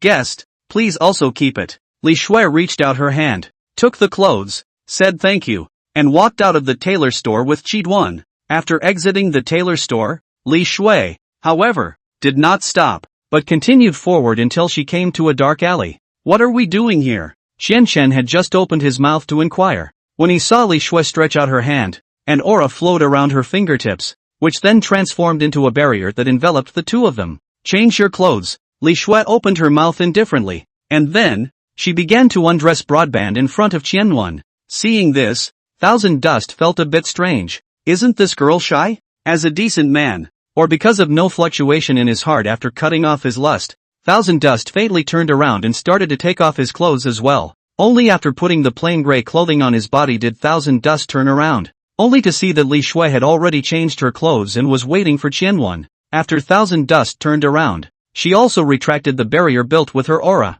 Let's go. Li Xue took the lead and walked out of the alley, and as she passed by Thousand Dust noticed her reddened ears. Isn't this going to be shy? What's the big tale you're pretending to be? Thousand Dust felt a bit speechless. Just say it if you're shy. It's not like he wouldn't close his eyes and turn around. After silently spitting in his mind, Thousand Dust quickly walked over to Li Xue's side. As he was about to walk out of the alley, he put the disguise mask on his face, and in an instant, his face was turned upside down, only to see Thousand Dust's unbelievably handsome cheeks suddenly become plain and uninteresting. Coupled with a gray cloth outfit, no one would give a second glance when walking on the road, turning into a plain and unassuming passerby. And Li Xue also removed the veil on top of her head, revealing the light face below. The 2 walked down the street like this, like ordinary people within the world. Meanwhile, inside an inn in the center of Cloud City, Mu Qingyin was sitting by the edge of her bed, her eyes closed, seemingly contemplating something. Suddenly, her eyes snapped open, her eyes revealing a hint of surprise and confusion. It turned out that she sensed that the divine sense buried in Qianyuan's body was undergoing subtle changes. This made her realize that Thousand Dust had left the palace at this moment and was heading in a certain direction. Mu Qingyin couldn't help but be caught in a dilemma. On the one hand, she missed Thousand Dust very much and wanted to find him immediately. On the other hand, remembering what Thousand Dust had said to her a few days ago, she began to hesitate again. Just as she was distracted, there was a soft knock at the door. Mu Qingyin took a deep breath and calmed down, then walked to the door and gently opened it. Standing in the doorway was Yi Lingling, who looked at Mu Qingyin with a heavy face, and there seemed to be tears flickering in her eyes. Before Yi Lingling could speak, Mu Qingyin took the lead and said, "Linger, do you want to see Duaner?" Hearing these words, Yi Lingling's expression shifted and a bright smile immediately bloomed on her face as she nodded without hesitation. "Senior, could it be that senior brother he left the palace? Of course Linger wants to see him." Seeing how determined Yi Lingling was, Mu Qingyin also had a decision in her heart. She smiled and nodded, and gently said to Yi Lingling, "Well then, Linger, go pack up quickly, we're ready to leave." When Yi Lingling heard this, she was so happy that she almost jumped up and down. She quickly turned around and couldn't wait to run back to her room and start cleaning herself up. Mu Qingyin, on the other hand, stood quietly in place, looking at Yi Lingling's departing back. Her heart filled with complex emotions, she silently chanted an incantation, and along with the surge of aura, her appearance changed. "Dusty, it's good for master to see you from afar." Li Xue led Qianyuan into a tavern. Though Thousand Dust was puzzled in his heart, he didn't say anything more. It wasn't until Li Xue ordered something and found a corner seat with him that he opened his mouth and inquired, "What are we doing here? The informant is here." "Informant?" Thousand Dust frowned slightly. He thought that Li Xue knew where that place was. "I know where it is, naturally, but don't panic. Going over there now will just get you a bunch of air." Li Xue seemed to have seen the doubts in Qianyuan's mind as she spoke faintly. "Then there is no harm in waiting for a while." Thousand Dust's expression returned to its natural state, and he just sat on the chair, propping up his face with one hand, quietly waiting, until a figure in a gray robe entered within the tavern. Chapter 33, Staggered Encounters. Coming. Li Shui transmitted a voice in her mind towards Qianyuan. Hearing this, Thousand Dust dispersed his divine sense and swept through the surroundings. He noticed a man in gray robes walk up to the shopkeeper and ask for some food and wine, then walked towards where he was. The person's face was covered by a gray hat, making it impossible to see his face, but using his divine sense, Thousand Dust quickly saw the person's appearance. It's very plain and has no character. He walked to the table of Thousand Dust and Li Shui didn't stop, but continued to walk forward, and when he left, there was an additional shadow-retaining stone on the table. Li Shui reached out her hand and quickly swept it across the table, only to see the shadow-retaining stone disappear without a trace after her sleeve swept across it. Afterward, Li Shui closed her eyes and contemplated. A few moments later, when she opened her eyes, Thousand Dust received another transmission from her. You can go now. The time will soon be ripe. Upon hearing this, Qianyuan nodded slightly as he stood up and walked out of the restaurant with Li Shui. Walking up the street again, Thousand Dust and Li Shui quickly blended in with the coming and going crowd. Along the way, both of them were not talking, but remained silent, and Thousand Dust just silently followed behind Li Shui. I don't know how long I had been walking until Thousand Dust was a bit numb, and Li Shui's voice once again sounded in my heart. We're being followed. Tracking? Thousand Dust furrowed his brows. If he was being followed, he should be able to sense it, unless the other party's cultivation far exceeded his own. Associated with this, Thousand Dust's mood became a bit heavy. When you look at it like this, the task does seem a bit tricky. What Thousand Dust didn't realize was that the two people following him were none other than his oldest and closest master and sister. Senior, are you sure that the person in front of you wearing gray cloth is Senior? Yi Lingling's doubtful voice rang out. She was a little confused. The back of the man in front of her did look like her senior brother, but surely his senior brother wouldn't be dressed so plainly. Even if that was really her senior brother, who was the other person beside him? It can't be the Empress of the Fuyun dynasty, can it? Are the two of them making a private visit? But you can't be so modest in your clothes. That shabby look, anyone who looks at it cannot think that she is the emperor. Yi Lingling felt that if it wasn't that master teacher was joking, it was that she was a little tired from practicing cultivation. Well, yes, that's your senior. What? You don't recognize him? Mu Qingyin said somewhat flirtatiously. In fact, it was not Yi Lingling. Even she, who had lived with Tong Qianyuan for 10 years, almost did not recognize her, because aside from the fact that there was still a slight resemblance in body shape, no matter whether it was from the aura or the aura emanating from it, the person in front of them couldn't possibly be Thousand Dust. As Thousand Dust's master, Mu Qingyin naturally knew that his disguise technique hadn't yet reached such a level, so he must have used some sort of magic treasure to be able to disguise himself like this. Linger, it's not your fault. Dusty used some sort of magic treasure to become what he is now. Don't worry too much. This way. Hearing Mu Qingyin say this, Yi Lingling's heart felt a little better. Then, Master, where is he going? Senior brother? Mu Qingyin shook her head. Just follow up and see. Mu Qingyin and Yi Lingling suddenly sped up their steps as Qianshan in front of them also sped up. Unlike Mu Qingyin and Yi Lingling's frankness, at this moment, Qianshan was filled with gravity. What to do? It doesn't seem so easy to get rid of them. Is it possible that they are from those ministers? I'm not sure, but if we don't lose them, our operation should be a bust. Then hurry up. Thousand Dust spoke in an indifferent tone as he kept speeding up his pace, almost to the point of running.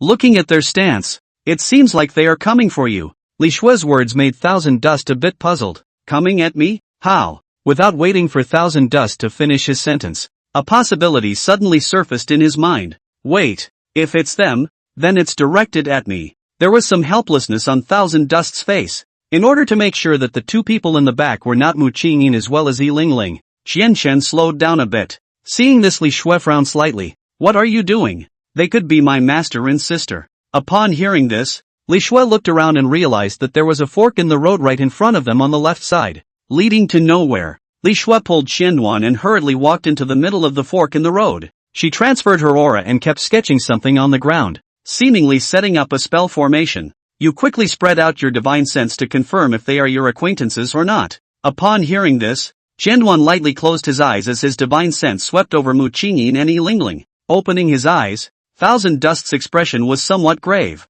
The duo feeding back within the divine sense was not Mu Qingyin and Yi Lingling. They were clearly two strangers. Not them. The moment Thousand Dust's words were spoken, an aura wrapped him and Li Shui in it, accompanied by a heavenly whirlwind. Thousand Dust and Li Shui disappeared without a trace. Master, brother? Yi Lingling, who had rushed up, looked at the empty alleyway and was somewhat puzzled. Senior brother did enter this alleyway just now, but where are they? Yi Lingling said to Mu Qingyin beside her, her voice somewhat anxious, and Mu Qingyin sighed helplessly as she felt the divine sense that suddenly appeared in the distance. Dusty, he doesn't seem to want to see us. Hearing this, Yi Lingling suddenly looked like a deflated ball, seeing that she was about to fall down, but fortunately Mu Qingyin supported her. Why? Senior brother, what have I done wrong? Yi Lingling's pupils were lax and her eyes were lifeless, with an appearance of having lost her heart. Seeing her like this, Mu Qingyin's heart didn't feel good either. Dusty, what do you want? Thousand Dust arrived in the middle of a forest, and when he opened his eyes, he realized that he had arrived in a completely unfamiliar place. Where is this? Looking to his side, he realized that Li Shui was standing nicely by his side, so he asked towards her. This is Yuanmu Forest, the outskirts of Cloud City. Did you set up the spell formation that teleported us here? Li Shui didn't have much of an explanation for what Thousand Dust had said, as she took out the shadow-retaining stone she had obtained at the tavern from her storage space, and then placed it in the palm of her hand, along with the continuous influx of aura into the shadow-retaining stone. The shadow-retaining stone also flashed out a clear image. The two men are shown whispering. I heard that this yuan-shaped clothes is a good treasure. It can even plunder other people's qi. Do you think that if we have this treasure, we will still worry about the narrow road in the future? Be careful what you say. If the people above hear you, you'll lose your head. Don't lose your life just for the sake of being quick to speak. Hey, no. This is not talking about playing around. Who would have thought that such treasures were buried in the wilderness above? Sending a bunch of capable people to guard it? Ha. If I say, that empress also should give way. A woman who doesn't stay at home to raise her children, but becomes an emperor. How can this be acceptable? Okay, stop. I don't want to lose my head with you, so watch your mouth. Hey, don't worry. In this Yuanmu forest, it's just the two of us. Are you still afraid of someone eavesdropping? Chapter 34, The Harbinger of Storms. After listening to the conversation between the two men on the shadow-retaining stone, Qianduan also understood that at this moment, he was in the place where the yuan-shaped clothes was buried. Since that thing is right here in the Yuanmu forest, let's move quickly. Li Shui nodded her head as she crushed the shadow-retaining stone, which had finished playing its contents and was no longer useful, and then clapped her hands. Come on, it's in the middle of this forest now. We need to find it there before dark. Hearing this, Qianchen subconsciously looked up, but saw that the sky had become dusky at some point, and it looked like it was getting late. So fast? Thousand Dust felt that the sky had just dawned until now it seemed that not much time had passed. How come the sky is going to be dark again? Li Shui stretched out her hand, and along with her movement, an aura suddenly wrapped around Qianduan. Along with the aura he emitted was also shielded within it. This is to prevent those two stalkers from the party from catching up. We need to hurry. Perhaps by now they have tipped off those Prime Minister's men. Stay close to me and don't make a sound, Li Shui said softly.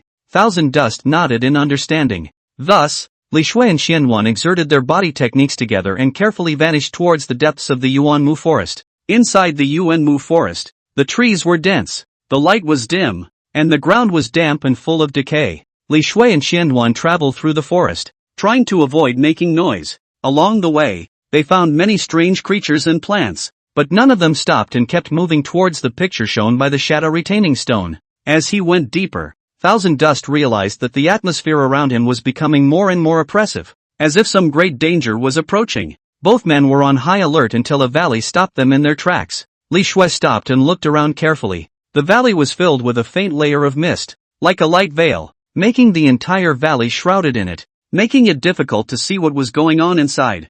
Thousand Dust locked his brows tightly as the image shown by the retaining shadow stone did not have such a thick mist in it. However, when he turned his head to look at Li Shui, he realized that the other party was not surprised, but instead, it was as if he had already known that there was a misty mountain here. You know what to do, don't you? Thousand Dust asked softly. Li Shui nodded slightly, indicating that she understood. She walked up to the mist and reached out her slender fingers, gently touching the seemingly invisible barrier. Just the moment her fingertips touched the mist, A circle of ripples spread out in all directions on the empty mist, like a mysterious painting that was breathtaking. As Li Shui moved, the mist in front of him was like clouds blown away by the wind, gradually dispersing, revealing an entrance the size of an average person. Li Shui walked into this entrance without hesitation, her figure disappearing into the mist.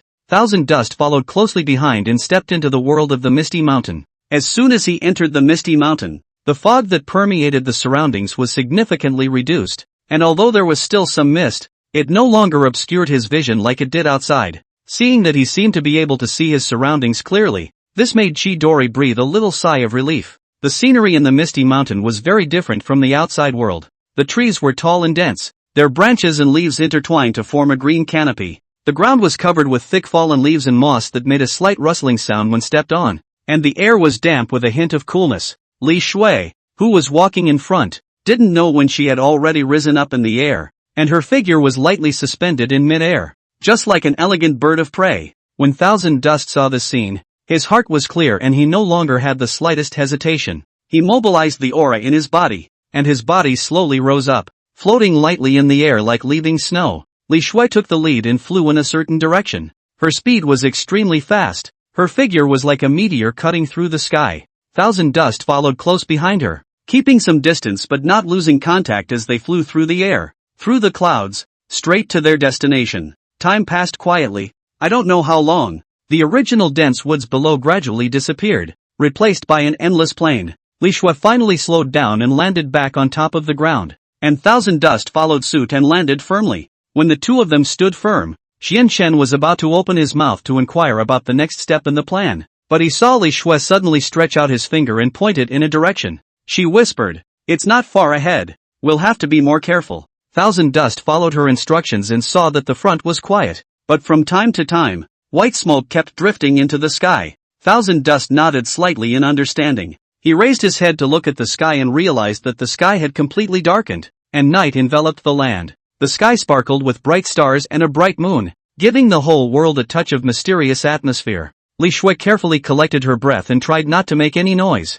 Thousand Dust did likewise, his movements as light as a feather so as not to draw unwanted attention. Together, the two of them quietly moved forward in the direction that Li Shui had pointed out, wary of any dangers that might appear around them. As the distance continued to close, Thousand Dust gradually saw the source of the smoke. He fixed his eyes on a group of people sitting around a campfire not far ahead. There was a grill on the bonfire, on which an unknown demonic beast meat was being roasted, emitting a tantalizing aroma. The campfire was surrounded by people. A rough estimate was that there were at least 20 to 30 of them, and all of them were cultivators. Among them there were even individuals whose cultivation was even comparable to Thousand Dust. However, due to the late hour, most cultivators were in a state of cultivation as they closed their eyes in contemplation and wondered as they silently operated their auras, except for the very few cultivators who still had their eyes open, taking a bite of the roasted meat in their hands from time to time. Thousand Dust had wanted to quietly leave this place and continue to look for the place where the yuan-shaped clothes were buried,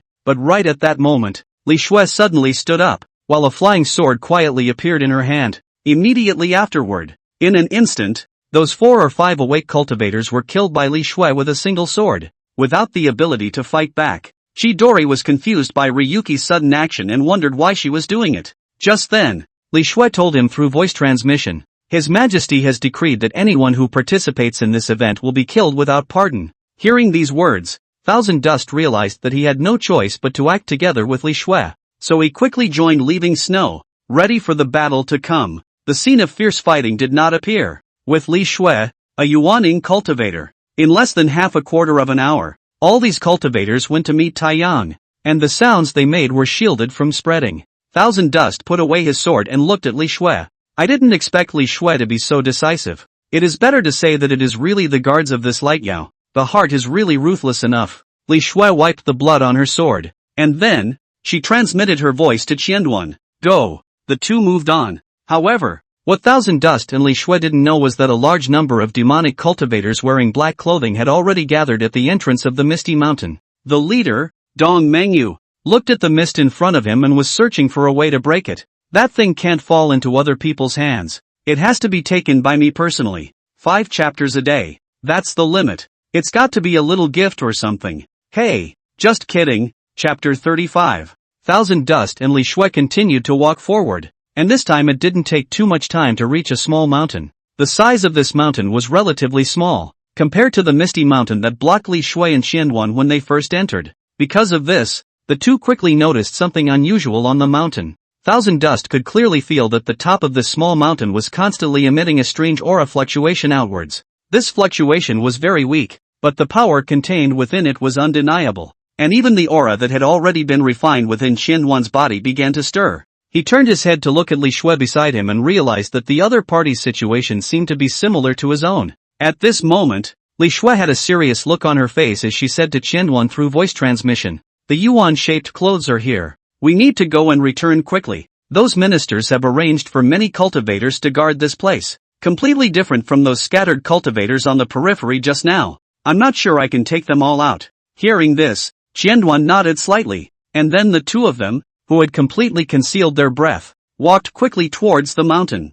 I don't know if someone from those ministers had built a special trail for the way up the mountain. Anyway, along the way, Thousand Dust had seen quite a few people in armor on this trail. These people were obviously soldiers belonging to the Fuxian dynasty. Fortunately, Li Shui and Xiangyuan's concealment spells were both very good, so no one found them along the way. As he continued to get closer to the top of the mountain, the faint aura fluctuation gradually grew stronger. Is that the fluctuation generated by the yuan-shaped clothes? Thousand Dust transmitted his voice to Li Shui. Since he didn't really know what the yuan-shaped clothes actually looked like, he had to find Li Shui and ask. Hearing his words, Li Shui shook her head. That's a blindfold. The real yuan-shaped clothes are hidden under this mountain by those ministers. Then won't we have to lift this mountain to get that thing? Otherwise, just come with me. Thousand Dust realized that Li Shui seemed to know this place very well, and in 3 or 2 steps, she led Thousand Dust to turn between a pile of grasses. The grass here was man-high, and if someone was outside the bushes, they wouldn't be able to realize that there was someone hiding in them, only to see Li Shui strangling his hands and reciting something in his mouth. A few moments later, the lush grass in front of Xiangyuan suddenly had a sea change, only to see that these weeds suddenly looked as if they had been drained of their vitality by something, and their height began to regress until they were only as high as Thousand Dust's knees before they managed to stop. Seeing this, Thousand Dust immediately looked around and realized that no one seemed to have noticed this place, which was a relief. The real danger is inside this cave. Those soldiers won't be able to discover this place because they also don't know that the real treasure is hidden in this weed. The aura fluctuation on that mountain is what those old guys used to attract people. No need to pay attention to it. Hearing Li Shui's words, Chen Chen nodded slightly, and at this moment, he also noticed that the grass had become shorter, revealing a pitch-black hole. This hole was facing downwards as a whole, and was concealed in such a way that if not for the use of divine sense, it would be difficult for the ordinary naked eye to discover it. Go in.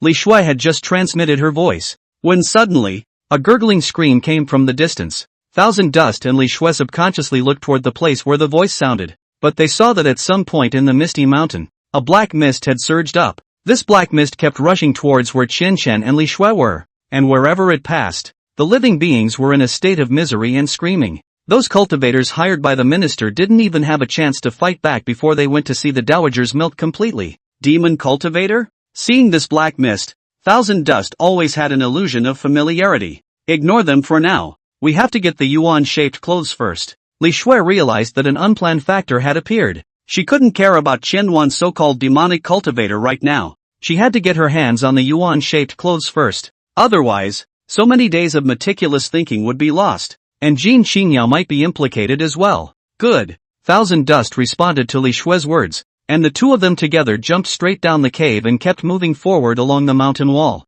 Meanwhile, Dong Mengyue looked at the cultivators who fell to the ground one by one with a playful smile on her face. Just send these shrimp soldiers to guard something important? It's really ridiculous. She shook her head, her gaze falling to the hill in the distance. She raised her slender arm, and within moments, something shaped like a flame appeared in the center of her hand. That thing is inside the hill up ahead, isn't it? Hearing the voice of the demoness, the heart of that Fuzzy Cloud Dynasty's minister was filled with fear, and his voice couldn't stop trembling. Yeah, it's in there. I hope so. If I find out you lied to me, then I'm going to give you a good taste of what pain feels like. Dong Mengyue snorted coldly as the soul in the center of her hand dissipated and returned to its usual form. Afterwards, she operated her aura and her figure instantly disappeared in place. while part of those demonic cultivators who came with her stayed in place to deal with those cultivators who were still struggling, while the other part quickly followed her lead. Thousand Dust and Li Shui followed the rock wall and made their way down,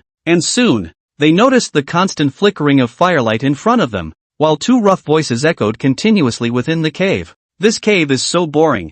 I can't sit still. I can't sleep well. I'd better go out earlier. Big brother, don't be impatient. Those old guys have given us a lot of benefits. After some more time, we will be able to go out. At that time, continue to cultivate. Maybe by relying on those resources, breaking through the bottleneck is not a problem. That's true. Just wait it out. Thousand Dust silently dispersed his divine sense, which moved forward along the complex tunnel until he sensed two very powerful presences. These two are Yuaning stage cultivators. Can't beat them all. Thousand Dust was somewhat helpless as he transmitted his voice to Li Shui. Don't be afraid. These two have empty cultivation, but their brains are not good. Later I will lure them away. You go directly to get the yuan-shaped clothes. By the way, that yuan-shaped cloth is buried within the innermost stone wall, so you can open it with some brute force. This is for you. When the time comes, you'll rebury this in the stone wall. They won't be able to find anything unusual. The transmission ended, and Li Shui placed a token in Thousand Dust's palm. How do you know these two are not good in the head? Thousand Dust was a little puzzled. In response, Li Shui did not explain, but instead transmitted her voice. Get ready, it's about to start. Unable to do anything about it, Thousand Dust had no choice but to put that aside for now. Well then, remember not to blame me if you get caught. Upon hearing this, Li Shui revealed a smile, as if she was certain that Thousand Dust's words were a joke. It's on. After hearing this, Li Shui suddenly withdrew the concealment spell on her body, and she flew straight towards the two people who had just spoken. Not a moment later, two cursing voices rang out from the depths of the cave, and a moment later, three figures flew straight toward Thousand Dust. However, neither Li Shui nor the other two big men stayed, but flew straight toward the way they came. Seeing this, Thousand Dust did not hesitate in the slightest as he operated his aura and rode in the air until he felt an inexplicable stirring. He then stopped in front of an ancient stone wall. Chapter 36, Is this avoiding me? Just as Li Shui had said, Thousand Dust soon found the end on the stone wall in front of him. Only a tiny crack was being engraved in a very inconspicuous location, and if he hadn't looked closely, I'm afraid it would have been hard to notice. Luckily, Chen Shan was careful enough to spread out his divine sense to observe the stone wall in front of him, which allowed him to discover some clues. Moreover, ever since the severance of lust, Thousand Dust's heart was as if it had been sealed by some special power, and there was only calmness within, like a lake. However, in the face of the ancient stone wall in front of him, an inexplicable stirring surged within him. This feeling was strange, and it had been a long time since Thousand Dust had felt this illusion. This also made Thousand Dust take a keen interest in the yuan-shaped clothes that were buried within the stone wall. Without thinking too much further, Thousand Dust stretched out his palm and placed it on top of the stone wall. Along with the surge of aura, the tiny crack began to tremble and expand. After an unknown amount of time passed, a silver-white cloak appeared in front of Thousand Dust. Is this the metamorphic clothing? Thousand Dust said to himself, while carefully clearing the surrounding stones, then gently took out the yuan-shaped clothes that were buried inside. Just the moment he touched the yuan-shaped clothes, a strange power instantly spread throughout his body, causing his body to involuntarily begin to tremble uncontrollably. At the same time, a strange fluctuation came from his sea of consciousness, as if something was stirring in it, and that yuan-shaped clothes seemed to possess its own spirit. And after Qian Shen held it in both hands, it turned into a stream of light and quickly attached itself to Qian Shen's body. Only when all the strange sensations had disappeared, did Thousand Dust slowly come back to his senses. He lowered his head, but suddenly realized that at some point, the yuan-shaped clothes had been automatically put on his body, and was emitting a faint light that appeared mysterious and bizarre. Not only that, the feeling that made his heart palpitate just now had all but disappeared at this point, as if it had never appeared. All of this made Thousand Dust feel incredibly strange and puzzled, but right now he couldn't be bothered to think too much about it. That's just it. Let's take care of this place first. Thousand Dust shook his head and decided not to think about these issues for now. Afterward, he took out the token that Li Shui had given him from his bosom and placed it at the location where he had dug out the yuan-shaped clothes just now. Only a flash of light was seen, and in a moment, the stone wall that had been destroyed just now was restored to its original state, as if Thousand Dust had never been here before. Having gotten the treasures he needed and with everything prepared, Thousand Dust intended to leave. He operated his aura and rose out of thin air, following his memory and leaving the stone wall where the yuan-shaped clothes were buried, along the cave all the way out.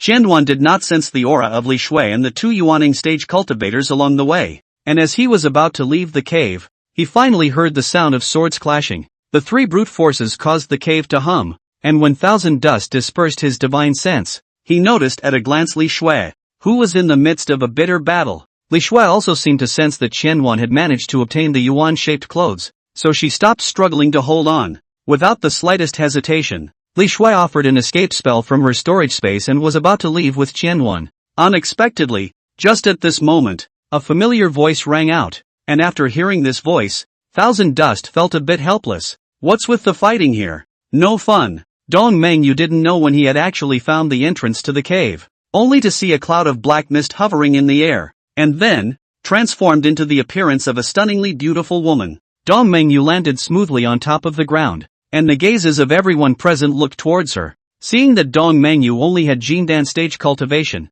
the two yuaning stage cultivators sneered. Have you come to die? One of them spoke. Upon hearing these words, Dong Mengyue did not get angry, but instead revealed a playful smile. She reached out her hand and waved it casually in the air. Just then, the moonlight that had originally shone into the cave suddenly disappeared. Fixing his eyes, the outside of the cave was suddenly filled with demonic cultivators dressed in black robes, and they exuded a terrifying pressure just by standing there. Demon cultivator? The two yuaning stage cultivators' faces stared. The heavenly blending demon sex cultivators surrounded the cave, and when Li Shui saw this, she also furrowed her brows tightly. There was no lack of yuaning stage present amongst these demonic cultivators, and although Dong Mengyue only had Jindan stage cultivation, these demonic cultivators all seemed to follow her orders. Seeing this situation, Thousand Dust also understood that if he didn't leave now, he would definitely not be able to leave later. So then, he transmitted his voice to Li Shui. Move. Hearing this, Li Shui didn't hesitate for a second as she violently erupted a terrifying aura, her aura enveloping her body and forming a phantasm if nothing else. Afterwards, she pinched her hands together and her aura continued to surge around her. In just a single breath of time, a powerful aura was continuously surging in all directions. Seeing this, Thousand Dust also hurriedly ran his aura and prepared to go to Li Shui's side. Rise! Along with Li Shui's angry shout, Qianduan had almost reached her side. Make your move. Accompanied by Dong Mengyue's order, those two yuaning stage cultivators were quickly surrounded by a group of demonic cultivators, and so was Li Shui. Thousand Dust's concealment spell lost its effect amidst such a powerful aura fluctuation, and Dong Mengyue also noticed the man who suddenly appeared beside Li Shui. Dong Mengyue looked at Qianduan and always felt something familiar, but no matter how she looked at it, the man was a stranger, and there were no features in her memory that overlapped with it. Tie him up and take him alive. Obviously,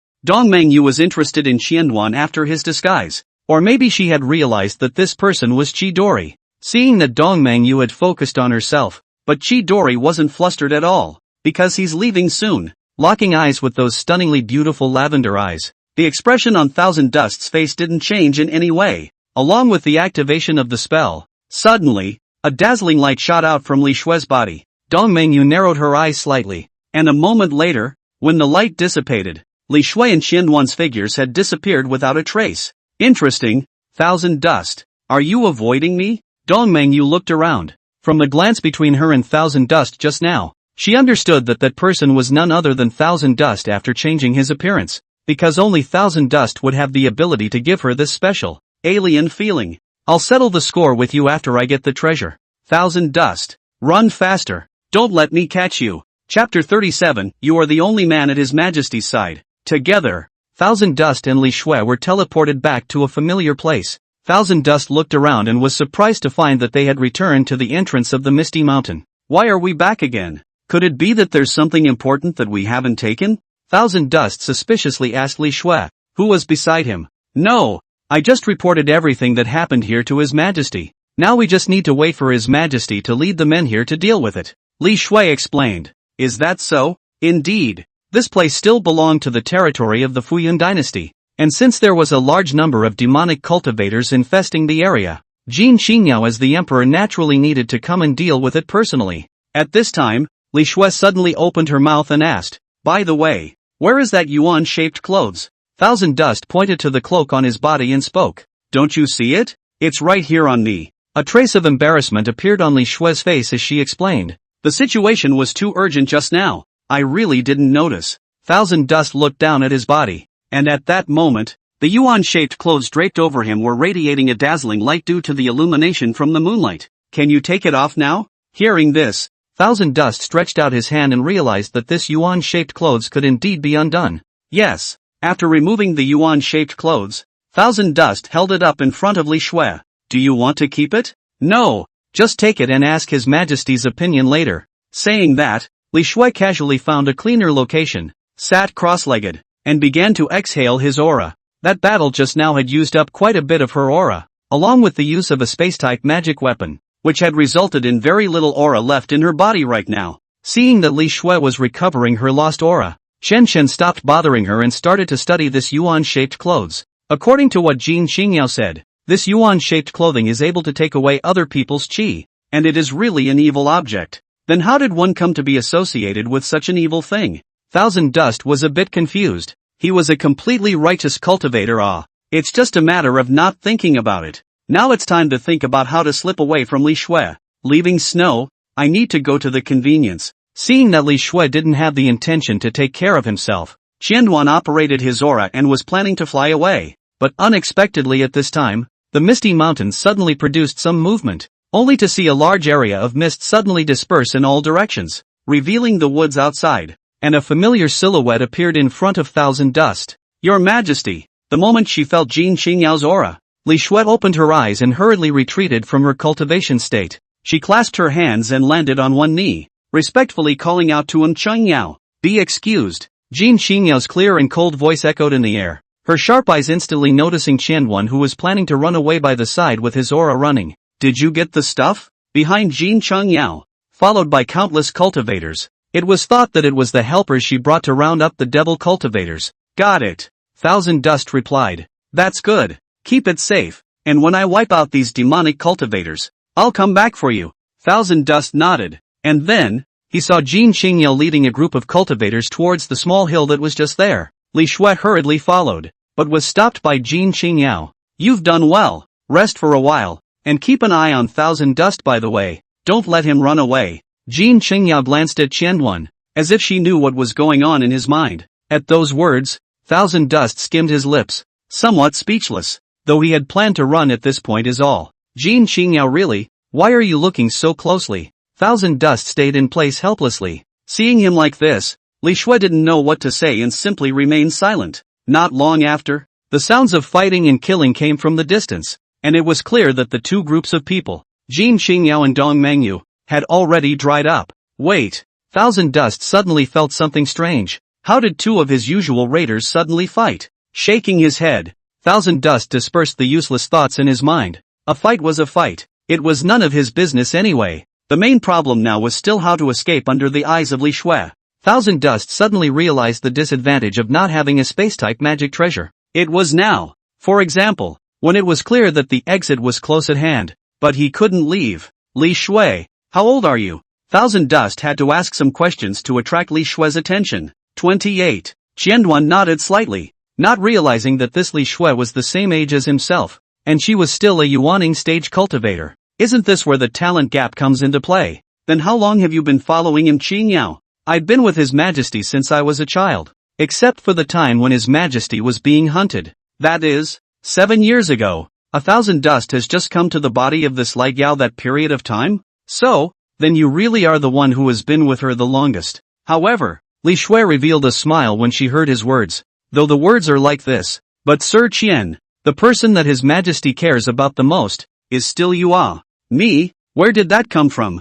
Thousand Dust raised an eyebrow, somewhat disbelieving what Li Shue said. After all, when the system was still around, he was able to use his naked eyes to see how favorable Jin Xingyao was to him. If the person that Jin Xingyao cared about the most was him, then the favorability system would be a joke. Compared to present-day Lightning Yao, Thousand Dust still trusted the system a bit more. Your Majesty, when she was a child in the palace, she was the coolest one. Even His Majesty had never seen her smile. 7 years ago, when the Emperor collapsed, the court was in chaos, and she was also made to suffer by those villains, so she could only escape from the palace as a way to save her life. That's when Sir Qian saved His Majesty, isn't it? Li Shui turned her head to look at Qianyuan, waiting for his answer. That's right. Yes, that's right. Since then, when His Majesty returned to the palace again, even I was a bit unable to recognize her. She's changed so much, although she's usually still cool, but at least she can smile.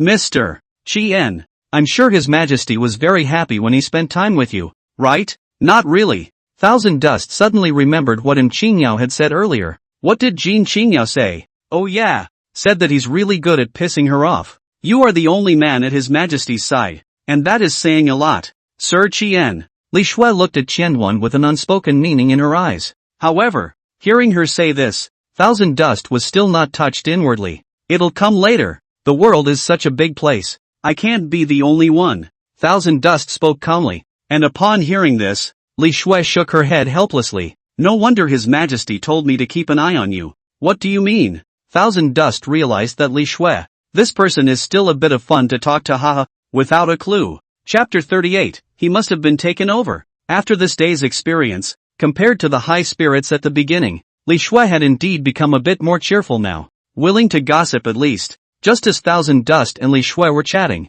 the misty barrier in front of them suddenly changed again. Only two silhouettes slowly walked inside the misty mountain, and with only one glance, Thousand Dust realized that the other party was someone he was familiar with. Senior brother. Yi Lingling was not as excited as usual after seeing Qianyuan, but her voice was a little choked. Why did Mu Qingyin and Yi Lingling find this place? It had to start an hour ago, after Qianyuan was teleported away by Li Shui. Mu Qingyin returned inside the inn with the disoriented Yi Lingling. Senior, does senior brother really hate us that much? Yi Lingling's voice was a bit hoarse, carrying a hint of sadness and despair. Her eyes were hollow and lifeless. Her originally bright eyes were now dull, as if they had lost all vitality and vigor. Her mood had hit rock bottom, so heavy she couldn't breathe. Crystalline teardrops coalesced in her eyes and shimmered like pearls. These teardrops slid down her cheeks like a string of broken pearls, tracing a graceful arc in the air. Every tear carries the pain and grief that is so deep inside her that it is heartbreaking. Yi Ling covered her face with her hands, trying to hide her vulnerability and helplessness. However, her body trembled slightly, revealing her inner turmoil and fear. The once gentle Thousand Dust constantly surfaced in her mind, but now, that image had completely disappeared, replaced by indifference and detachment. The suffocating feeling almost tore her apart. Senior, what have I done wrong? Why is senior brother treating me so poorly? Yi Lingling's voice was filled with confusion and disbelief. Her emotions were on the verge of breaking down, as if she was about to shatter at any moment. She didn't know what she had done wrong and why she was treated like this. The feeling made her feel incredibly lonely and lost, as if the whole world had abandoned her. Obviously she had apologized to Thousand Dust long ago, and at that time, although Thousand Dust's attitude was perfunctory, he did accept it. So why was the situation now? Is it because of that empress? But back before Thousand Dust left the clan, he was still able to talk to her normally, so why did he not even want to see her anymore? Grief overwhelmed Yi Ling, causing her to constantly think it was her fault. Linger, it's actually not your fault. Mu Qingyin gently patted Yi Lingling's shoulder, trying to give her some comfort and support. But why? Why doesn't senior brother even want to see me? Could it be that I'm some kind of harmful plague god? Senior, disciple can't figure it out. Can't figure it out. Yi Lingling fell into Mu Qingyin's arms and let out a loud cry. Her tears soaked Mu Qingyin's clothes, as if she was telling the grievances and unwillingness in her heart. Mu Qingyin hugged Yi Lingling tightly and felt her body trembling slightly. She knew that Yi Lingling needed someone to talk to, someone to share her pain and grief, and Mu Qingyin's heart was likewise not in the right place. After all, she and Yi Lingling were, no matter what, the master and sister of Qianyuan. Even if they were mindful of the 10 years they had lived together before, they could at least see each other. But today, Thousand Dust's behavior was clearly saying, I don't want to see you guys. Mu Qingyin sighed deeply, her eyes filled with helplessness and exhaustion. She knew that today's incident was undoubtedly a huge blow to Yi Ling. Looking at Yi Lingling's heartbroken appearance, Mu Qingyin's heart couldn't help but surge with a wave of sourness. Linger, today's matter, Duaner did go a bit too far. Forget about it, just treat it as if nothing had happened. Mu Qingyin softly comforted. Yi Lingling raised her head, tears blurring her vision, but she still struggled to look at Mu Qingyin. Master, disciple can't forget. Obviously senior brother used to be so gentle, but why now? Saying this, Yi Lingling suddenly stopped crying, as if she had thought of something important. Those originally lax pupils unexpectedly began to slowly focus. Yes, master, everything is because of that rain. Yi Lingling suddenly shouted in excitement. Rain? Linger? What does it mean? Mu Qingyin asked suspiciously. It was after that rain that senior brother was like a different person, becoming cold and heartless. Her voice trembled as if a drowning person had grabbed a life-saving straw, and she began to recount in great detail what had happened on the day when Yuexiangyuan had just severed his affections and desires. After that rain, senior brother tested the pills for me for the last time and became extremely cold or perfunctory in his attitude when facing me. Yi Lingling's tears slid down her cheeks, her voice filled with despair and pain. That's not senior brother. That's definitely not senior brother. Her body kept trembling, as if she couldn't bear such a blow. Senior brother has definitely been seized. He must have been seized. Yi Lingling's eyes shone with determination. She was convinced that Qianshan must have been taken away from his body. However, she didn't notice Mu Qingyin's face becoming more and more somber. Only after Yi Lingling finished venting her emotions did she realize that Mu Qingyin had been watching her in silence for a long time. At some point, a wave of uneasiness welled up in her heart, wondering how Mu Qingyin would feel about this. Linger, don't go off the deep end. Mu Qingyin sighed softly, a hint of helplessness and regret in her tone. But master, Yi Lingling wanted to say something else, but was interrupted by Mu Qingyin. For the teacher knows. You let Dusty Child try the pills, or what kind of pills? And what you said about apologizing, but also only Dusty Child he is to you. Disappointed to the core, these 4 words Mu Qingyin didn't say them after all. Master. Seeing that Mu Qingyin didn't even believe what she said, Yi Lingling stood up in dismay. Senior, I remember that day. It was you, senior, who sought out senior brother for sword practice, saying that you wanted to test whether or not senior brother's strength had improved. If master teacher is unwilling to believe in disciples' words, then forget it. Seeing Yi Lingling take a step away, Mu Qingyin's mind couldn't help but recall what happened that day. Linger, wait. Mu Qingyin suddenly called out to stop Yi Lingling. Then we will go and see. Master, what are you looking at? Mu Qingyin touched Yi Lingling's head, then softly said, let's see if Duster was taken over as you said. That day when Qianduan's back was despondent in the rain, Mu Qingyin hadn't forgotten it even now. Alternatively, a large part of the reason why Thousand Dust had become what it was now was because of his own master. So, Mu Qingyin intended to go and figure it out. So then, she and Yi Lingling left the inn once again and went to look for Qianduan. Chapter 39, People Change. Time back to the present. Relying on Mu Qingyin's divine sense buried in Qianduan's body, the two of them didn't have to spend much effort to find Qianduan in the Misty Mountain. Senior sister? Upon seeing Mu Qingyin and Yi Lingling, Qianduan's heart was filled with doubt. How did they find this place? It was reasonable to say that this Misty Mountain could be considered a very secretive place. How did you get in so easily? It wasn't just Mu Qingyin and Yi Lingling, but also Dong Mengyue. Thousand Dust suddenly realized an amazing phenomenon. All of his raiders, minus the demon, seemed to have gathered here.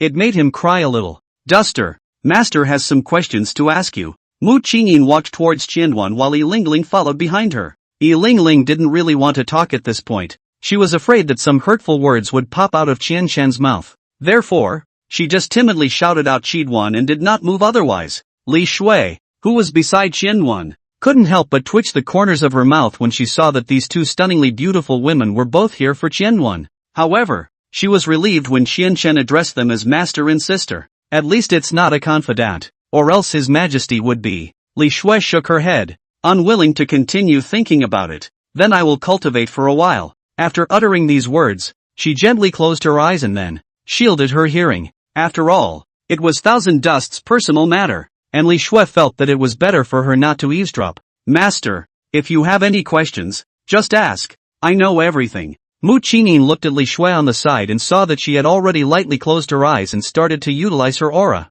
Duster, talk to master nicely about that day. All that happened. What day? Although it was unclear how Mu Qingyin had found herself, she was after all the master teacher who had taught her for 10 years, and the proper etiquette still could not be missing. However, the one thing that made Qianshan not figure out was why every time Mu Qingyin looked for her, she had Yi Lingling with her? Do they have a lot of time on their hands? In fact, there were many doubts in Thousand Dust's mind, but he just didn't care much about them. After all, with his current state of mind, there was nothing that could cause him too much emotional turmoil anymore. The day that master practiced with your sword for the last time. Hearing this, Thousand Dust began to ponder. Scattered images began to float through his mind. In a moment, though, he remembered, hadn't his lust been cut off that very day? Associated with this, Thousand Dust's expression became a bit heavy. Duster, you kindly talked to your master about all your experiences that day. I don't know why Muqingyin suddenly wanted to know what happened that day. Could it be that she sensed something?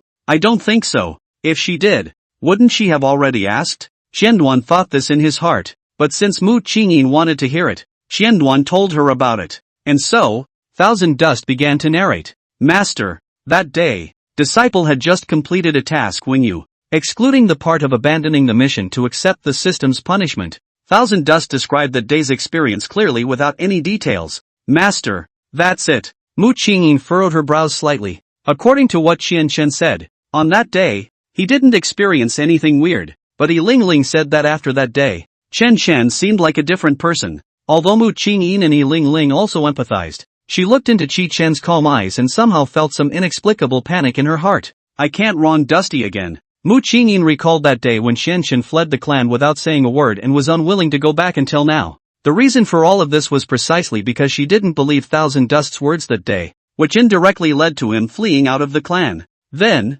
Dusty child, why are you unwilling to see Master in spirit child this morning? It was not easy to talk about the issue of taking over the body, so Muqingyin changed the direction of the topic. This morning? Senior, where did disciple not want to see you and senior sister this morning? Thousand Dust's words were filled with doubt. Dusty, are you really not unwilling to see us? On the side, Yi Lingling's eyes brightened a bit when she heard the question Muqingyin asked. Master teacher, how could disciple be unwilling to see you guys? Although disciple is unwilling to accept the sect's punishment, it doesn't mean that I don't want to see you guys but if master teacher insists on bringing disciple back to the sect, please allow disciple to refuse. After Qianduan finished his words, he carefully observed Muqingyin's expression, as if as soon as there was the slightest change in her expression that she wanted to force him away, she would immediately change her face. Then why did you want it in the morning? Muqingyin suddenly realized a problem. That is, in the morning when they followed Qianduan early, they were disguised in order not to cause trouble. In other words, Thousand Dust most likely treated the master and disciple who were following him at the time as strangers. This would perfectly explain why Thousand Dust had suddenly increased his speed and moved away from her and Yi Lingling at that time. Senior, although I don't know what you're talking about, but it's true that I hadn't seen you and senior sister in the morning, so why would I be unwilling to see them? Muqingyin now understood that this was all a misunderstanding. Thousand Dust was just unwilling to return to the sect, not that he didn't want to see them as master and disciple. As for Yi Lingling who was on the side, after hearing Qianduan's words, the gloom in her heart finally dissipated a lot, but she still didn't understand why the gentle senior brother of the past days had now become the way he was now that he couldn't be interested in anything, even cold. Then senior brother, why are you? Yi Lingling, who had been silent on the side, suddenly gathered enough courage to speak up. Elder brother, Linger really feels like you've changed, as if you've become a different person, and the gap between you and the past is a little too big. The further back she spoke, the smaller Yi Ling's voice became. How could Qianduan not understand the meaning of Yi Lingling's words? Wasn't it because after he cut off his lust, he wasn't treating her as gently as before? Thinking of this, Thousand Dust sighed slightly. He wouldn't have done so if it wasn't for the fact that he hadn't been able to complete the quest, and the reason why he hadn't been able to complete the quest wasn't because of these strange raiders. It was obvious that he had worked so hard and given almost all of his heart, but he had not gotten even a tiny bit in return. And all he got was always the feeling of being treated as a tool person. His heart had long since become riddled with holes in the process, and if the system hadn't cut off his lust, he probably wouldn't have known how to get along with these people after giving up his mission. So, he won't regret his decision. Senior sister, I've long said that people change. Chapter 40, No Misunderstanding Matters.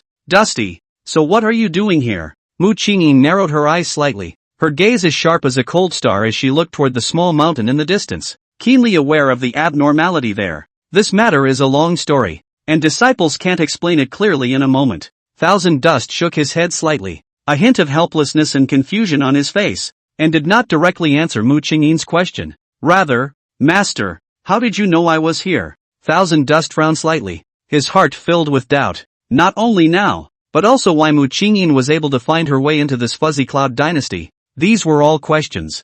Thousand Dust had previously thought that it was because he hadn't cleaned up the teleportation spell formation on Heavenly Cliff Peak, allowing Muqingyin to find the direction he was running in. But what's going on now? And what did Mu Qingyin rely on to find her way here? By now, Qianyuan can also understand that there must be something fishy in this. Mu Qingyin has no reason to be able to find him every time. Master has her own means. Mu Qingyin smiled faintly, her eyes revealing a mysterious glint. She had no intention of telling him about her burying her divine sense in the thousand dust. After all, it was a good safeguard to ensure that within a certain distance, she could feel Chidori's position at all times. It's kind of a little selfish of her. For some reason, Mu Qingyin doesn't want Qianchen to know about this, ever and ever. Alright. Seeing that Mu Qingyin had no intention of clarifying, Qianyuan didn't bother to pursue the matter further. Then, Master, is there anything else? If not, then please return. Hearing this, Mu Qingyin felt a bit displeased. At the same time, she could also perceive that Thousand Dust had indeed changed quite a bit compared to before, but she took it all as if Thousand Dust was still angry about the punishment and didn't think of it in any other way. Master did misunderstand you once upon a time, but Master is also trying to find ways to be able to let you go back to the sect openly and honestly. But Dusty, the apology has been made, and Master has personally come to look for you. Why are you still angry? Angry? What kind of anger? Thousand Dust was puzzled. Where did Mu Qingyin see that he was angry? He sighed helplessly. Master, disciple is not angry. Disciple is just. Without waiting for Qianyuan to finish his sentence, a huge aura fluctuation suddenly came at him. In an instant, both Mu Qingyin and Yi Lingling suddenly changed their faces. Senior brother, Yi Lingling exclaimed in shock. Just now she was still thinking about what Qianyuan had said, but when she came back to her senses, she suddenly saw a cloud of black mist rapidly coming towards Qianyuan's back. The black mist ran at an extremely fast speed, and in just a breath's time, it arrived behind Qianyuan. Hearing Yi Lingling's call, Qianyuan subconsciously turned his head, only to see the black fog suddenly coalesce to form an absolutely beautiful face. And this face was also very familiar to Qianyuan. It was Dong Mengyue, Thousand Dust. It's been a long time. Dong Mengyue's purple eyes flickered with a strange light. Dong Mengyue, how did you? Without waiting for Chidori to finish her sentence, she felt a sudden warmth on her lips. A faint fragrance madly surged into his nostrils, and Qianyuan slightly widened his eyes. Feeling very puzzled by Dong Mengyue's behavior at this moment, he tried to resist, but realized that for some reason, his body didn't respond at all, and the remaining three people present froze in place when they saw the scene. After a moment, Dong Mengyue finally let go of her mouth, and the crystalline liquid threads traced a graceful arc in the air. At that moment, a furious cry also echoed through the heavens and earth. What are you doing? It was the voice of Jin Shengyao. A majestic pressure was released from her body, and even Qianchen felt a burst of pain coming from his body. I'm leaving first. I lost this time, but Chidori, I'll come back for you, as my toy. You can only be mine. After the words fell, her figure also turned into a bubble and completely disappeared. Qianyuan. Imprisonment landed beside Qianyuan, her ink-black eyes filled with anger. Why don't you fight back? Can't resist. Thousand Dust said somewhat helplessly. And now Lightning Yao seemed to understand why Thousand Dust couldn't resist in general as she gritted her teeth and said, that demoness has a divine-grade treasure weapon on her. I can't help her. But the demonic cultivators who traveled with her have been exterminated cleanly. Hearing this, Thousand Dust nodded slightly. That's not bad. He looked over at Mu Qingyin as well as Yi Lingling, and realized that the two of them were still frozen in place, seemingly not having recovered from the images of the party. It's you guys. What? Want to bring Qianchen back? Jin Xingyao obviously also noticed Mu Qingyin and her duo. She looked condescendingly at Mu Qingyin and Yi Lingling, waiting for them to reply. Dusty, what exactly is your relationship with that witch? Mu Qingyin's face was gloomy and her words were filled with coldness. Her body even exuded a gust of terrifying pressure. Seeing this situation, Jin Xingyao reached out her hand and protected Qianyuan behind her, isolating Mu Qingyin's aura. Thousand Dust opened his mouth, but he didn't know how to explain. Anyway, he felt that it didn't seem like there was much use for him to explain to Mu Qingyin, just like when he was just rescued. Mu Qingyin wouldn't necessarily believe his words. Master of Thousand Dust, you have to figure out whose territory you're in now. Thousand Dust has already been forced here by you guys. What? And you still want to make a move to teach him a lesson? Qingyao's voice was filled with scorn, but she did possess the backbone to speak in such a manner. Thousand Dust, is it hard for you to keep hiding behind a woman? Mu Qingyin no longer called Qianyuan as Dusty, so it was evident that she was indeed very angry right now. I was wrong about you. I didn't expect you and that witch to have this kind of relationship. thanks to which I thought I had misunderstood you and came all the way here, wanting to take you back. So that's what the truth turns out to be? Mu Qingyan's voice was filled with anger and disbelief. The gentle and understanding thousand dust in her mind suddenly shattered apart and turned into a wisp, disappearing without a trace. Senior brother. The Yi Lingling on the side obviously also recognized the image she saw just now as a fact. Her senior brother was the one who had an affair with that witch, and was the one who deserved to be punished. Senior brother. Why? Obviously Linger isn't too bad. Yi Ling had broken down. Do yourself a favor and I'll leave you alone. Mu Qingyan tried her best to restrain her emotions. Then, greeting Yi Lingling, she turned to leave. Your master and sister seem to have misunderstood something. Won't you explain? Jin Qingyao looked at Chen Chen, but found that his expression remained calm and unchanged. No matter. Misunderstanding is misunderstanding. Anyway, by now, it doesn't matter what misunderstanding. Chapter 41, you asked for it. You really don't care at all? Imprisonment looked at Qianyuan and frowned slightly. Care about what? How am I supposed to explain it when Master and the others only believe in what they have seen with their own eyes? Thousand Dust's voice was filled with helplessness, just like last time. I can't explain it clearly. And, if they have the heart, they can naturally understand that what happened just now was not from my intention. Jin Qingyao was also angry in her heart, but compared to Mu Qingyan and Yi Lingling, she didn't intend to show it here. Hearing Thousand Dust's words, she let out a soft sigh. So you're not going to deal with them? Thousand Dust shook his head.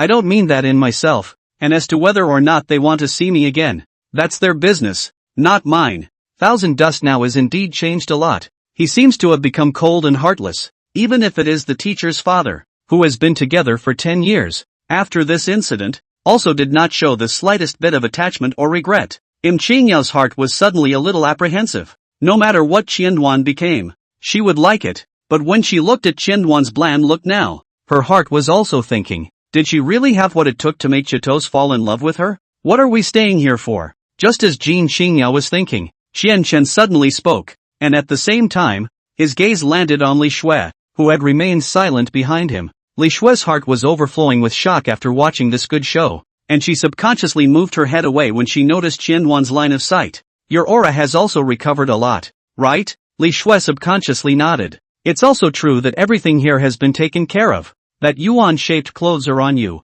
right? As Jin Qingyao came back to her senses, she opened her mouth and asked towards Qianyuan. At those words, Thousand Dust took out the silver-white cloak from his storage space. This one is. That's good. You can keep it for now. Well, go back to the palace. Jin Qingyao greeted towards Li Shui. Snow, go check again and see if there are any leaks here. As you command. Li Shui quickly rose up into the air, her figure quickly disappearing within Thousand Dust's line of sight. Let's go back first. Chidori. There's one more important thing. Thousand Dust furrowed his brows. He could have only promised Jin Qingyao one thing. As for the rest, shouldn't he ask to inquire about his opinion again? However, when he saw that Jin Qingyao was even quickly disappearing on her own, some thoughts arose in his heart. Perhaps this is a good time. At this moment, looking at Im Qingyao back going away at an extremely fast speed, Xian Chen looked around and realized that he was the only one left at the entrance of the Misty Mountain. The idea of running away kept circling in his mind. Although it was true that most of the time he was at leisure around Imperatory Lightning Yao, yet Thousand Dust was restricted in his freedom. It certainly wasn't what he wanted. Thus, he worked his entire body's aura and began to perform body techniques. He was only seen flying in a different direction from Im Qingyao, but in the blink of an eye, he was gone. On the way to the palace, Jin Qingyao was a bit distracted. It was clearly impossible for her to forget what had just happened. The lip-to-lip appearance between Qianyuan and Mengyue was like a thorn in her heart. However, at that time, due to the presence of Li Shui and the others, it was indeed inconvenient for her to lash out. Therefore, when Chidori said, "That's not bad," she didn't say anything more. Only now, there was only her and Qianyuan left, so she definitely had to find Qianyuan to settle the score. Thousand Dust can only be kissed by her. He can only be hers. As the Empress of the Fuyun dynasty, Jin Qingyao's greatest dislike was to have her own things tainted by others. However, just as she wanted to bring Chidori back quickly, she realized that he wasn't keeping up with her. Jin Qingyao dispersed her divine sense and realized that the familiar aura was actually continuously disappearing into the distance. And in an instant, the anger that already existed once again flourished. Thousand Dust, you really have a lot of guts. Jin Xingyao was simply going to be laughed at as she shifted her direction and chased after him with a speed 10 times faster than thousand dust. On the other hand, Qianduan also exerted all his strength, just to quickly leave the range that Jin Xingyao's divine sense could cover. But I didn't realize it was still a step too late. A majestic pressure came from far and near, aiming straight at thousand dust. The earth even resonated when the might of this pressure was strong, and Qianduan was suddenly unable to move at this moment. Thousand dust! How dare you! Jin Changyao's angry roar drowned him out, even as a sharp pain came from his body. However, he didn't regret it. This was considered a try. Under the eyes of Jin Changyao, he indeed couldn't run away. Helplessly, because of his lack of strength, Qianduan could only act like a lamb to be slaughtered, allowing Jin Xingyao to take advantage of him. What are you running for? Why are you running? The mighty pressure emanating from Jin Xingyao was almost ready to tear thousand dust apart. Think, try, good enough. Jin Chengyao's gaze was chilly as she stared dead on at Qianduan, who was fixed in midair and unable to move. You asked for it. Jin Xingyao flew to Qian Chen's side and held him in her arms, then flew towards Cloud City. A few moments later, Jin Xingyao returned to Cloud City with Qianduan. She roughly carried the immobilized thousand dust back to her chambers and threw him on top of the bed. Thousand dust. There's no one to blame for what you're going to go through next. You can only be blamed for what you've done to yourself. A furious cry rang out within the bedchamber, accompanied by the closing of the bedchamber door, and the sound of messy and disorganized voices came from within the room. Mu Qingyin and Yi Lingling returned to the inn in Cloud City. Along the way, neither of them were talking, and the atmosphere fell into an eerie silence. Mu Qingyin's face did not look good, and it was clear that the anger in her heart had not dissipated. Yi Lingling, on the other hand, was filled with stupefaction and looked as if she had collapsed. Linger, pack up, let's go back. Mu Qingyin had already made up her mind. When she returned to the sect, she would definitely report this matter to the sect, and the sect disciple who hooked up with the demonic cultivator should receive the punishment he deserved. At this moment, for Qianduan, Mu Qingyin was filled with disappointment. She also does not intend to prove the innocence of this indisputable disciple in. He loves how to do it. Although her head was thinking this way, for some reason, Mu Qingyin's heart was vaguely aching after seeing that witch kissing Qianduan, and even now it was still doing so. She just assumed that she was pissed off. Linger? Seeing that Yi Lingling didn't have any reaction to her words, so she called out again. Yi Lingling raised her head. Those empty eyes looked straight at Mu Qingyin. Only one glance, then she lowered her head again. Got it, master. Her voice was breathless, and it seemed to be laced with great sorrow. Chapter 42, I've long since given up on lust. Yiling is gone. Early the next morning, when Mu Qingyin packed up everything and transmitted her voice with Yi Lingling, she did not receive any reply. Mu Qingyin's brows frowned slightly, and there was some doubt in her heart. She tried to transmit her voice again, but still received no response. She couldn't help but worry. Could something have happened to Yi Lingling? Thus, Mu Qingyin hurriedly walked out of the room and came to Yi Lingling's room door. However, the sight before her froze her. Only the door of the room was open, and the room was a mess, with items in disarray. It was as if Yi Lingling had vented hard in there. Mu Qingyin's heart tightened and she rushed into the room, but the room was empty, and Yi Lingling was nowhere to be found. Mu Qingyin didn't hesitate as she unfolded her divine sense and tried to search for Yi Lingling's scent, but what shocked her was that she was unable to detect Yi Lingling's presence. How is this possible? Mu Qingyin felt very confused. With Yi Lingling's early Jindan realm cultivation and strength, it would never be possible for her to run out of her divine sense range, unless Mu Qingyin suddenly thought of a possibility. Perhaps Yi Lingling had swallowed the elixir she had refined. As an alchemy wizard, she could practically get her hands on any elixir she wanted. Otherwise Mu Qingyin wouldn't have let Qian Chen try out elixirs for Yi Lingling, because she knew that Yi Ling had degrees in her own mind. As a sword cultivator, Mu Qingyin's means of making a sword was one of the best within the Wangling sect, and her divine sense was also very powerful, much stronger than the average Yuaning stage consummate cultivator. If she wanted to conceal her divine sense, she would need at least a 7th grade or higher elixir to do so. 1st to 9th grade, 9th grade being the highest. After Mu Qingyin searched again and again to no avail, she sighed out helplessly. Not only was it Qian Chen, but by now, even Yi Lingling had left her side, and these were the only 2 disciples she had at her knee, which made her feelings a little complicated. Linger, I hope you won't do anything stupid. Recalling Yi Lingling's empty and lifeless eyes just now, Mu Qingyin had to give up her plan to return to the clan, to find Yi Lingling first. I also don't know how long the medicinal effect of the elixir she made lasts. I just hope it won't be too long. At this moment, Yi Lingling's body was wrapped in a strange power, covering up all the breath around her, and the whole person became as transparent as the air, so no one could notice her existence. She walked down the street like a walking corpse, her gaze dull and her eyes empty, as if she had lost her soul. Elder brother. Elder brother. Her lips kept opening and closing without making a sound, but deep inside she kept calling out Thousand Dust's name, over and over again, tirelessly. Her face wore a crumbling look, her expression twisted in pain as if she was suffering great torment. Yi Lingling knew in her heart that Qianchen must be in that palace at this moment. She had to go to him. She had to question Qianchen face to face. What exactly was his relationship with that demoness and that empress?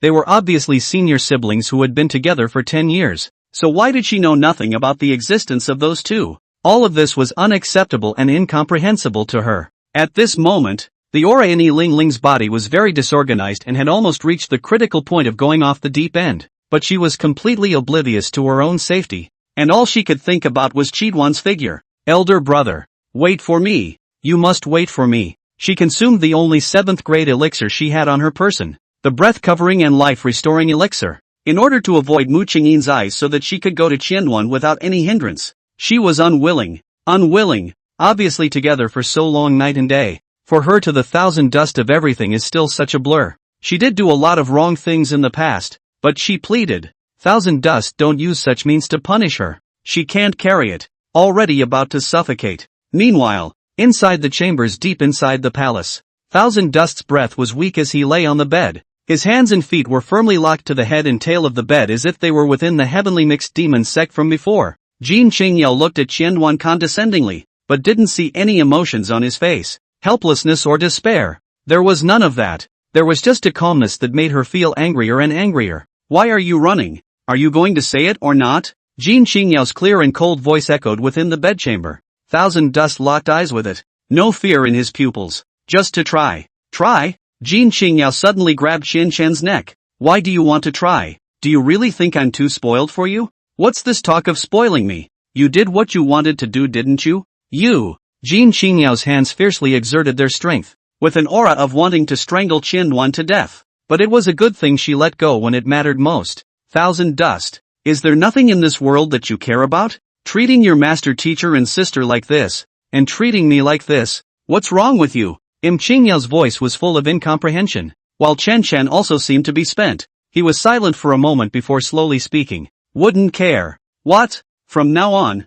no matter if it's you two, Dong Mengyue, Mu Qingyin, or Yi Lingling, none of them will care. Why? For I have long since cut off my passions, and what you do will not make a ripple in my eyes. Thousand Dust articulated a most cruel fact in the calmest of words. Otherwise, do you really think I would be so forgiving? Not only did I forget about your poisoning, but I also stayed by your side for such a long time. But only because everything you do seems like a farce to me. Now it's time for the farce to end. No joy or sorrow could be heard in Qianwan's voice, but it allowed Jin Qingyao to feel his firmness. Severed your lust? Thousand Dust. Make up a decent reason. Jin Qingyao clearly did not believe what Thousand Dust said. I know that your main cultivation technique is the way of the sword, not the way of emotionlessness. Jin Qingyao looked at Qianchen seriously, trying to find a hint of lying in his eyes. Believe it or not, it's up to you. You're the first person to know the secret. Thousand Dust's indifferent attitude once again provoked Jin Qingyao's anger. Cutting off lust and still maintaining the most basic reactions?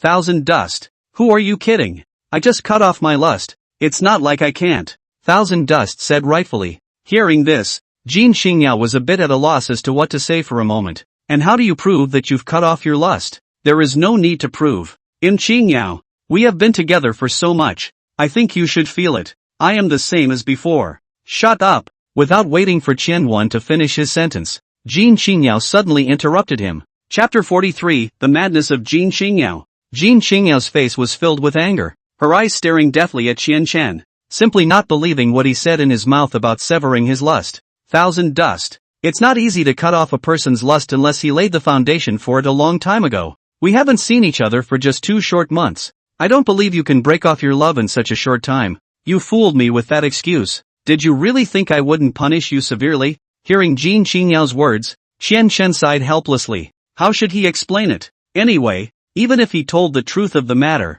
Jin Xingyao would still not believe what he said. So is there any point in continuing to explain? If you don't believe me, why are you forcing me to ask? Ha, thousand dust. I'm just trying to understand why you ran away yesterday. Can't it be that I wasn't good enough for you? I hadn't planned to stay here for long. And the reason why I haven't been able to leave the clear domain continent yet isn't it precisely because of what you've done? Thousand Dust's voice sounded cold. I also don't know why you're doing this. Once upon a time, didn't you treat me as a tool person to open the heavenly chance realm? The relationship between us also only stayed at the most basic level of friends. You're making it sound like how much you like me now. Poisoning, forcing, things I don't care about. Is it hard to believe that you really think I'd accept that? Jin Xingyao, you're just a madman. I didn't see it before, and now it's too late to understand. Whatever you want to do, it's your own will that you're completely following. There is nothing more to be said. It is a fact that the severance of lust is a fact. I have made everything clear. It is up to you whether you believe it or not.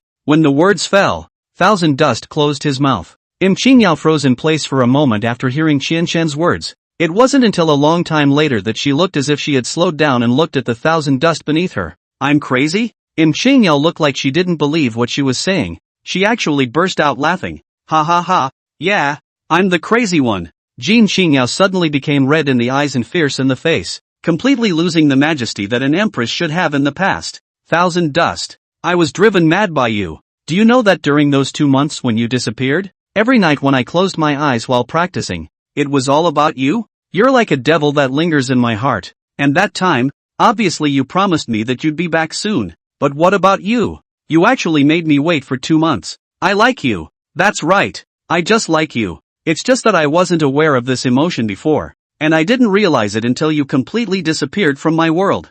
Thousand Dust, how long have we known each other? 7 years. From the time you barged into my world, 7 whole years have passed. Why? Why is it so easy to leave for such a long time? I was so happy after hearing your news again, because I've been preparing for this for a long time.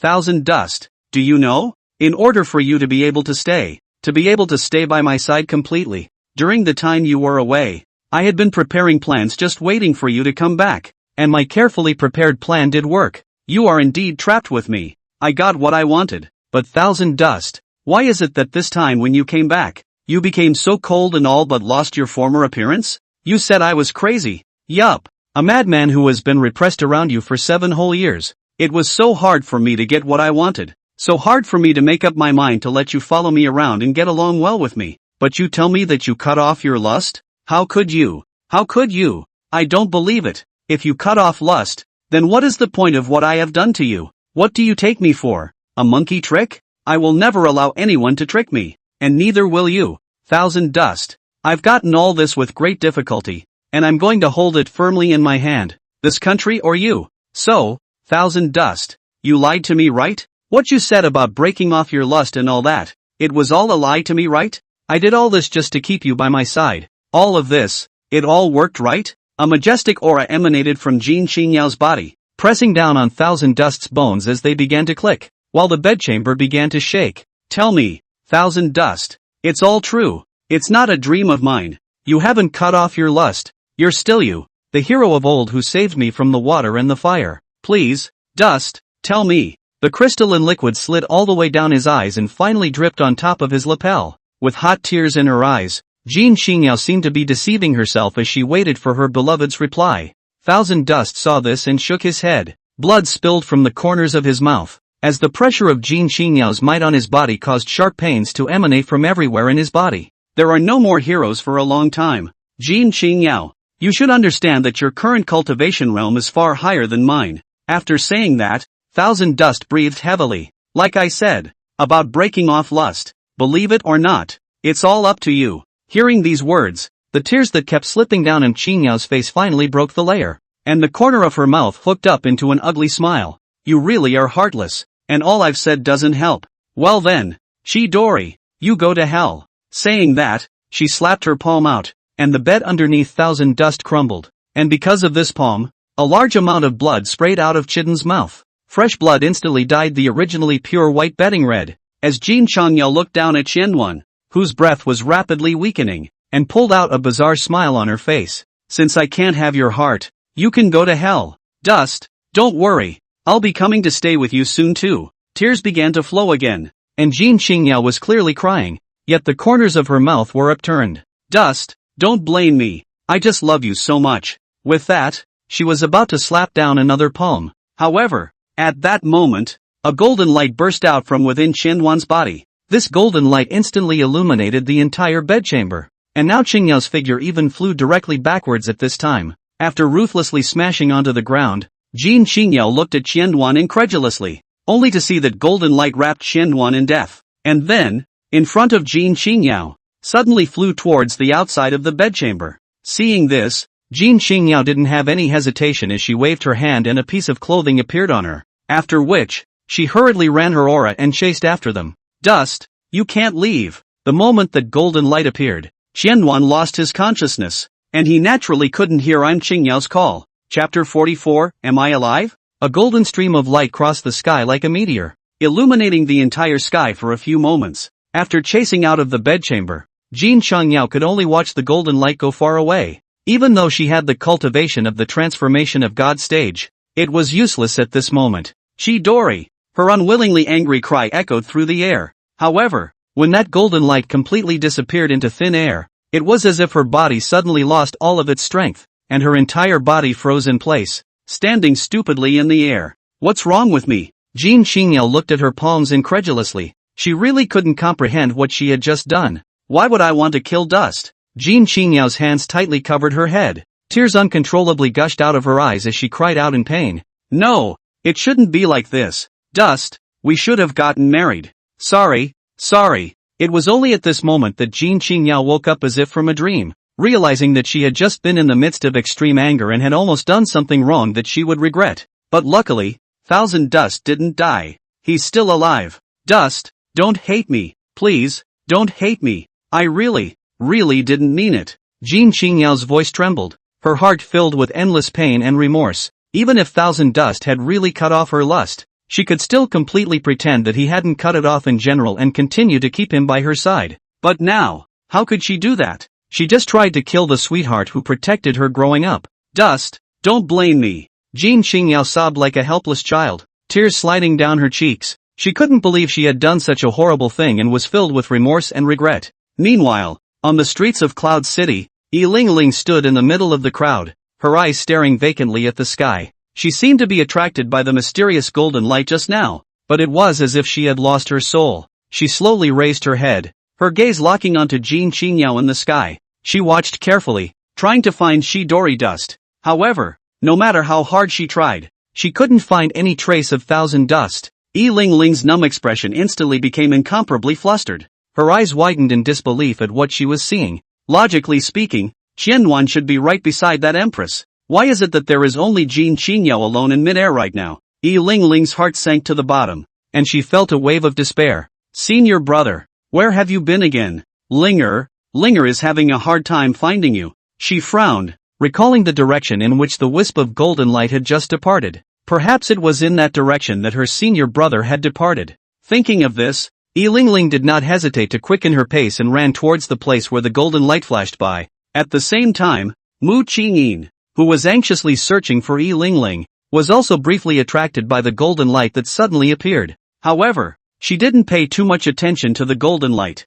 and only felt a slight trace of doubt in her heart. After all, in this mysterious world, strange phenomena are commonplace. At the moment, she was more concerned about how to find Yi Lingling as soon as possible. Thus, Mu Qingyin continued to keep searching for Yi Lingling's figure, hoping to find her quickly. However, she did not notice that Yi Lingling had already started to rush towards the outskirts of Cloud City at that moment. When Thousand Dust opened his eyes in a daze, what he saw was a completely unfamiliar sight. All around him was white, as if he was in a huge white space, and it was as if he was floating in the air. What is this place? He mumbled somewhat blankly, trying to make sense of the situation before him. Suddenly, a sharp headache hit him, causing him to frown. He tried to recall what had happened before, and in the end, he only remembered that he had been severely slapped by Yuexiangyuan, and then he lost consciousness. The very moment he closed his eyes, a dazzling golden light suddenly flashed by. Where the hell did that golden glow come from? Thousand Dust sat in this void of space and fell into deep thought. Could it be? He suddenly called out silently to the system in his mind, but received no response. Forget it. He sighed softly and stood up slowly, Right at this moment, an ethereal voice suddenly came from the distance, growing clearer and clearer from afar, and eventually reaching Thousand Dust's ears. You finally woke up? The voice was so full of mystery that one couldn't help but be intrigued. Who is it? Thousand Dust looked around alertly for the source of the sound. However, he saw nothing but endless white. Suddenly, countless tiny particles surfaced in front of Thousand Dust's eyes, and they quickly converged into a human form. Did you save me? Thousand Dust asked suspiciously. That's right, the humanoid responded. What is this place? Thousand Dust looked around, trying to find an answer. This is my inner space, the humanoid explained. Your inner space? Does that mean you're a magic treasure? Thousand Dust carefully guessed. Well, to be precise, I'm the metamorphic suit. Which is its aura? The humanoid replied affirmatively. In that case, I'm inside the yuan-shaped clothes right now? Thousand Dust bowed his head and thought for a moment, then looked up and said slowly. Indeed, the humanoid confirmed. Thousand Dust was silent and fell into deep thought. After a while, he raised his head and asked softly, So, am I still alive? Of course, if you are already dead, you will enter the way of reincarnation. The humanoid patiently answered. I see, so should I stay here to recuperate? Thousand Dust asked again. Hearing Thousand Dust's question, the humanoid shook his head. You can only stay here for now, the time is almost up. As soon as the humanoid's voice fell, Thousand Dust felt a wave of dizziness once again. Wait! Thousand Dust reached out his hand and wanted to say something else. However, his eyes went black and his consciousness fell into darkness once again. Opening his eyes once again, there was no longer a white space in front of Thousand Dust. He came back to his senses and hurriedly took out the yuan-shaped clothes from his storage space. Metamorphic clothing? As if hearing Thousand Dust's call, the ethereal voice from the party once again resounded in Thousand Dust's mind. Because I consumed too much energy, so I need some time to replenish some. During this time you should act carefully and not fall into that kind of situation again. As the words fell, the yuan-shaped clothes transformed into a golden light and disappeared into Thousand Dust's storage ring. Seeing this, Thousand Dust had no choice but to wait for the yuan-shaped clothes to recover completely before asking about the doubts in his heart. This light Yao is really heavy-handed. Thousand Dust covered his chest that was still sending out sharp pains and shook his head with a bitter smile. Well, gotta figure out where we are now to. Chapter 45, Fox Fairy Valley. Looking around, Thousand Dust realized that he was in the middle of a gloomy forest. It was dimly lit and eerie, as if it hid endless dangers and secrets. There was nothing else around but dense trees. The trees were tall and stout, with bushy branches and leaves, forming a green barrier that made it difficult to see the road ahead. Thousand Dust tried to walk forward, but with every step, a sharp pain would come from his chest, making it almost unbearable for him. He had no choice but to search for a nearby tree, lean under it, and sit down on his knees. Taking out a 5th-grade healing elixir from the storage space, he put it into his mouth, gently chewed and swallowed it. As the elixir entered his stomach, a warmth quickly spread throughout his body, causing Qianduan to feel an inexplicable comfort. Although the pain in his chest had not completely disappeared, it was much less severe compared to before. Thousand Dust closed his eyes, took a deep breath, and began to adjust the operation of the aura in his body to accelerate the recovery of his injuries. At the same time, he spread out his divine sense and vigilantly observed his surroundings. After all, in this mysterious forest, no one knew what would happen next. After his body recovered a bit, Thousand Dust slowly opened his eyes and tried to stand up once again. This time, he managed to stand up, and although his pace was still a bit slow, it was already much better than earlier. At this moment, the damage caused by Qingyao already had little effect on his actions, so Qianchen planned to leave this place first and figure out what this place was. Most importantly, he had to find out if he was still within the clear domain continent first. This was a question he wanted to ask Yuan-shaped cloth's spiritual sense, but since Yuan-shaped cloth was recovering its vitality at the moment, he had no choice but to figure it out on his own. Because of the damage to his body, although he had taken the healing elixir, he would need to recuperate for a few more days before he could fly with his sword. Therefore, Thousand Dust could only vanish in one direction of the forest at his fastest speed. The surroundings began to regress, and Thousand Dust's divine sense enveloped a few miles around. However, his divine sense did not sense any powerful presence. It was also a secret relief for him. After all, he was now heavily injured, and if he encountered some powerful demonic beasts, the situation would be a bit grim. Thousand Dust traveled forward, not knowing how much time had passed. He watched the sky go from light to dark, so he planned to find a safe place to rest for a while. He found a clearing where the trees were sparse compared to the rest of the area and the view was relatively wide. Raising a bonfire, Thousand Dust looked at the pleasant flames. Then he lightly closed his eyes and began to regulate his vitality. However, when he closed his eyes, a small cloud of white creatures was creeping towards him. The white creature seemed to be attracted by the bonfire in front of Thousand Dust as it crept and ran quickly to the bonfire. Its tiny nose kept sniffing around the campfire as if it was looking for something. However, there was nothing else but the smell of burning branches. Seemingly resigned, it moved a little closer to the campfire. Just then, however, its nose became hot all of a sudden, and feeling the pain, the little creature screamed miserably and suddenly ran away all of a sudden, its white back disappearing into the darkness without a trace. Thousand Dust slowly opened his eyes, and there was a slight doubt in his eyes. Little fox? All this way? He hadn't found the fox around, and he didn't know where this guy had popped out from. Just as Thousand Dust shook his head, intending to continue to recuperate, suddenly, a powerful aura came from the distance. That aura was at least a Jindan stage cultivation demonic beast. Seeing this, Thousand Dust furrowed his brows slightly. With his current physical condition, it was better not to actively provoke these demonic beasts. So, he then planned to continue his journey. However, when he was about to put out the campfire and move on, the powerful aura in the distance suddenly ran towards him. It was obvious that the demonic beast was targeting him. Thousand Dust didn't hesitate for a second, and after casually extinguishing the bonfire, he quickly concealed his vitality and disappeared into the darkness. In just 2 breaths of time after he left, a woman came to where he was just now. "Seer, you said something here hurt you?" The woman looked no different from a normal person. However, she had 2 ears growing from the top of her head, and behind her, 3 white tails were standing silently. Behind her, a small white fox looked around timidly, then it walked over to the campfire. It called out a few times, and the woman sniffed and walked over to the campfire. "Isn't that just a mass of burned branches? Wait, this scent is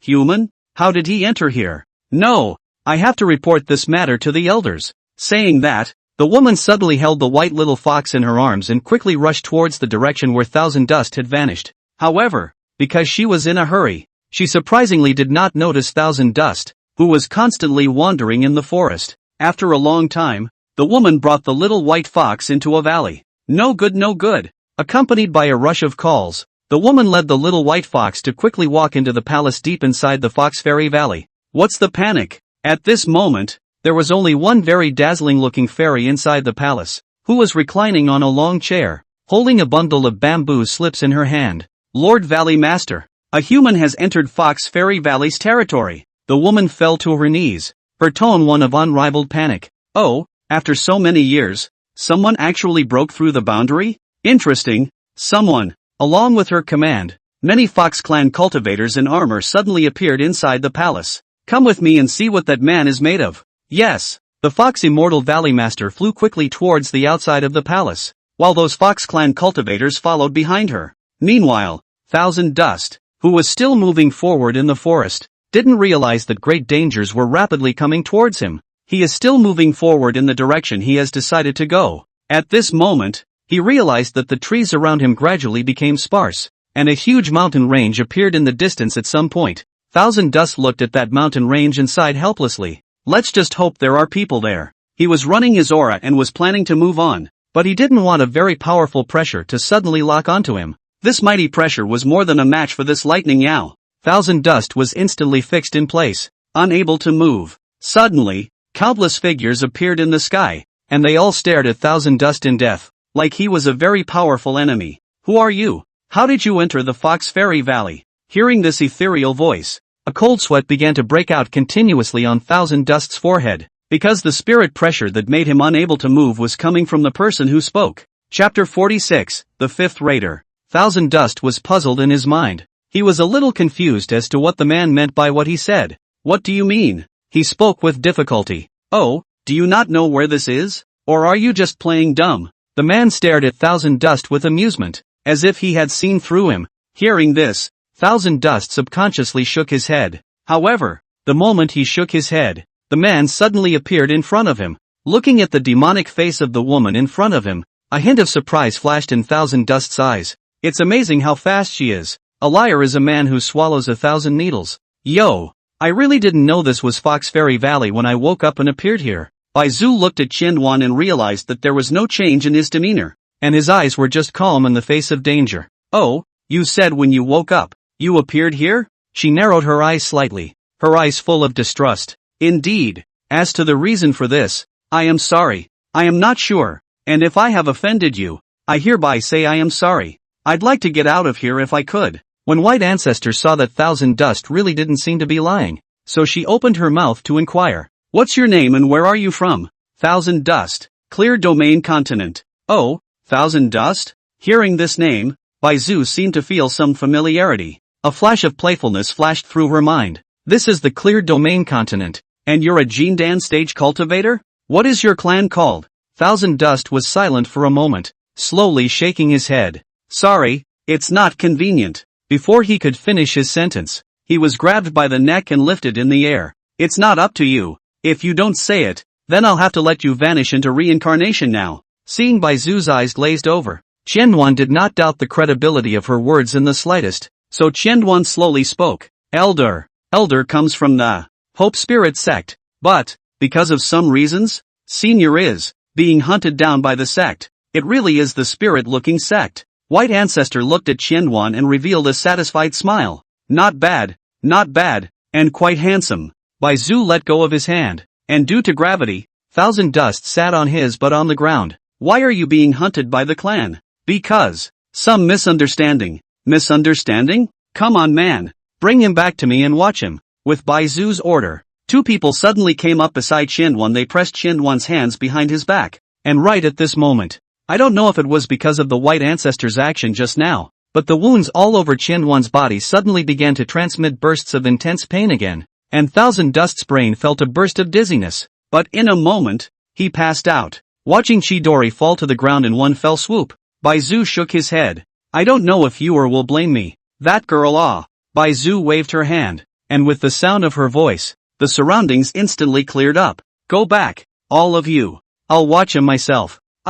Valley Master. It was getting late, so without hesitation, all of these fox clans turned around and left, and White Ancestor walked over to Thousand Dust and picked him up in a hug. Rainy, now you should be happy. Bai Zhu looked at Qianwan in his arms, his tone filled with helplessness. As the words fell, her figure disappeared like a ghost. I don't know how long had passed, but when Qian opened his eyes again, he realized that he was currently lying on top of a stone bed. The stone bed came with an icy cool touch and carried a pure aura. Thousand Dust realized that the injuries on his body were suddenly much lighter. He lowered his head and looked at his body, only to find that he was currently naked, and there was suddenly an extra layer of bandages on his chest. Where is this place? Thousand Dust covered his head, carefully recalling everything that happened before he passed out. Fox Fairy Valley. Senior. After remembering everything, Thousand Dust looked around. This is still the Clear Domain Continent.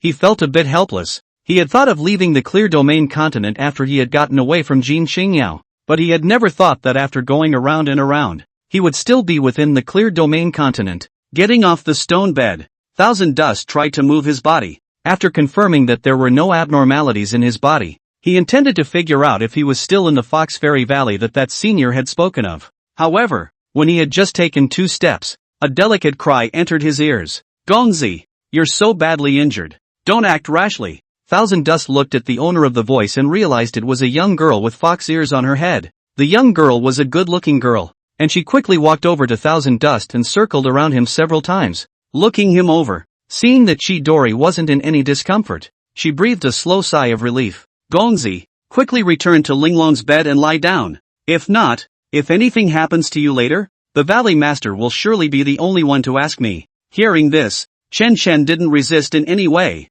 but allowed that Fox Clan girl to lead him back to the stone bed. Where is this? My lord, this is the Linglong Hall. The reason you are here is because your injuries are too severe and you need to lie on the Linglong bed to nourish your body. The Fox Maiden patiently explained. Gongzi, wait here first, I'll go inform the Valley Master. Saying that, the Fox Maiden quickly ran towards the outside, and Shidan realized that he was still in the Fox Fairy Valley at this time. It seems that Senior did not throw me out. Thousand Dust felt grateful from the bottom of his heart.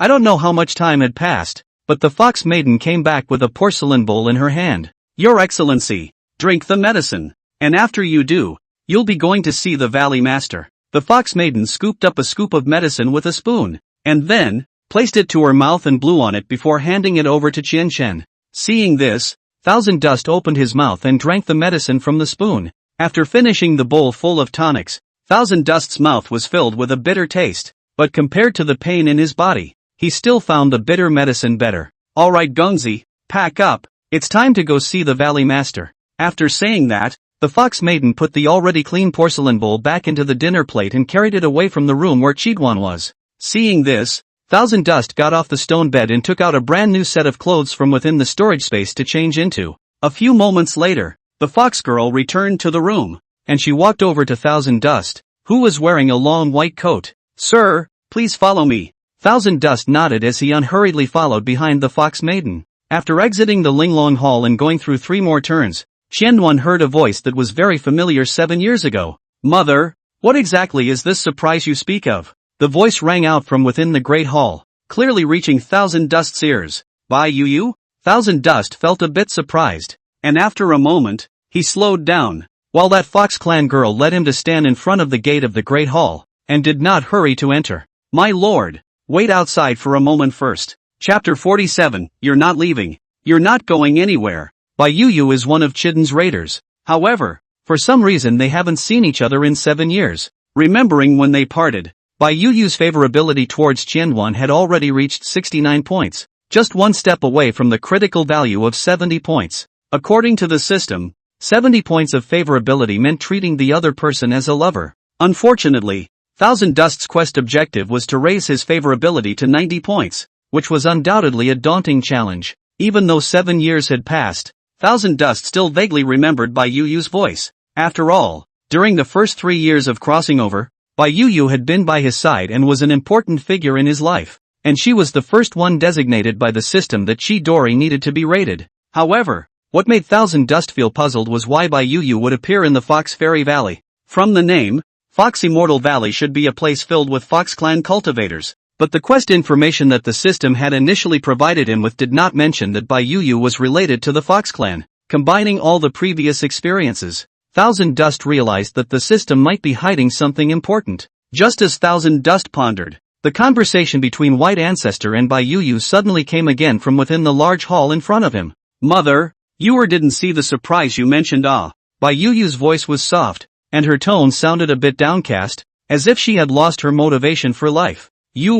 Don't be so disheveled. Bai Zhu shook his head. Mother, wants to go and rest some. Hey, you girl, ever since you came back from the last outing you've been looking like this. Is that man that good? Worthy of your tea and rice chanting for these 7 years? White Ancestor's words contained the implication of hatred. Mother, you don't understand. Forget it. Anyway, Mother, you must be teasing me even if you say anything about surprises. If Mother really wants to make you happier, let you go out once more. Really? I don't understand her coming. Bai Zhu's voice took on a touch of snark. Do you think that if I brought back your so-called brother Dust, would you be able to cultivate well and head to the Holy Land to complete the trial? If Mother can really bring brother Dust to this Fox Immortal Valley, will naturally willingly go to the sacred ground to try out. In Bai Yu's questioning but expectant gaze, Bai Zhu suddenly burst out laughing. True enough, I don't even know what to say about you after being mesmerized by a human man like this. Hearing this, Bai Yu's original expectant gaze dimmed again. Mother, don't tease me. If there's nothing else, will leave first. Go on. I hope you don't shed any tears when you get out of this great hall. As the voice fell, Bai Yu shook her head and without hesitation, she turned around and walked towards the entrance of the main hall. Mother, I'm not a child anymore. How can I cry all of a sudden? She hung her head low and pushed open the doors to the great hall. Just then, she suddenly felt a familiar aura. This breath, it's Brother Dust? Turning sideways, when she raised her head, she met the line of sight cast by Chidori. For some reason, Bai Yu suddenly panicked. Her heart suddenly felt like a frightened deer, crashing inside her chest. Dust, brother? Bai Yu reached out her hand, wanting to touch the person in front of her who made her think about him day and night. Thousand Dust's figure gradually became disoriented, making her think for a moment that the familiar person in front of her was just a foamy vapor. Just a light touch and it goes up in smoke. Long time no see. Although Thousand Dust's words sounded calm, in the ears of Bai Yu, who hadn't heard this voice for 7 years, it was like heavenly music that was intoxicating. I must be dreaming, right? looking at Bai Yu's stunningly beautiful Danfang eyes turning red, and her incredulous expression. Thousand Dust let out a helpless sigh. It's not a dream. Yu, because of some reason, I did come to the Fox Fairy Valley. With a wow sound, Bai Yu jumped into Qianduan's arms, her white ears constantly sweeping over Qianduan's cheeks. Brother Dust, if this is a dream, make sure you don't let me wake up. Feeling the wetness coming from his chest, he had no choice but to gently hug Bai Yu, letting her pamper herself in his arms to her heart's content. Bai Yu, on the other hand, was greedily sucking in the scent of Qianduan's body, as if she was trying to suck back all that she had lost in these 7 years. Her body trembled slightly, her nose was sore and her tone was drawling. The feeling of being lost and found was too precious to be forgotten for a moment.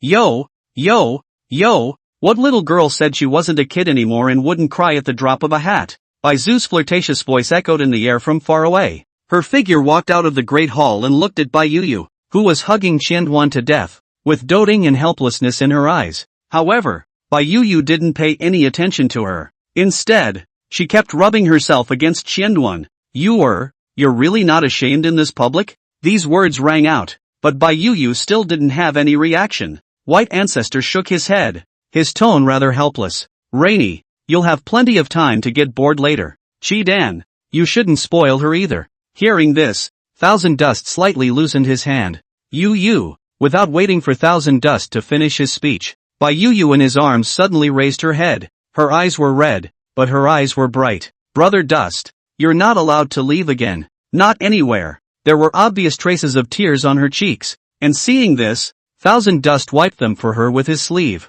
Afterwards, Thousand Dust placed his hand on her head and gently rubbed it. Yu, Senior has done me a favor. If I want to leave, I have to return this favor first. Aha! Bai Yu nodded fiercely, and after a moment, she reluctantly let go of her hand. It was only when she stood beside Qianduan that Bai Yu seemed to feel the unique shyness of a young girl, her cheeks slightly red. She looked around and realized that not only the soldiers stationed in the Great Hall or the maids who took care of Thousand Dust were all looking at her in unison. She lowered her head and subconsciously reached out her hand, grabbing the corner of Thousand Dust's coat. Yo, you're shy now? Where's that brute strength you had when you hugged Qidan just now? In the face of her own mother's damaging words, if it was before, Bai Yu would have disliked it back, but now that Qianduan was by her side, she just gripped Qianduan's clothes a little tighter. Bai Zu noticed Bai Yu's movements and inwardly sighed for Qianduan. Although Bai Yu looks simple and shy, but the inner ghost ideas can be a lot of. Thousand Dust can only seek their own blessings.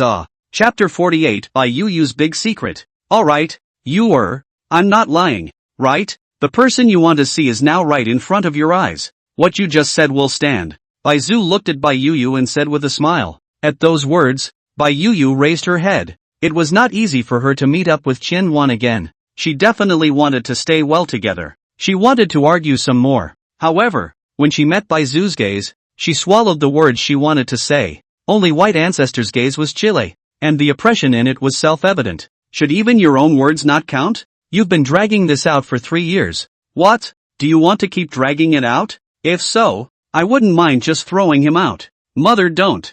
I'll just go. Bai Yu raised her head and suddenly hugged Thousand Dust's arm. Rainy will just go. But not today. I want to talk to Brother Dust. White Ancestor glanced at Thousand Dust, then nodded slightly. Tomorrow at the latest, or suffer the consequences. Alright, you guys go back. With that, White Ancestor transformed into a gust of wind and drilled into the Great Hall. As the surrounding area regained its silence, Bai Yu looked sideways at Qianduan with a smile on her face. Brother Dust, let's go. Ink-black long hair was casually draped behind her back, and on her head was a pair of white furry ears, while behind Bai Yu, 9 tails were swaying slightly. Her voice was soft, and with her bright, seductive eyes, one couldn't help but look at her. You're actually a fox? Thousand Dust's voice was filled with doubt. What's wrong? Does Brother Dust not like the foxes? Thousand Dust shook his head. Then, in a slow voice, he said, that's not true. I just didn't expect it.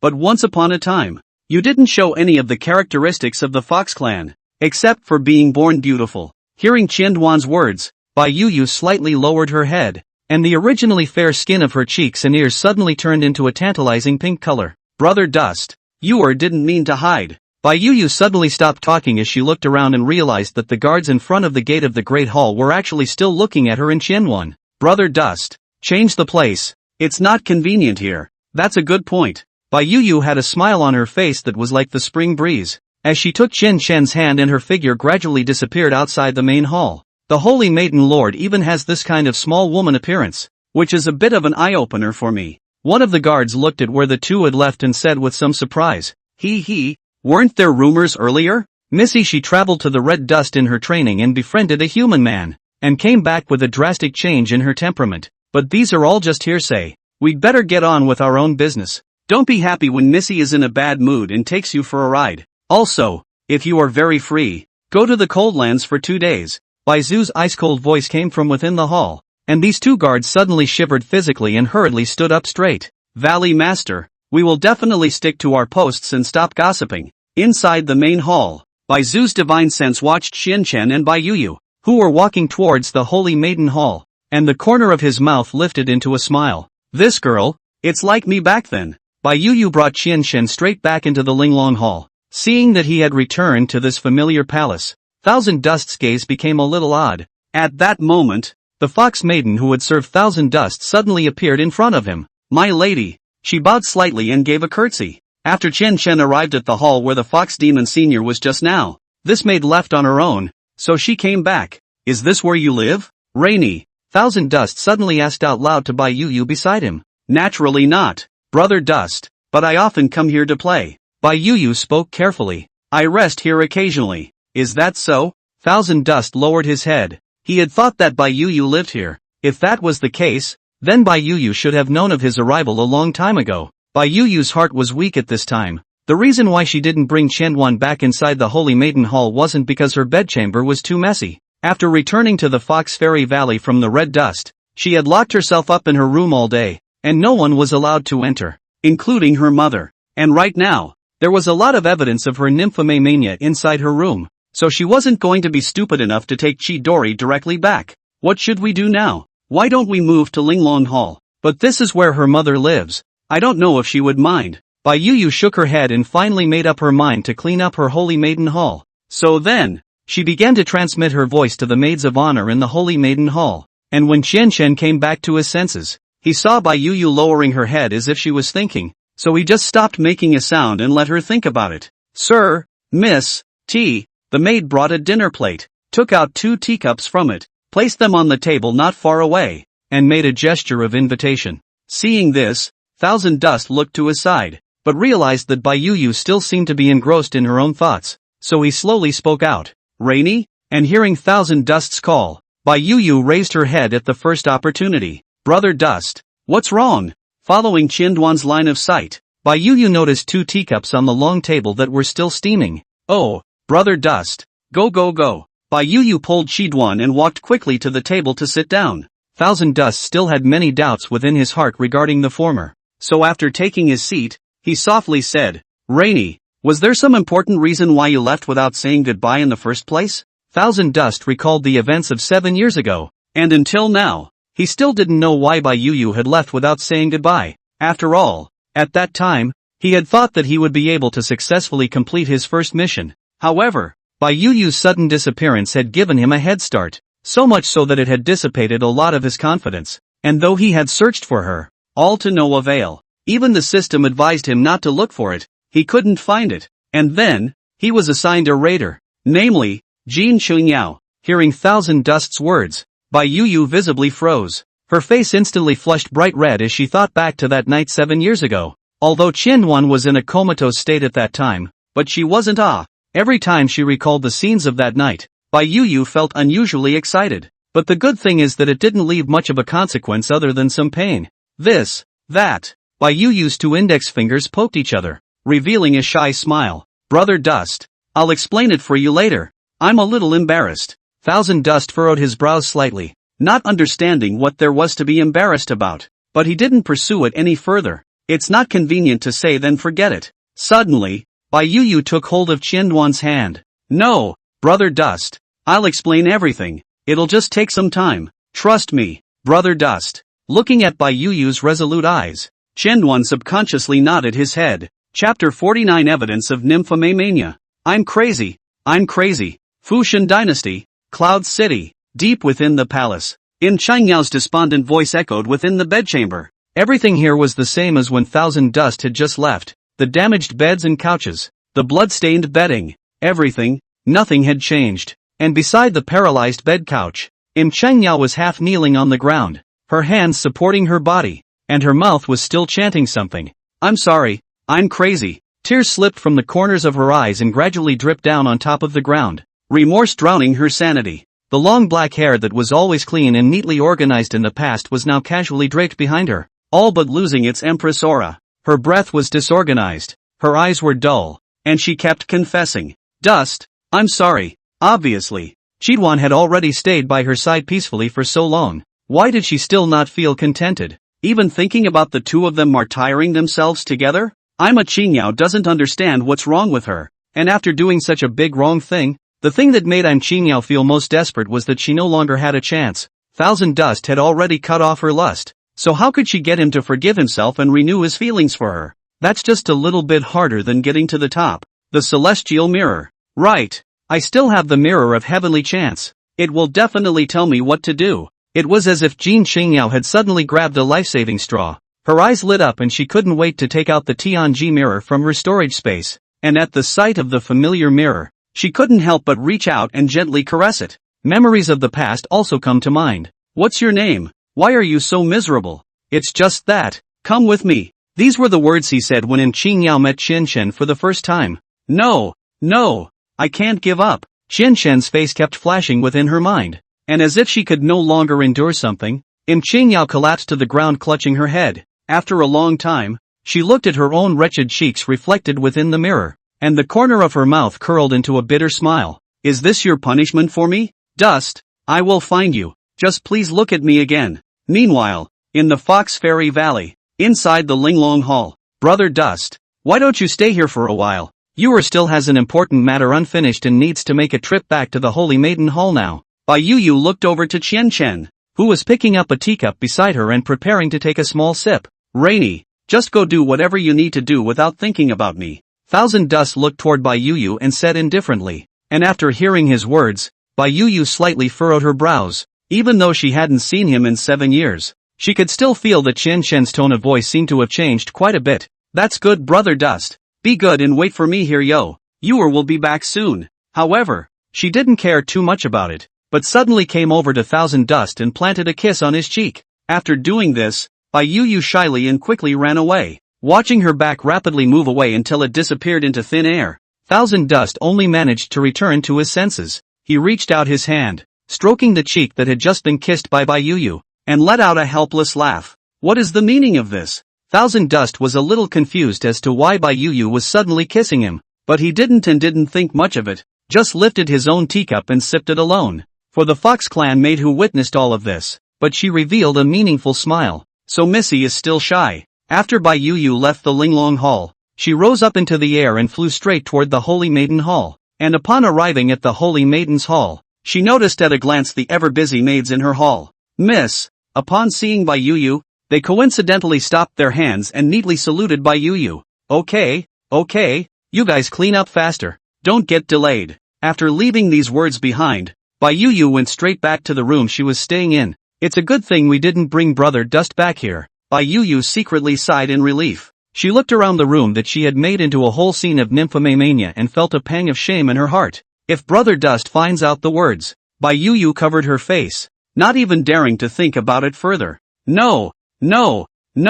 Hurry up and put the room in order and pick up Brother Dust is the right thing to do. Yueyu rushed into the room. On the walls of the room was the Thousand Dusts painted by the famous artist of the Fox Fairy Valley that Yueyu had entrusted to her. All shapes and sizes, sleeping, angry, tender, naked. Anyway, that artist was able to draw all that she saw and thought according to the claim. These scrolls were plastered all over Yueyu's entire room, and with the impending need to clean them up, Yueyu was still feeling a little heartbroken. After all, these are the ones she paid good money to fix. With a helpless sigh, Yueyu quickly removed these scrolls from the wall, and then threw them into her storage space in a brain. After cleaning up the scrolls on the wall, Yueyu walked over to her desk. She picked up a transparent porcelain vase on the desk and poured out 3 or 2 strands of hair from it, placing it in front of her nose and smelling it. No, there's no more smell. We need to get 2 more when Brother Dust isn't looking. She frowned in thought and placed the transparent porcelain vase into the storage space as well.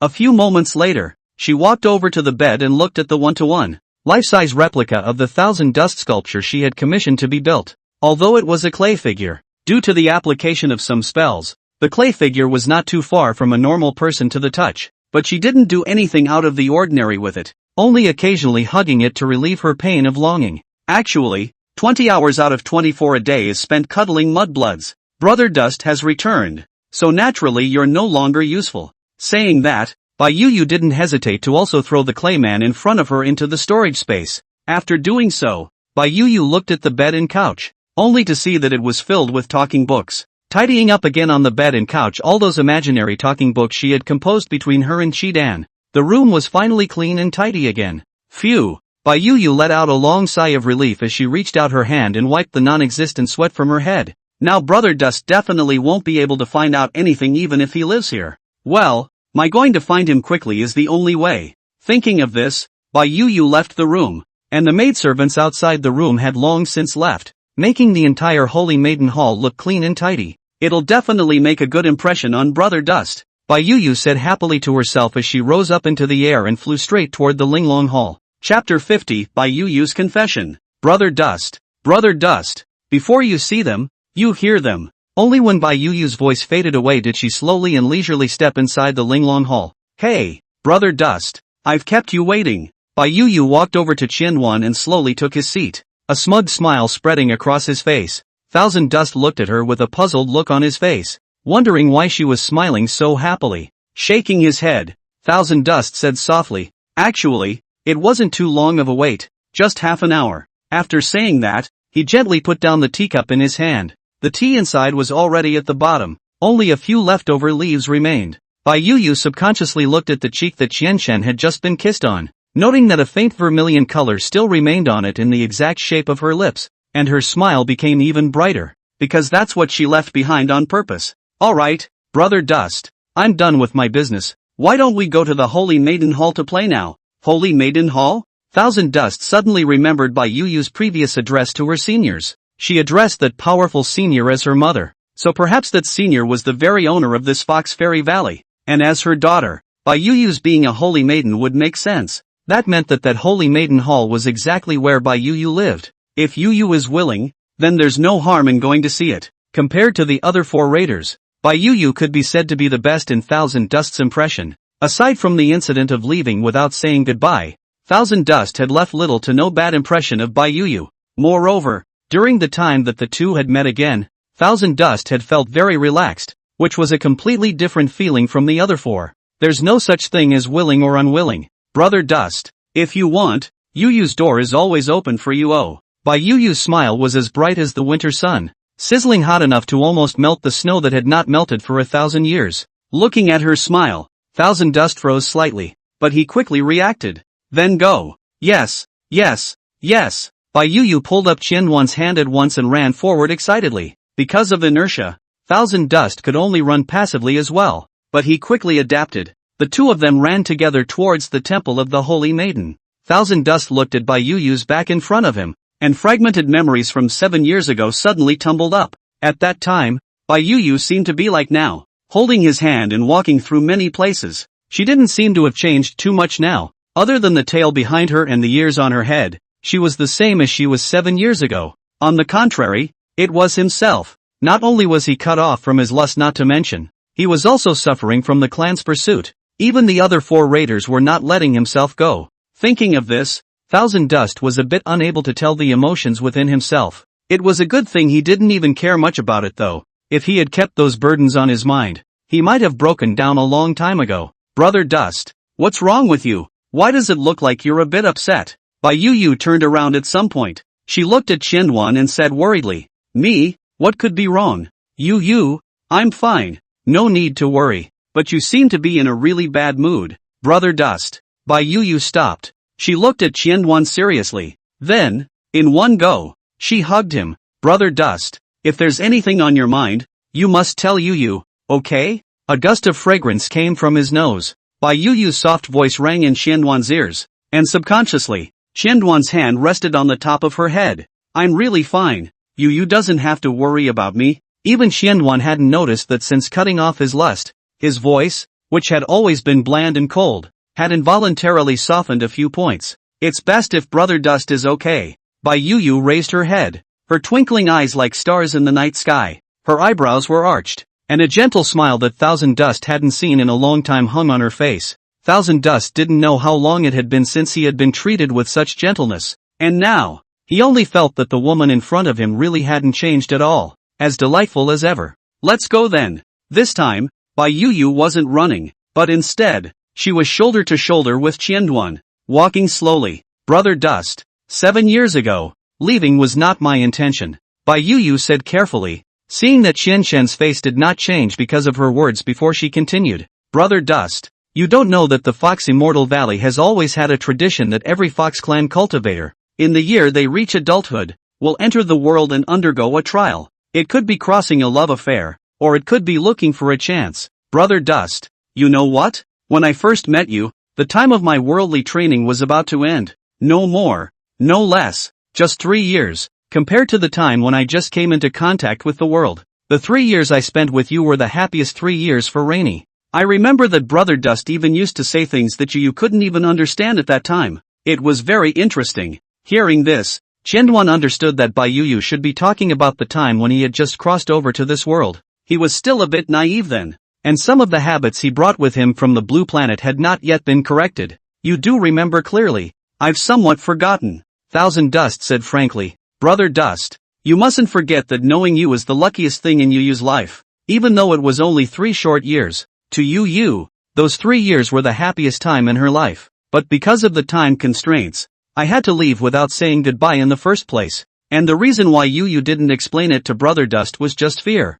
I'm afraid that if Rainy doesn't say it, she'll change her mind and not return to Fox Fairy Valley. But now, Brother Dust, you've come back to me." Bai Yu suddenly increased her speed and stopped in front of Qianduan at once. Yu, what's wrong?" Confronted with her sudden movement, Thousand Dust spoke in confusion. "Brother Dust, it's really lucky to know you. If it's possible, can you accompany Yu all the way in the future?" Bai Yu mustered up enough courage to extend her hand, her eyes shining brightly with anticipation abounding in them. Bai Yu didn't know what was wrong with her, how she had said what she wanted to say in her heart all of a sudden. Her heart was also apprehensive all of a sudden. She was also afraid that Qianduan would reject her request. If that were the case, it would be difficult for the two to get along with the same relaxed atmosphere as the party. Looking at Bai Yu's outstretched hand, Qianduan naturally put his right hand on it. Seeing this, the 9 tails behind Bai Yu stood up at once. "Yu, if it's possible, I'm naturally willing to accompany you on your journey,"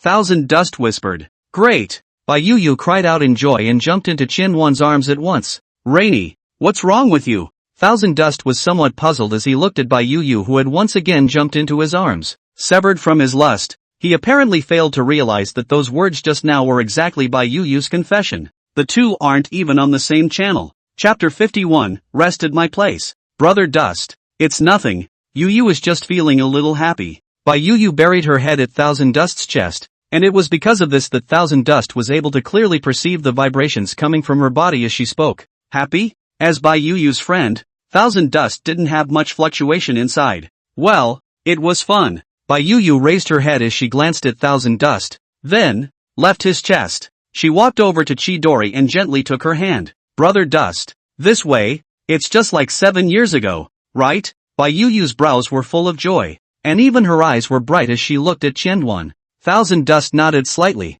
so the two of them once again walked together towards the Holy Maiden Hall, perhaps in order to be able to experience more of this quiet time together with Qianduan. Bai Yu deliberately controlled her steps, which led to the two of them moving at a rather slow pace. She cautiously looked at Qianduan and realized that the other party's expression hadn't changed much, which meant that he hadn't actually noticed Bai Yu's little thoughts. Or maybe it was noticed, but not spoken of. Bai Yu only felt as if her heart was filled with honey, sweet and warm. She kept the rest of her eyes on the man beside her, taking in all his movements. But the good times would eventually come to an end, and after about half an hour, the two of them still walked to the front of the Holy Maiden Hall. By this time, the clear sky had changed to a dusky color. "Brother Dust, this is where I usually live." Bai Yu walked up to Qianduan and introduced herself cheerfully. Hearing this, Qianduan nodded as he followed Bai Yu's footsteps and walked inside the Holy Maiden Hall. When he was outside, after seeing the Holy Maiden Hall, Chen thought that the interior would be a very luxurious scene. But he didn't want to come in, and there was still a very big gap between the scene he subconsciously thought. What can I say? It seems a little empty? Aside from the pillars that supported the entire structure of the palace, there seemed to be nothing else left in the temple of the Holy Virgin. Thousand Dust didn't even see a single maid. Brother Dust, it's true that the palace is a bit cleaner, but Yu likes it cleaner. Yu noticed Qianwan's gaze and spoke out to explain. Chidori nodded. It was her ego hobby, and it was really nothing. I just think there's a bit of a gap between what's in here and what it looks like on the outside. In that case, if Brother Dust doesn't like such an empty place, then I'll ask someone to move some things. Hearing this, Thousand Dust shook his head. No need to bother. However, Yu pouted as if she was suddenly angry. What do you mean it's not necessary? Brother Dust, what do you mean by unnecessary? As long as it's your needs, Yu will definitely fulfill them all. She came up to Chidori at once. Due to the height difference, she could only put her entire face into Chidori's eyes when she stood on her tiptoes. Thousand Dust slightly lowered his head and looked at Yu,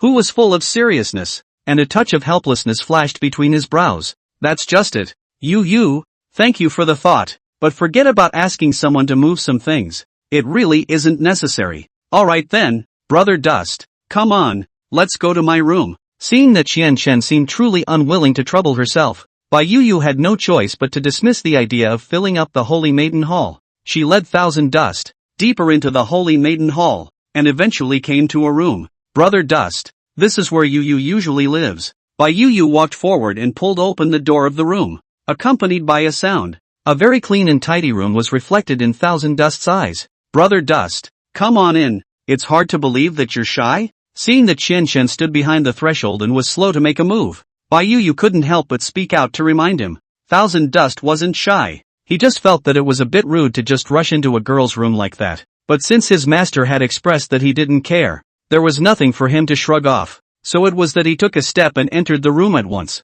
Just after entering the room, Qianwan smelled the same type of ethereal fragrance as that of Yu's body. Brother Dust, let me introduce you. After Yu had finished introducing all of the large room, Qianwan walked with her to the door. The Holy Maiden Hall is too big. Let's stroll around together tomorrow. No, I don't have time tomorrow. I have to go to the Holy Land to participate in the trial. Let's talk about it when I have time. Right. Saying that, Yu suddenly pulled open the door of the room in one go. Only the sun had reached above the horizon and was about to sink, and it was getting dark without realizing it. Brother Dust, it's getting late. Why don't you take a rest here in Yu? At those words, almost subconsciously, Thousand Dust shook his head. It's inappropriate for a man and a woman to be in the same room together. It's inappropriate. Though he had cut off his lust and would never have those thoughts that shouldn't exist, it was ultimately inappropriate. After all, Yu was the holy maiden of the Fox Fairy Valley, so if some rumors were to spread, it would still have quite an impact on her. Yu, alone man and woman. Without waiting for Qianwan to finish his sentence, Yu interrupted him. Brother Dust, we haven't seen each other for 7 years. Do you want Yu to be sad again? Saying that, Yuyu's eyes instantly filled with tears. Although she didn't know if these tears were real or fake, but just by looking at them, her appearance at this moment was really very endearing. Brother Dust, rest here with me, okay? However, Yuyu's bitter drama didn't have the slightest effect on Thousand Dust, who still shook his head. Yu, let's, said Thousand Dust, still stepping away. One leg had already crossed the threshold. This time, Qianwan still hadn't finished his words when his hand was suddenly grabbed by Yu, pulling him back into the room. With a bang, Yu slammed the door of the room shut. Yu, what do you mean by that? Thousand Dust cried and laughed a little. Brother Dust, just stay with Yu. Let's just chat and do nothing else, okay? Thousand Dust lowered his head and was silent for a long time. Then he nodded slightly. That would be nice. If it's just a chat, not a bad idea. Yeah, Yu was almost jumping up and down with joy. Then, Brother Dust, quickly tell Yu how you got to this Fox Fairy Valley. In fact, from the moment I met Brother Dust, Yu was very curious about it. Is it possible that it was an arrangement from heaven? Anyway, I don't believe it was Mother who invited you back. Hearing her words, Thousand Dust didn't know where to start for a moment. The process was pretty choppy anyway, and he almost lost his life over it. Yu, if you want to listen, I will tell you. Chapter 52, so what if you've cut off your lust? This is really too much. Inside the Holy Maiden Hall, an angry cry suddenly rang out. Only Bai Yuyu looked at Yuexiangyuan with a furious expression, the anger in her eyes almost spewing out. Her hands were clenched into fists and her body was trembling slightly, obviously having been infuriated. When she heard what Yuexiangyuan had gone through recently, her heart was filled with endless anger and injustice. How can they slander your innocence without any evidence? It's simply lawlessness. There's also that one called Light Yao. She's simply a lunatic. And that so-called master teacher. She's even more detestable. I remember when you first joined the sect, Brother Dust. Wasn't she quite normal? How did she become like this now? Thousand Dust looked at Bai Yuyu and couldn't help but feel a hint of surprise in his heart. He had originally thought that Bai Yuyu would be a bit emotional at most, but he hadn't expected her to actually be more excited than himself. The person in question. Thousand Dust gently patted Bai Yuyu's shoulder, trying to calm her down. Yuyu, take it easy for now. However, Bai Yuyu didn't pay any attention to Yuexiangyuan's words as she remained emotional. Humph, none of those women are good. Brother Dust, don't worry. As long as you stay here, no one will be able to do anything to you in this Fox Fairy Valley. You'll be covered by Yuyu. Hearing Bai Yuyu's words, Yuexiangyuan always felt that the current scene was somewhat déjà vu. It seemed that during the Fuyan dynasty, Jin Xingyao had expressed pretty much the same thing. But Thousand Dust also understood that there was no way he could hide behind a woman for the rest of his life. So it was that he let out a small sigh. Yuyu, thanks for thinking of me, but I actually don't care about the things that happened in the past. After all, they're in the past and can't affect me. And since I've cut off my passions, I naturally won't take these annoying things to heart. Yuexiangyuan shook her head with a casual look, while Bai Yuyu froze in place for a moment after hearing her words. What? What did you say, Brother Dust? You said you cut off your lust? Bai Yuyu seemed to be in disbelief of what she heard. She was like a puppet, frozen in place and unable to move. Oh, Fong forgot to clarify. Long before that, I cut off my lust. Rainy, what's wrong with you? The fact that Thousand Dust was able to speak this fact so lightly to people came from his trust in Bai Yuyu. And now, looking at Bai Yuyu, who was frozen in place, an ominous premonition suddenly surged in his heart. It's okay, Brother Dust. I just need some time to come to terms with it. A moment later, Bai Yuyu slowed down, and she looked at Yuexiangyuan with a somewhat forced smile. Brother Dust, Yuyu is very happy that you can tell me this secret so openly. It's just that there's something Yuyu can't figure out. Why do you want to cut off your lust, Brother Dust? It's a long story. Thousand Dust shook his head, unwilling to say more. And is there a chance of recovery? In the face of Bai Yuyu's inquiry, Yuexiangyuan's heart was not sure. After all, this was the punishment given to him by the system. And whether it was permanent or not, the only way to know was to wait for the system to wake up and ask again. It's unknown for now. This way Bai Yuyu secretly breathed a sigh of relief in her heart. As long as Yuexiangyuan didn't personally say that he would never recover, then wasn't there still a chance? She'll find out later when she asks her mother. When Thousand Dust saw that Bai Yuyu didn't seem to have any of the same symptoms as Xingyao, he couldn't help but mock himself. Yuyu thinks so highly of you, and you go so far as to doubt her. Thousand Dust feels like he deserves to die. Then, Brother Dust, what kind of meaning did you understand from what you said yesterday? Which sentence? It's the one about whether or not you'd like to stay with Yuyu all the way. Oh, I understand the meaning of it. As a friend of Yuyu, it's considered a pretty good relationship if you can keep going. But the world. Okay, stop, Brother Dust. I know what you're going to say, and it looks like I got ahead of myself. Bai Yuyu looked a bit downcast, and seeing this, Yuexiangyuan also understood that he must have said something that made her unhappy just now. Yuyu, are you okay? Bai Yuyu lowered her head as she did not answer Yuexiangyuan's question at first. It was only after a long time that she raised her head, and when she looked back up at Thousand Dust, the smile on her face hadn't changed in the slightest. Brother Dust, of course I'm fine. As long as Brother Dust is always by my side, I'll always be happy. Whatever you look like. Through Fong's thoughts,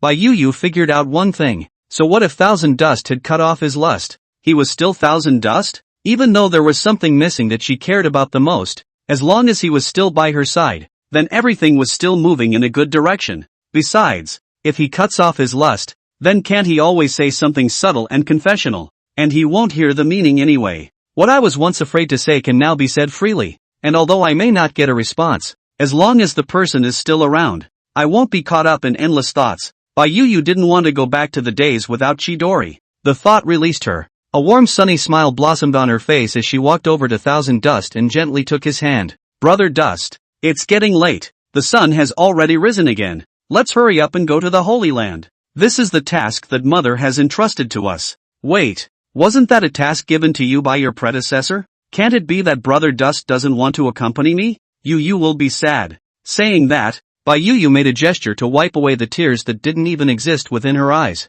Well then. Yeah, Brother Dust is the best. Yu pulled Qianduan out of the Holy Maiden Hall, and the two of them flew together towards the Linglong Hall. Outside the Linglong Hall, the sacred land elders had been waiting for a long time. An ancestor Bai was also waiting for Yuyu's arrival. My great lady, you're finally here. I thought you hadn't woken up yet. It's already this hour. Hearing her mother's flirtatious voice, Yuyu made a face. Mother, Yuyu is going to bring Brother Dust along to the trial. Hearing this, White Ancestor narrowed his eyes slightly. Are you sure? Thousand Dust, are you done with your injuries? Senior, it's true that the injuries on Senior's body haven't healed completely yet. Saying that, Qianduan transmitted his voice with Yuyu. You just go. I am wounded. Indeed, I can't make a big deal out of it. Yuyu slightly pouted and somewhat reluctantly flew into the air by herself. And once again, the waiting elder of the Holy Land flew out of sight with Yuyu in a puff of smoke. Thousand Dust, come with me.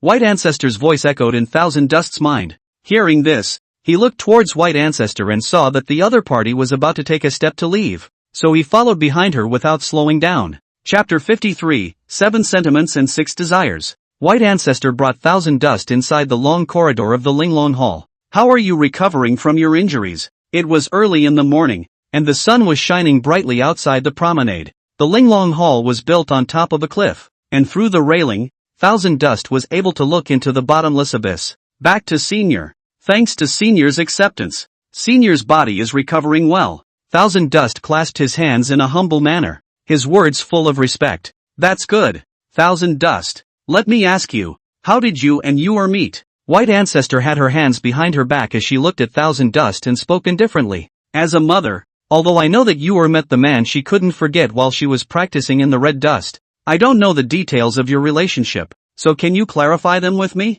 If Senior is willing to hear about it, then Junior has nothing to hide. Bai Zhu nodded slightly. It's good that you can think like this, unlike that girl Yuer, who was even unwilling to speak with me. She let out a slight sigh, seemingly feeling helpless. There is no need to tell in detail what you have experienced between you. I will ask you some questions and you will answer what you know. Thousand Dust was silent for a moment, seemingly recalling the details of 10 years ago. Senior, the first time my senior met with you was 10 years ago, and at that time, I had only just come into contact with the cultivation method. When Shen Shen had fully recounted the details of his first acquaintance with Bai Zhu nodded frequently. You're the first person who was able to stir up Yuer's nature at the very first meeting, so it seems like it's only right that she can't forget about you, either. Well, 3 years of experience would certainly take a lot of time if I were to go into detail, so there's no need to say anything else. If I'm interested, I'll ask you again. So, Thousand Dust, how exactly did you break through the boundary outside the Fox Fairy Valley and enter it?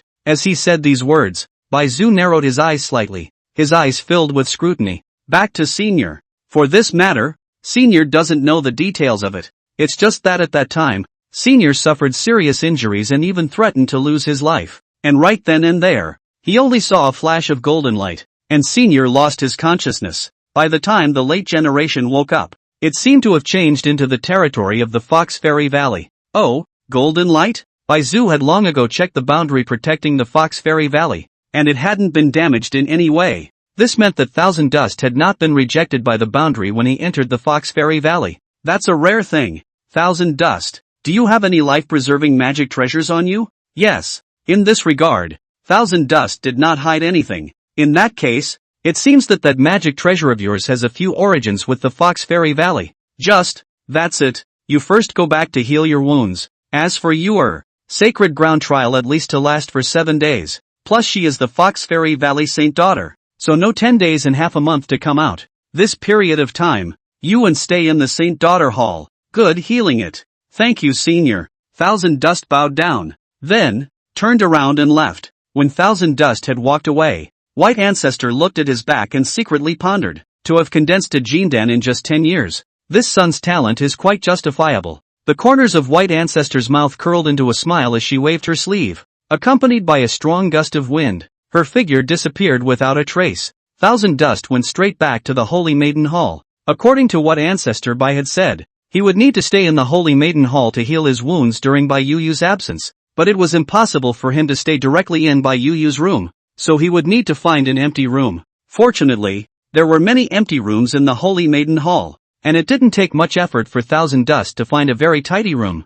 The room was very empty, in which there was only a futon, a bed and a table, not even a cupboard. But to Chidori, as long as he was able to stay, it was fine. Bedding had been placed on the bed and couch, obviously prepared by someone in advance, and an oil lamp was placed on the table for nighttime illumination. This room was only 20 steps away from Bai Yu's room, so if Bai Yu came back, it would be very easy to find him. Thousand Dust walked straight to the futon, after which, he sat down on his knees, lightly closing his eyes as he began to exhale his spiritual chi. It was also something necessary for him to do to heal. The technique he was practicing was an earth-grade technique called the Xianling Tongjin technique. This technique was a perfect match for his golden spirit root, and right now, he was about to cultivate this technique to its grand completion. As the aura continued to travel through his body, Chen Chen only felt another sharp pain suddenly coming from his chest. Sweat continued to emerge from his forehead, even soaking the clothes that Thousand Dust was wearing. A moment later, his eyes snapped open and he gasped for air. What's going on? Thousand Dust's brows locked together as he looked at his arm. His arm did not know when the golden lines appeared. These lines flashed with strange light, and all of them converged towards the top. He hurriedly lifted his shirt and realized that not only his hands, but every part of his body seemed to be covered with this golden pattern. These lines continued to converge upwards and finally terminated at the location of his heart. A sharp pain suddenly came from his heart, as if he was stabbed by millions of steel needles at the same time. Thousand Dust sucked in a breath of cool air in pain and subconsciously reached out to cover his chest. But the next moment, the pain intensified, as if someone had ripped his heart out of his chest cavity hard, making it unbearable for him, and his eyes went black, followed by loss of consciousness. Where is this? I don't know how long it took, but Thousand Dust woke up leisurely and realized that he seemed to be lying on the ground. He struggled to stand up but realized that he couldn't feel his body's existence at all. When he looked down, he saw that 3 flame-like things were hovering underneath him. These 3 clusters of flames were of different sizes and colors, and they were silently suspended within Xianyuan's body, without a trace of temperature or any sound. Thousand Dust tried to touch those flames with his hands, but realized that his body had disappeared, leaving only his eyes still able to watch, like a spectator. Just then, a red flame suddenly floated out of Thousand Dust's body and flew straight forward. Thousand Dust's eyes followed the red flame and watched it move forward quickly through the air. The red flames eventually stopped at a place and then began to rotate, growing faster and faster, gradually forming a red circle of light. Thousand Dust tried hard to see what this aperture looked like, only to find that it wasn't only red, it was also mixed with 4 different colors: orange, blue, and purple. In the center of the aperture, a hexagonal pattern was standing quietly. There was a translucent object suspended at each apex of the hexagon, and Chidori couldn't see exactly what it was. As explained here, red, orange, yellow, green, cyan, blue, and purple correspond to joy, anger, sorrow, fear, love, evil, and lust, respectively. Chapter 54. Here, exactly, just as Thousand Dust was immersed in the scene in front of him, suddenly, the patterns of rules that emitted light suddenly zoomed in until they took up his entire sight. This is the space where your 7 emotions and 6 desires are stored. An ethereal voice abruptly resounded within this empty space. What? Thousand Dust seemed very confused. Why am I? Without waiting for Thousand Dust to finish his sentence, he suddenly realized a strange phenomenon. What exactly was he talking with now? He clearly couldn't feel his body's presence, and yet, he was able to vocalize normally. I know you have a lot of doubts, but this is not the moment to answer them. The pattern in front of Thousand Dust suddenly began to distort, and in the end, it transformed into a translucent, delicate humanoid. There are many truths that are beyond the reach of you now. Why are my 7 emotions here? It shouldn't be the system. The system? Did she transform into something called the system? There was a hint of anger in the ethereal voice. At the end of the day, she let out a deep sigh. I can't help you because I just woke up too. However, I know that you deserve this power. The transparent humanoid suddenly reached out his hand, and with a strange sensation, the figure suddenly disappeared. You've been stripped of 6 of your 7 passions and 4 of your feelings, and if you fail to find the truth of the matter before the 7 passions are completely stripped from you, then you'll become her pawn once again. I hope those powers can help you. You must find the truth of the matter. This is my last long-cherished wish. So embark on the journey. As the words fell, the pattern representing the 7 emotions and 6 desires of the 1,000 dusts reappeared, and at that moment, his vision suddenly went into a trance, and the pattern began to blur continuously. Duke, Duke, some familiar voices rang in his ears, and 1,000 Dust opened his eyes in a daze. Gongzi, you've finally woken up. Listening to this voice, it seemed to be the Fox Maiden who had tended to him when 1,000 Dust had just arrived at the Fox Immortal Valley. What's happening to me? 1,000 Dust sat up and rubbed his head. My lord, it's like this. Last night I brought you healing medicine, but I actually didn't want you to plant yourself on the ground at that time. Hearing this, 1,000 Dust also recalled everything before he passed out. Just then, a bizarre pattern appeared in his mind, which was so blurry that he couldn't really see it. You must find out what happened. An unfamiliar voice. 1,000 Dust was sure of it, but he couldn't recall the source of the voice no matter how carefully he recalled it. What kind of voice is this? He was a bit puzzled, and it wasn't just the strange patterns and unfamiliar voice that suddenly appeared in his mind. 1,000 Dust always felt as if something was missing from him. This feeling is very strange, as if the system gave him punishment in the first place. Your Excellency, is your body in any serious trouble? If so, then I will go and inform the Valley Master. 1,000 Dust hurriedly waved his hand and stated that he was fine. Maybe it's the problem of the injuries on the body. It's okay, there's no need to tell seniors. Alright then, Gongzi, quickly drink the healing medicine. Upon hearing this, 1,000 Dust nodded slightly. Then he took the porcelain bowl in the young girl's hand and drank it all in one go. Then, my lord, I will leave first. Good. After watching the young girl leave, Chidori realized that he was still in the room he had picked out. At that moment, he was sitting on the bed. No, there must be something fishy here. 1,000 Dust turned over his clothes and found that the golden lines all over his body had disappeared. During the time I was unconscious, I must have experienced something. But why? I can't remember anything. 1,000 Dust rubbed his temples, although he couldn't recall exactly what he had experienced, but he also secretly memorized that pattern and those words in his mind just now. He walked over to the futon, and then, like he did before he passed out, he sat down on his knees, closed his eyes lightly, and tried to run his aura once again. Unlike before losing consciousness, this time, 1,000 Dust's aura was running very smoothly. The speed was even several times higher than before. It was as if the meridians of the entire body suddenly became rich in vitality, and even each meridian began to absorb spiritual chi on its own. Not only that, but 1,000 Dust suddenly realized that his spiritual roots had also undergone a drastic change. He could feel his golden spirit root as if it had been doped up, constantly absorbing the aura he deposited into his dantian, and it was even growing. It wasn't until the golden spirit root erupted with an intense light that it stopped absorbing the aura, and at this moment, the aura within the 1,000 Dust had also been fully drained. When Shen Chen went to probe his body again, he found that his golden spirit root had undergone a radical change. The speed of absorbing aura was tens of times more than before. Moreover, the spirit root was still emitting a warm aura, moisturizing 1,000 Dust's body, and his root bones had even changed as a result. It's gotten stronger. Why is this? For all the changes in his body, 1,000 Dust was puzzled. After all, he had only been unconscious for one night. So why did it seem like he was completely transformed when he woke up? As he ran his aura, the pain did not spread again in his chest, as if Jin Xingyao did not leave any damage on his body. It seems that this process also restored his body completely. 1,000 Dust's brows were locked together as he couldn't understand why he had changed like this, and the feeling of having lost something kept circling around the tip of his heart. After a long time, he gently opened his eyes and exhaled a mouthful of cloudy air. Fang had shown signs of breaking through the bottleneck of the late Jindan stage after just half an hour of cultivation, which made Qianyuan feel very unbelievable.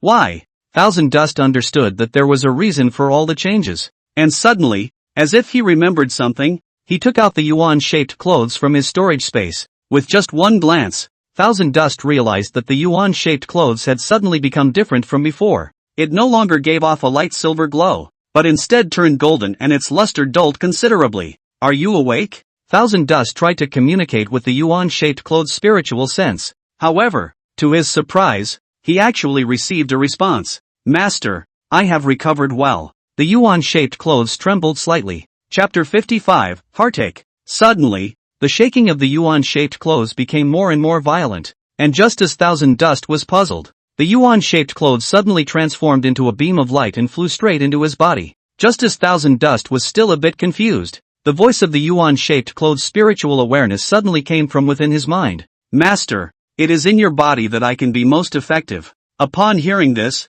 Thousand Dust nodded slightly, then he asked the doubt in his heart. Why do you look a little different now than you did then? Because aiding my master in his escape used up a great deal of my power, and even though I awakened, it will take time to replenish that power after all. So, as I recall, your role is to plunder the chi of others, so wouldn't you also need to plunder chi to restore your power? No, Master, although I possess that kind of ability, but that's just the tip of the iceberg of my ability, and, if one wants to plunder the chi that doesn't belong to them, there is a corresponding price to pay. In this way, the yuan-shaped clothes seem to be a very precious artifact, and the single function of bringing Qianchen out of the Fuyan dynasty and bringing him to the Fox Immortal Valley was already very counterintuitive. Why have I come to the Valley of the Fox Fairy? Because the boundary here is connected to my own aura. This is the place to be if you want to ensure your safety. Master. Thousand Dust nodded silently. It seems that what Senior said about this treasure having some affinity with the Fox Fairy Valley is indeed true.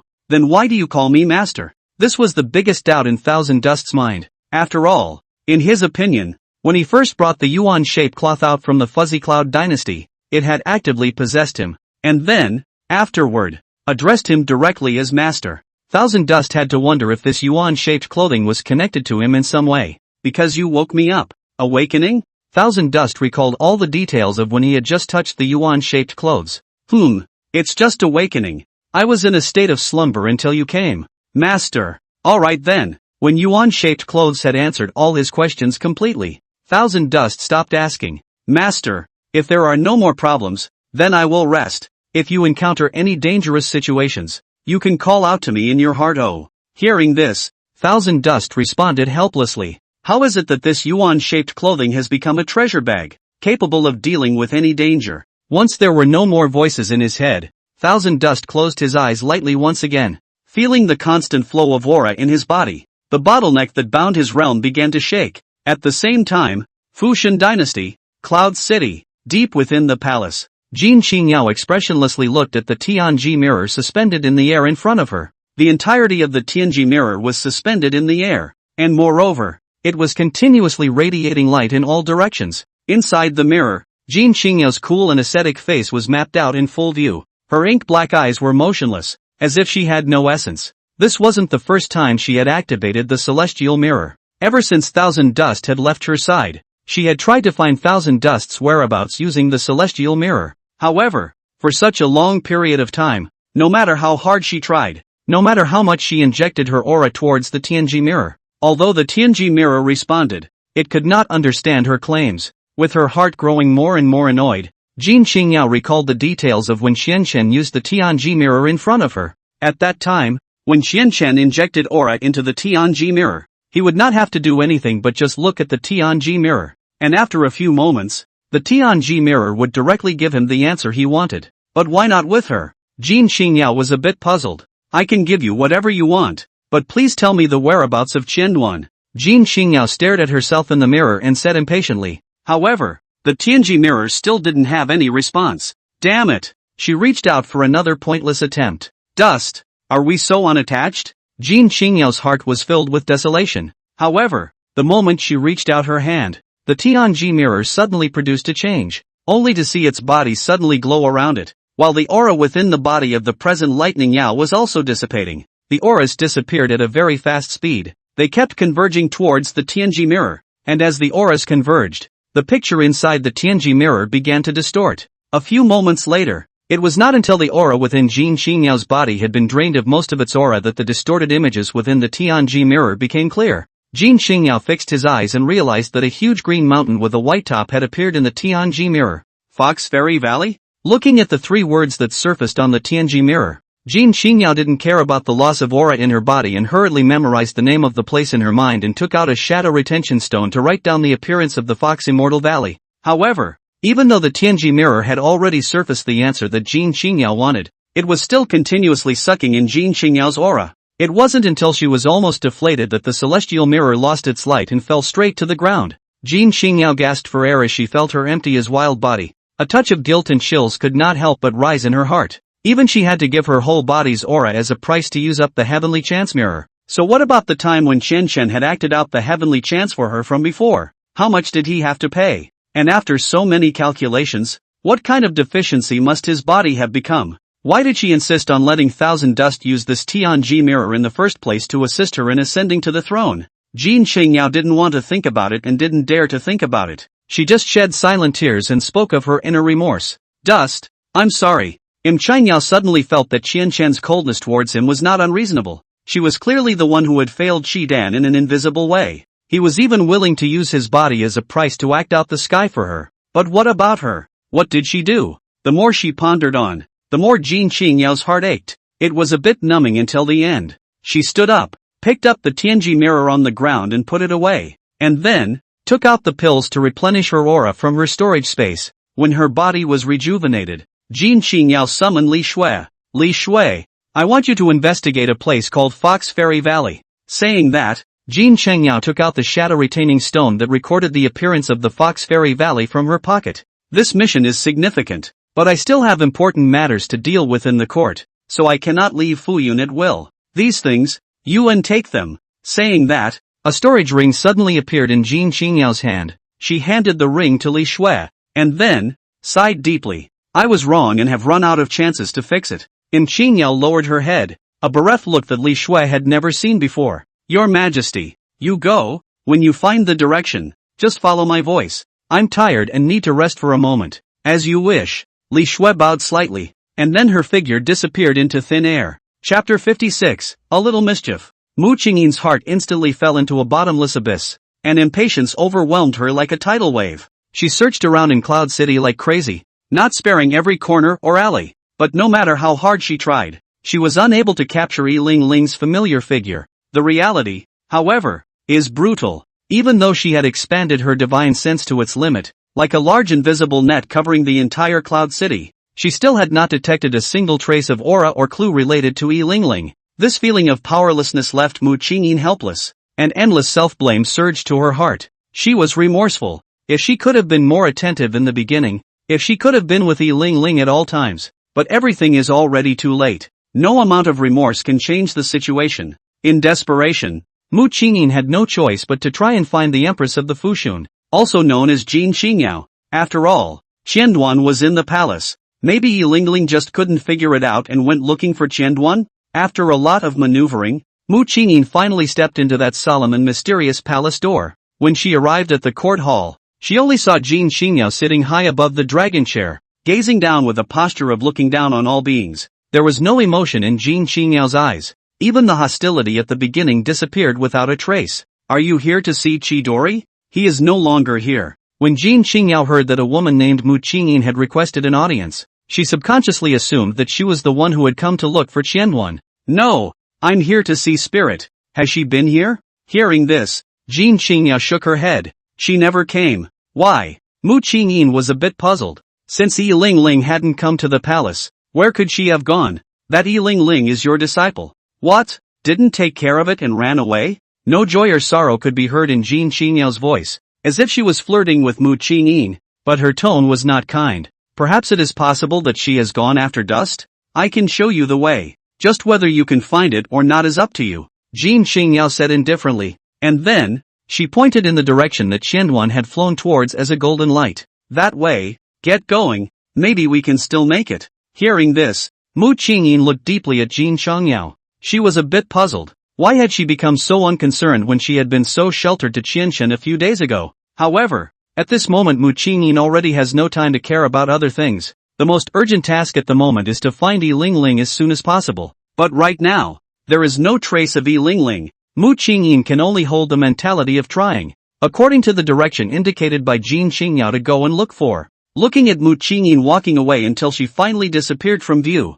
Yuexiangyuan slowly lowered her eyes. The corner of her lips rose slightly, revealing a bitter smile. In reality, she was not at all clear about where exactly Yi Lingling was, knowing that ever since they had left that mysterious and unpredictable misty mountain, they had never met each other again. As for the words that were just said to Mu Qingyin, it was just to tease the other party, a small prank of sorts. After all, through her communication with Qianduan, Jin Xingyao had learned that Mu Qingyin's requirements for Qianduan could simply be described as harsh, even bordering on harshness. Therefore, this small joke may also be considered as a slight punishment for Qidan to punish that person who once bullied him. Thinking of this light Yao's mind involuntarily surfaced Qian Dust, that familiar face. At the same time, a burst of tingling sensation once again like a tidal wave, instantly flooded her entire heart. 10 days passed by like a white horse. In that Fox Fairy Valley, which was like a paradise, in a certain quiet room of the Holy Maiden Hall, Thousand Dust slowly opened the eyes that had been closed for a long time, and the pupils that were originally as black as ink suddenly burst out with a dazzling and eye-catching golden light. Immediately afterward, he lightly exhaled a mouthful of turbid air, as if discharging all of the turbid air that had been pent up in his body for many days, and at the same time carefully perceived the surging, vast and infinite fluctuations of the aura that were filling his meridians around him at the moment. After 10 whole days of dedicated closed-door cultivation, Qianduan finally succeeded in breaking through the shackles of the late Jindan stage and smoothly stepped into the realm of Jindan perfection. At this moment he is only one step away from that Yuaning realm. Only need to take time to continue to cultivate diligently, to wait until another bottleneck can try to break through the Yuaning stage. Such a rapid and abnormal speed of strength enhancement was unexpected even by Thousand Dust himself, and he couldn't help but feel stupefied. Why on earth did my body improve so much? Thousand Dust pondered darkly with suspicion, but was never able to figure it out. However, the matter has come to this point. It is a waste of time to dwell on it any longer,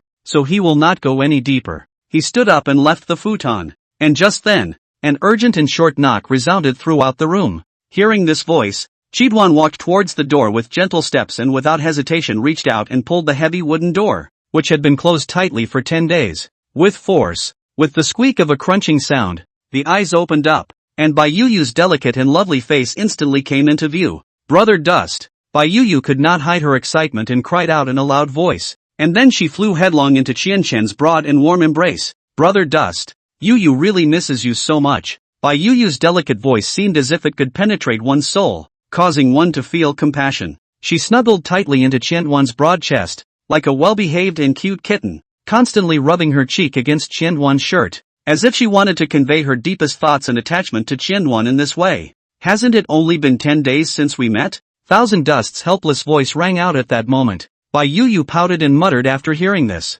Isn't 10 days long enough? 4 people, even if they can't see Brother Dust for just 1 day, they will feel uncomfortable all over. After saying that, her big watery eyes stared straight at Qianduan, her eyes full of anticipation and longing. Hearing these words, Thousand Dust was suddenly speechless, and for a moment he didn't know how to answer. In fact, even he himself was a bit puzzled as to what caused Bai Yu to develop such a deep sense of dependence on him. Well, isn't that a sight to see? Bai Yu didn't stop at those words. Instead, she intensified her hold on Thousand Dust and murmured softly in his ear, Brother Dust, please wait a little longer. Oh, Yu still needs to draw some energy from you before she can. Before the words fell, Bai Yu was seen hungrily inhaling deeply in Qianduan's embrace, as if she wanted to inhale all the warmth of Qianduan's body into her body. Chapter 57, Mistake. Yi Ling had no idea how much time had passed. During these days, she just aimlessly rushed towards the direction where Thousand Dust had left,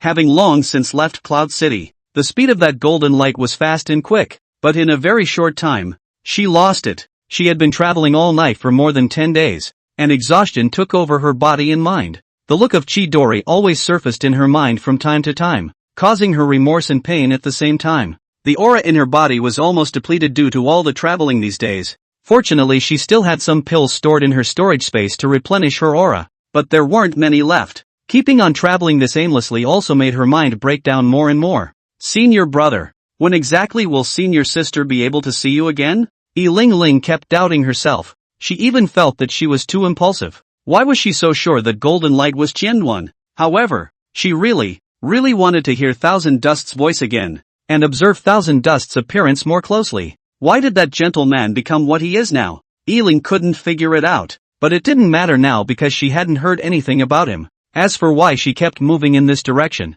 it was only because of her inner obsession. And now, she didn't know where she was, only that her surroundings were more and more remote. Along the way, Yi Lingling had also encountered quite a few humans and demonic beasts, but now, not to mention humans, not even demonic beasts appeared in the vicinity anymore. At this moment, she was located in the middle of a jungle. It was a rich and vibrant scene with trees in the sky, blocking out most of the light, and overgrown grass all around. Yi Lingling's figure shuttled between the tree canopies as she tuned her entire body's aura, like an obstinate donkey, and kept heading in the direction she had determined. Her best efforts to accelerate also led to the rapid consumption of the elixir on her body, but she obviously couldn't care so much. If she lacked aura, then she would get high and rest for a few moments. Right now she just wanted to find Yuexiangyuan quickly. However, even so, this jungle seemed like it had no end, until the sky gradually turned dark and stars dotted it. Yi Lingling was still surrounded by trees. By the latter part of the night,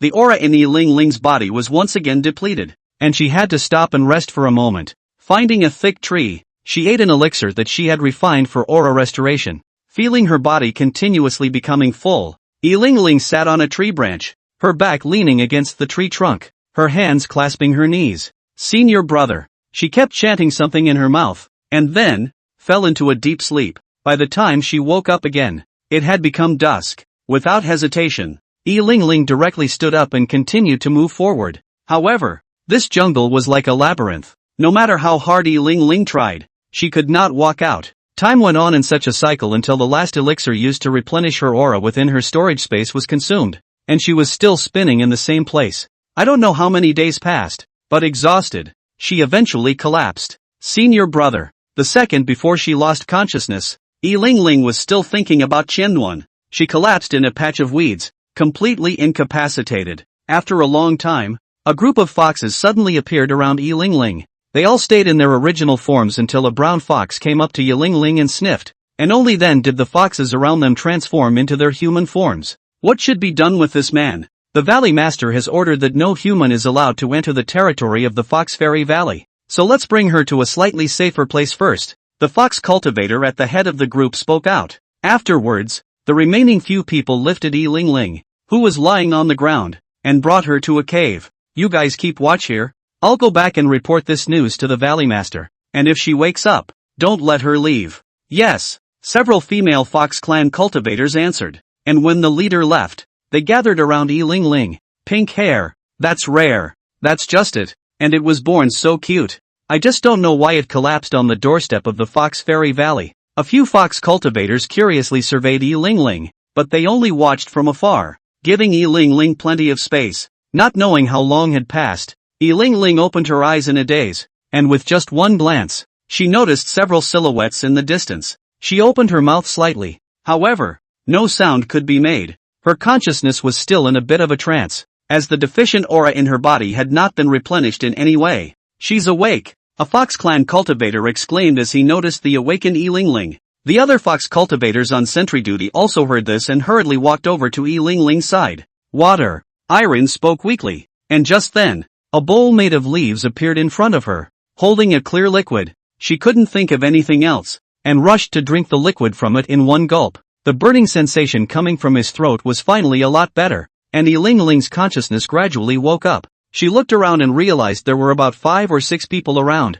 These cultivators were, obviously, not human cultivators, as they all had a pair of ears and a fluffy tail. This is, for me. If you are unwell, there is no hurry to speak. You are safe now, and as for us, you'd better not ask too much. The person who spoke had a slight smile on his face. Hearing this, Yi Lingling nodded gently. She could sense that most of these 5 or 6 people were foundation stage cultivators, and only one of them was at the same realm as her. Yi Lingling sat down on her knees and tried to run her gong methods to absorb the aura in the surrounding air. However, the aura here was very scarce, and the effect of running the gong method was minimal. This was why she could only take pills to replenish her aura here. Just when Yi Lingling was at his wit's end, a figure suddenly appeared in the cave. Valley Master. Neat voices echoed within the cave. Yi Lingling only felt that suddenly a strong wind suddenly blew away, telling her to open her eyes. When she came back to her senses and opened her eyes, she saw that a very powerful cultivator had appeared in front of her at some point.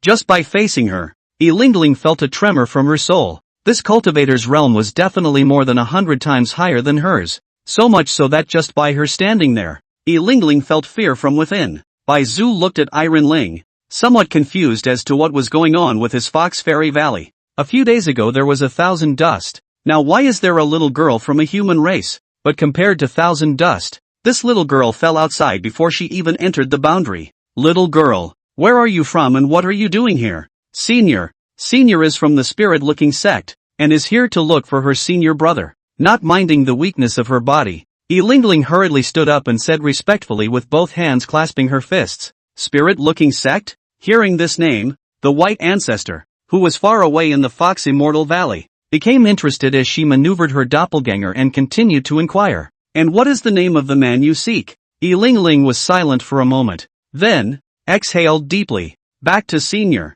He is called 1,000 Dust.